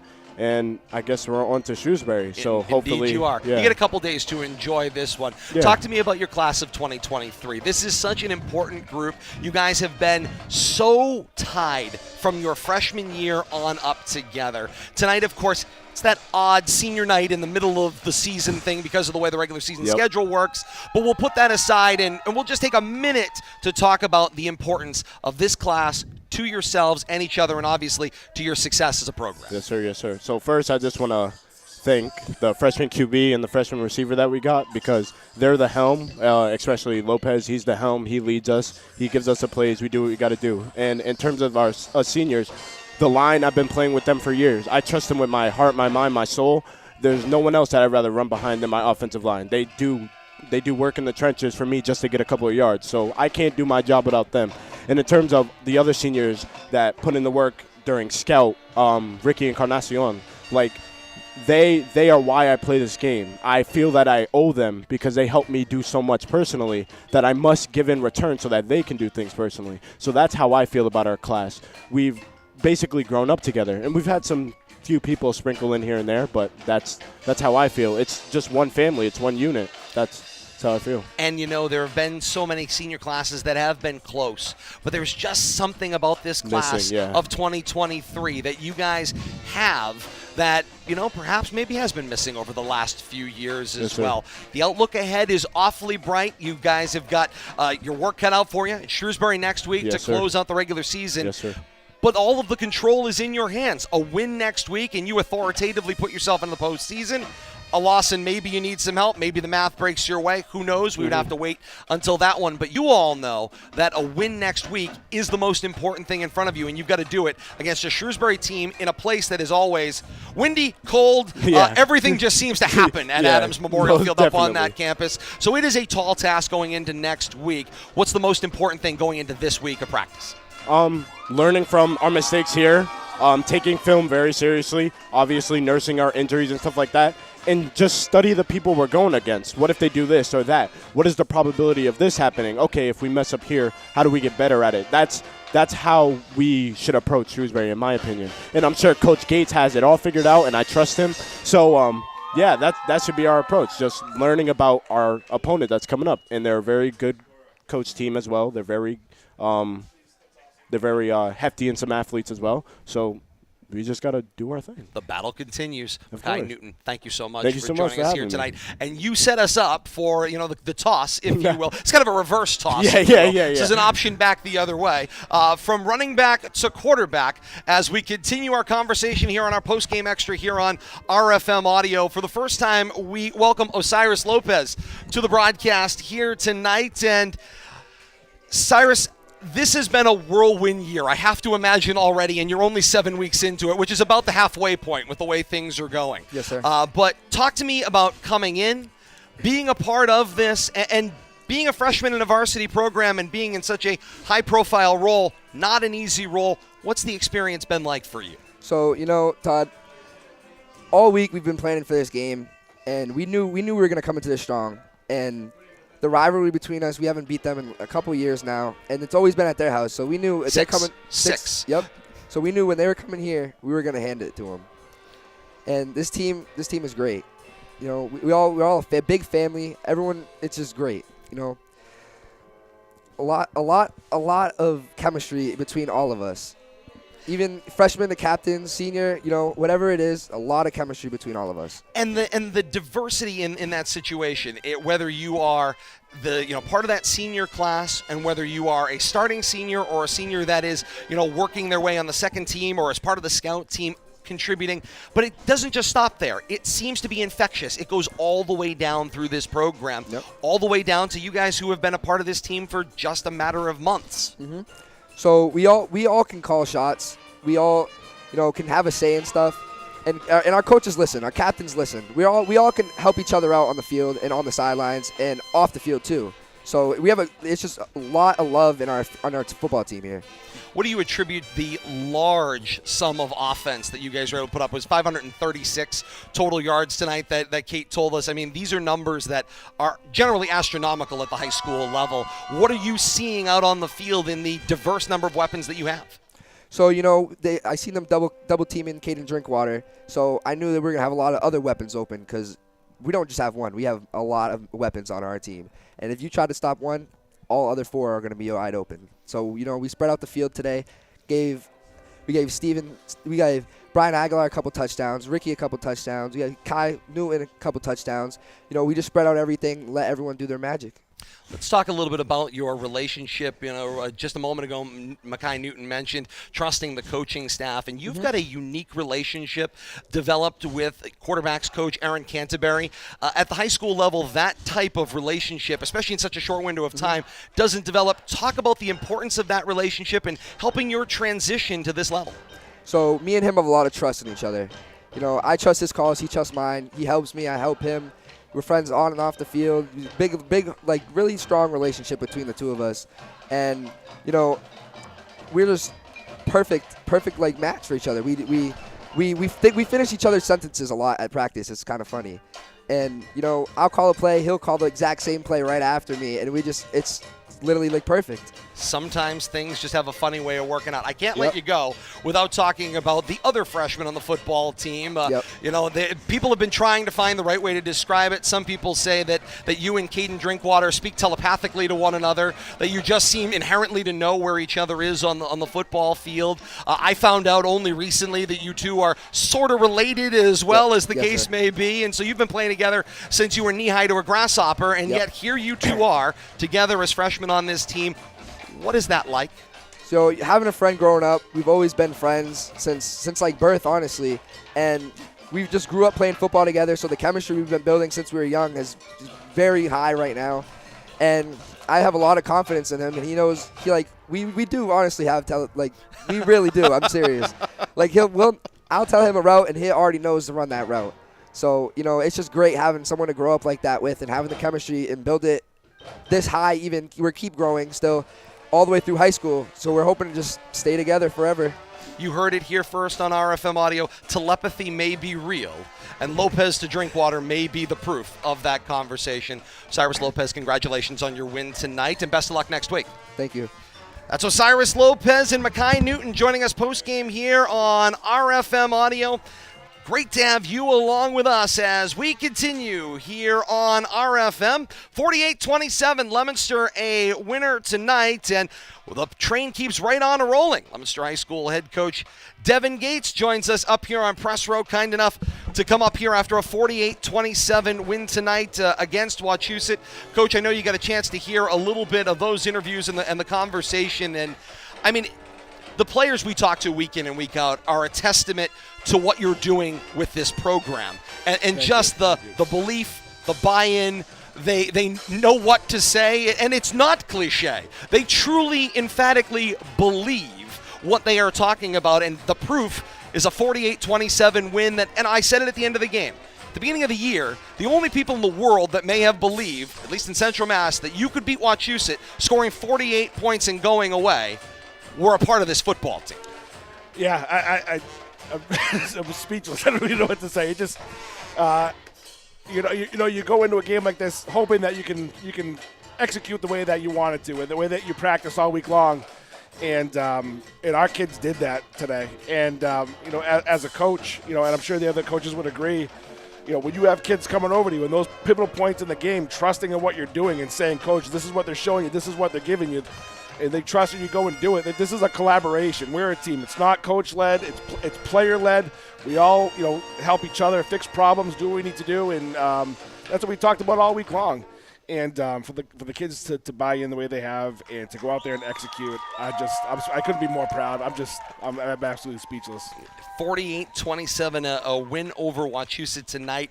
I got to start with, and we'll probably talk about this again, but I got to start with the open of the football game. Yeah. That opening sequence, and I don't know how much you could hear from where you were on the sideline, but the coin toss goes up, comes down, comes up Wachusett.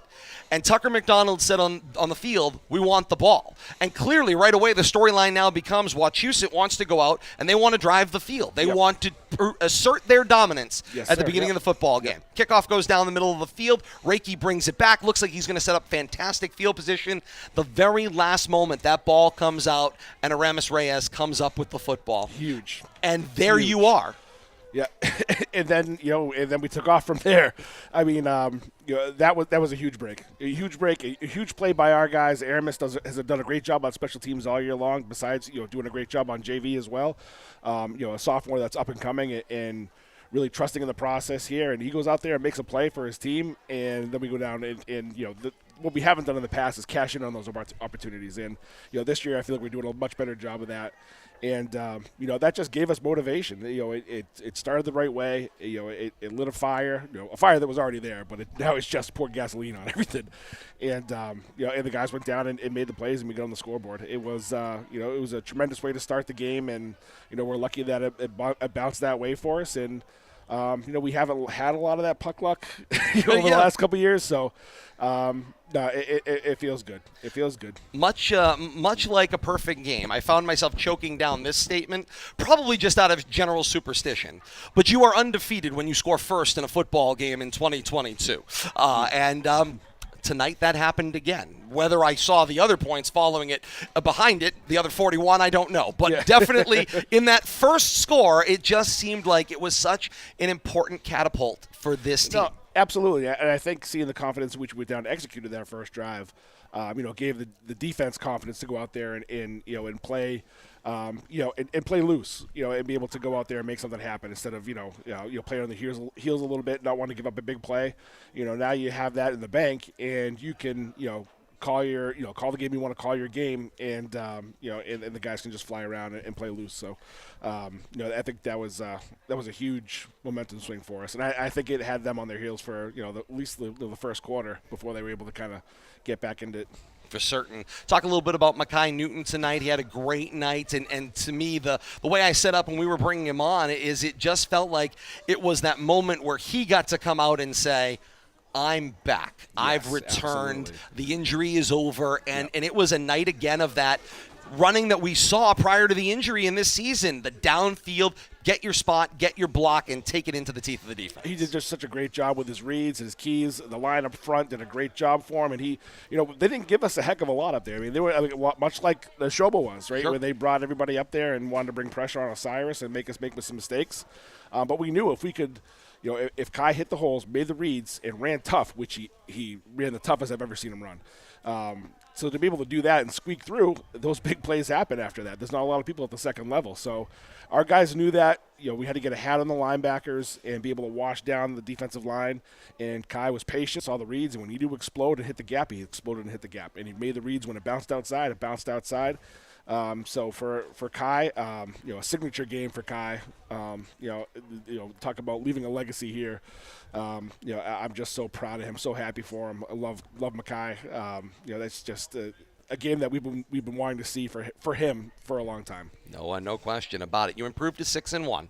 You've still got one more week to play in this crazy regular season format. Yep. So you're on the road at Shrewsbury next week. I'll get your first thoughts on that in a moment.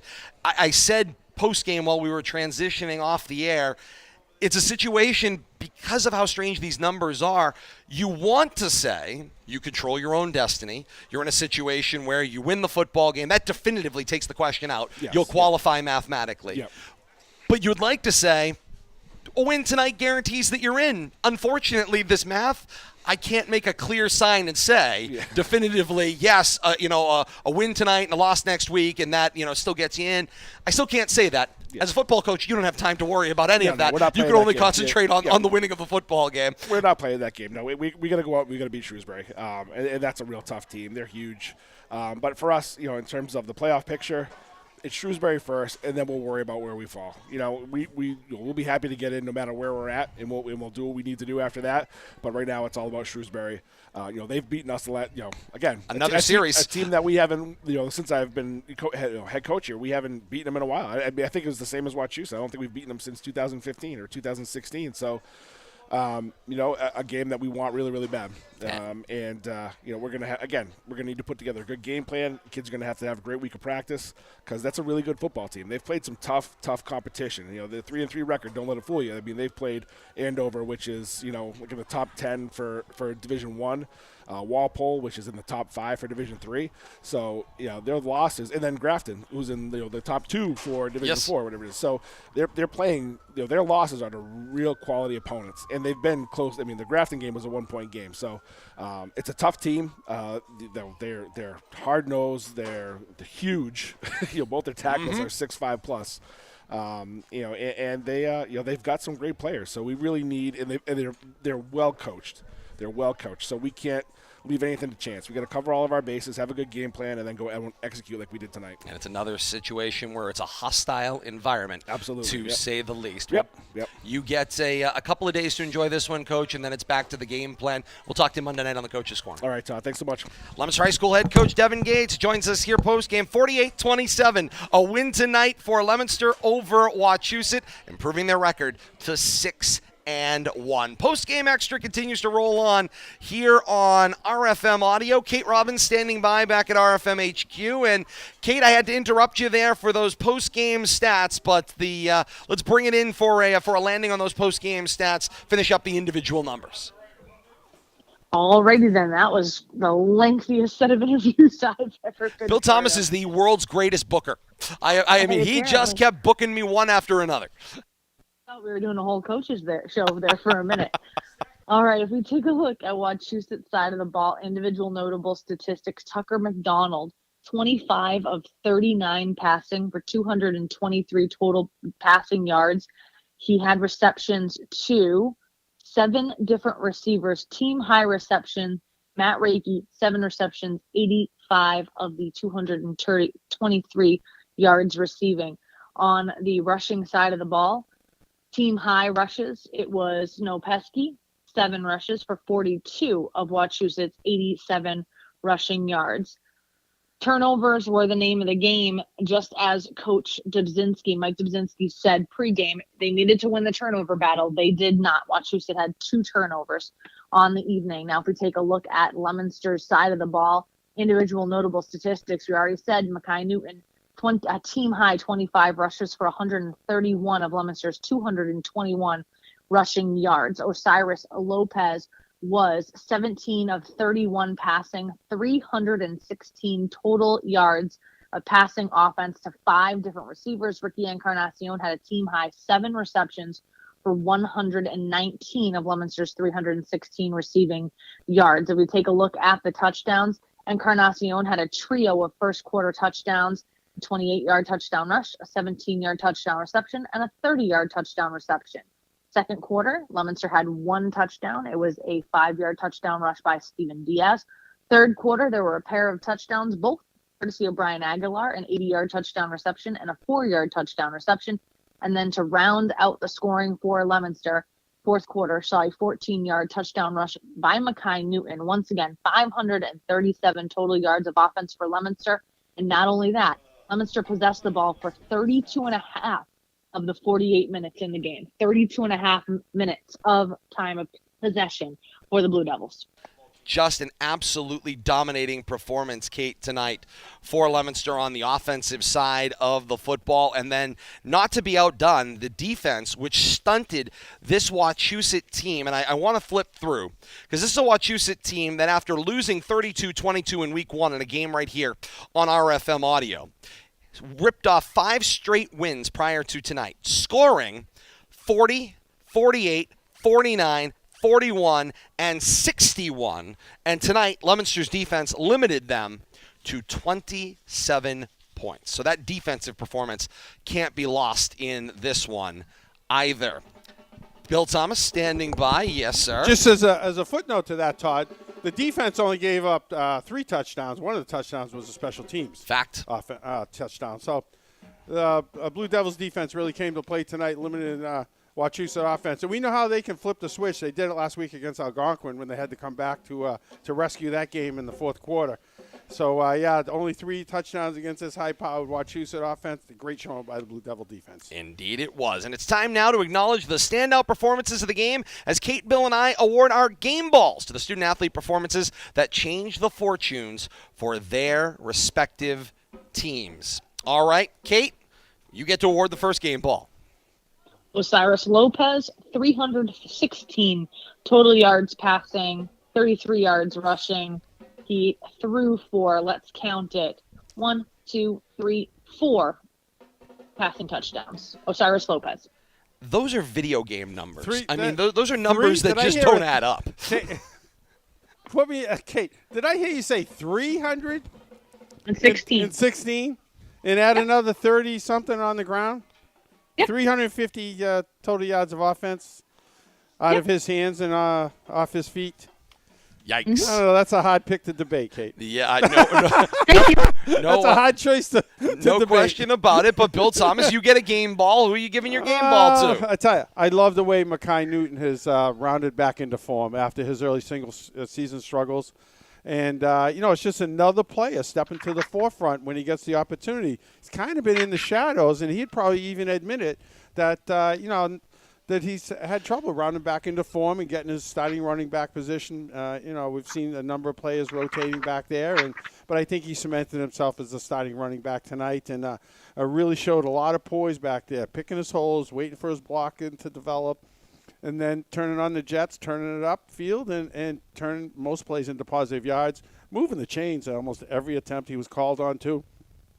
And so I think as great a game, and you can't ignore what Osiris Lopez did. No, slighting of him whatsoever, but I'm just really happy for Mekhi Newton, and he showed it when I saw him down on the field post-game, and, I'm sure during his interview, what I heard, he sounded very happy and just happy to be playing and being, once again, part of this team. So I'd like to just recognize Mekhi Newton. He had a great game tonight, and I think he showed a lot of team leadership.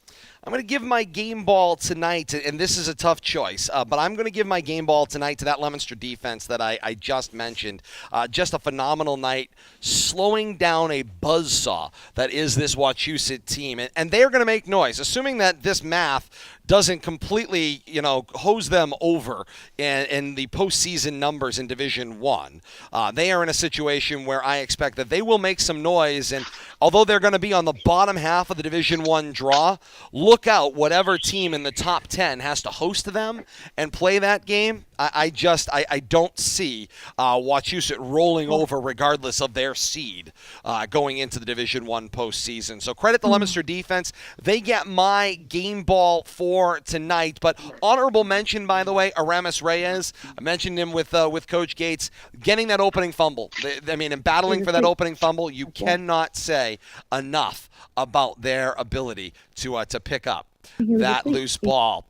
Kate Robbins back at RFM HQ. Thank you so much for the great effort tonight, and it's time now for the 3 B's for Little Pat. That's book, bottle, and bed tonight. I'll see you guys when I get home. No around the region tonight, Dad? Oh, darn it all! I jumped the gun. Good job, Kate. Keep my point. Wow, even from long distance. Hey, we've got people holding on for this final scoreboard here. You teased some big upsets around the region tonight, so my fault. Back to you. Book, bottle, and bed. Pat's on hold. Watch a little more of the broadcast. Kate Robbins, you've got our final scoreboard tonight. Sounds good to me. So Thursday finals from yesterday once again. Groton Dunstable, a winner over Westboro 32-0. The final there. Narragansett, a winner yesterday over Quabbin 22-6. Those were your Thursday finals. This evening, Xaverian routs St. John's of Shrewsbury 55-6. No surprise there. The final, Xaverian over St. John's. Assabet falls to Leicester tonight. 1-5 Leicester tonight. 26-22 the final in that one. Leicester over Assabet. Baypath beats up on Abbey Kelly 40-8 the final there. Here's an interesting one. Monty Tech was 5-1 coming into the game. Worcester Tech beats 5-1 Monty Tech 16-6 the final. That'll upset the Colonial League. You've got it. That's right. Out of Inter High League play, 44-0 South over Burncoat, your final there. Marlborough blanks Algonquin tonight, 34-0. The final out in Marlborough tonight at Kelleher Field.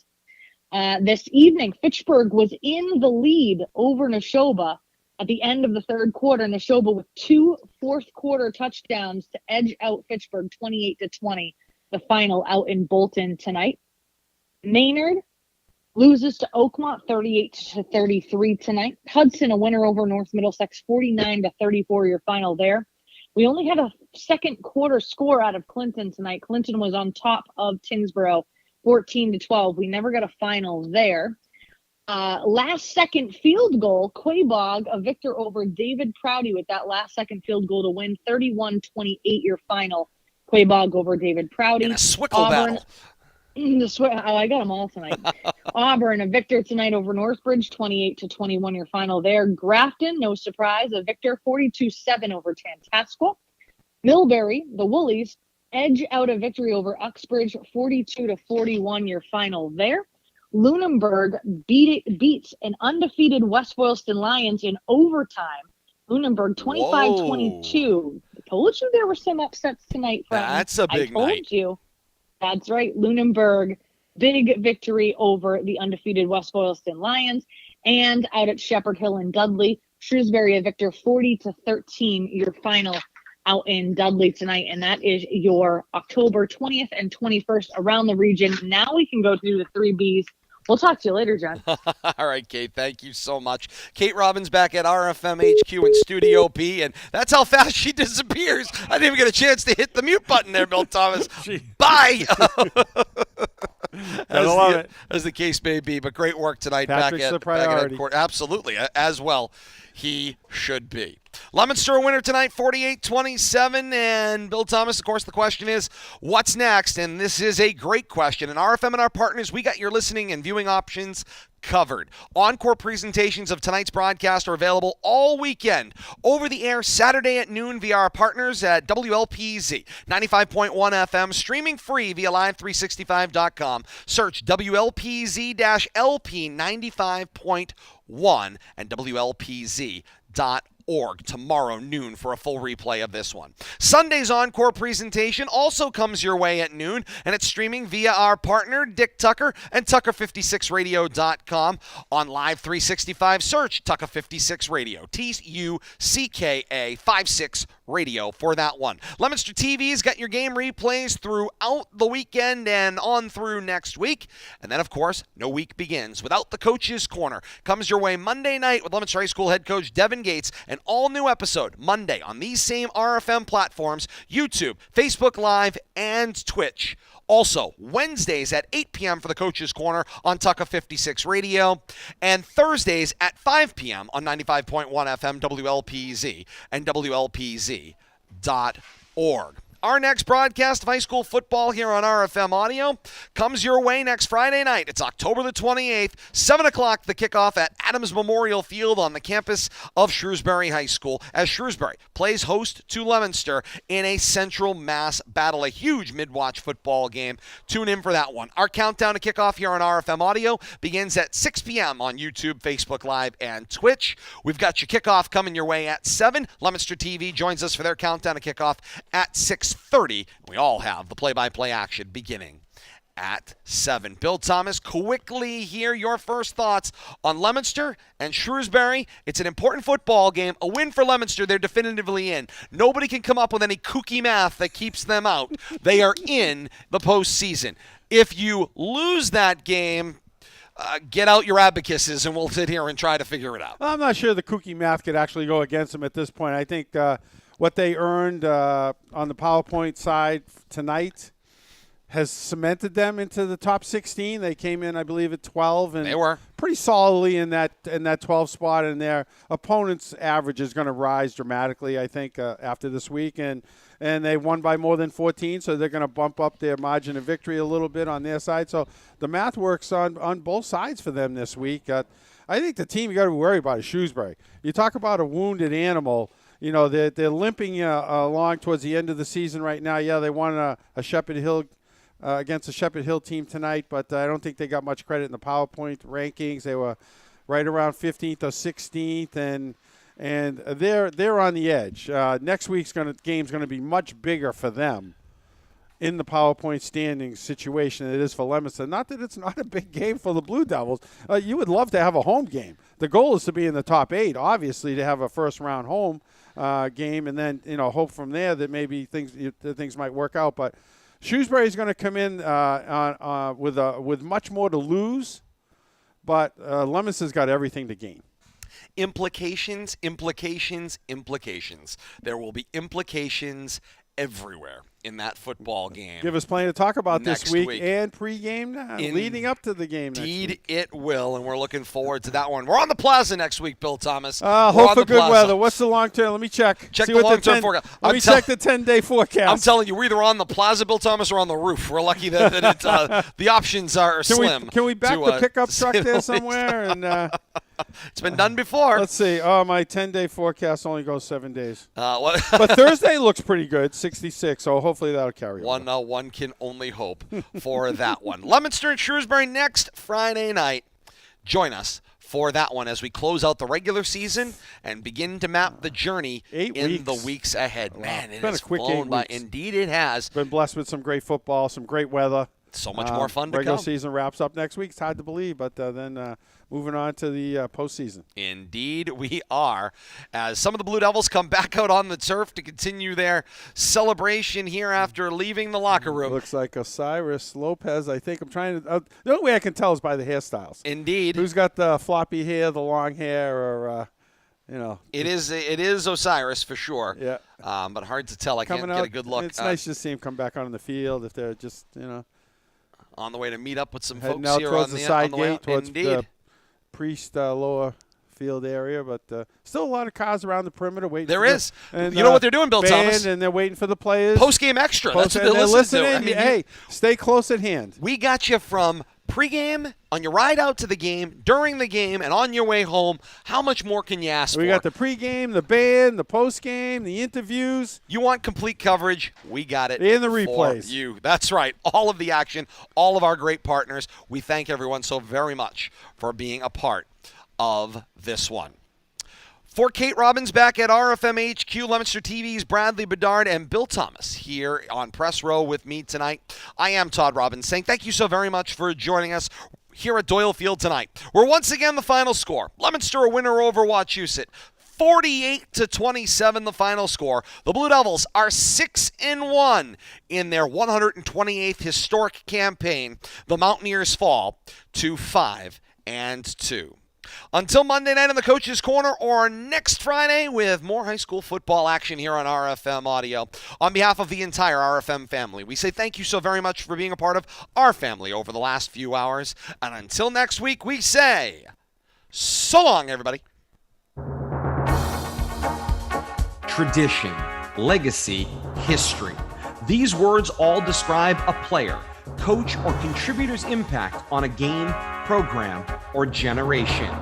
Each week this season, student athletes of this generation will square off with the goal of best representing their community today or for years to come. Neil O'Connor finds Jake Elaine. Alan Glennie quarterbacks his ball club. Ducky Eyes in the end zone. And calling signals, Dave Palazzi. John Ulecki. Warren Muir. LeQueer. Jack Rodequins. Bobby Mativier. Jason Toomley. Devin Gates. Quentin Tiggs. Cortez Ludden. D. Geronimo. Stephanides. Sean Duquesne. McDonald. Graham. Quentin Perkins. Geraldo Rivera. Gray makes the catch in the end zone for the touchdown. Who will have their name weaved among the tapestry of legends? Who can add their name among the football greatest in Central Massachusetts? You'll find out right here on RFM, continuing a legacy and tradition of audio excellence established by generations of great play-by-play teams gone before. Yours truly, Tom Connery, Dave Spence, and Warren Muir. This is Joe White. With me this morning is Dickey and Ron Lamont. Ed Coleman along with Joe DeCarolis and Mark Landon. This is Dave Clark along with Mike Flynn. I'm Dave Spence along with my partner Luke Connery. Todd Robbins alongside Ben Parker. Todd Robbins, Bill Thomas, Kate Robbins, and you. Great to have you along with us. Stories told through the words spun by legends. The stories continue to be described by the award-winning team of today. It's time for high school football with the award-winning team of Todd Robbins, Bill Thomas, and Kate Robbins.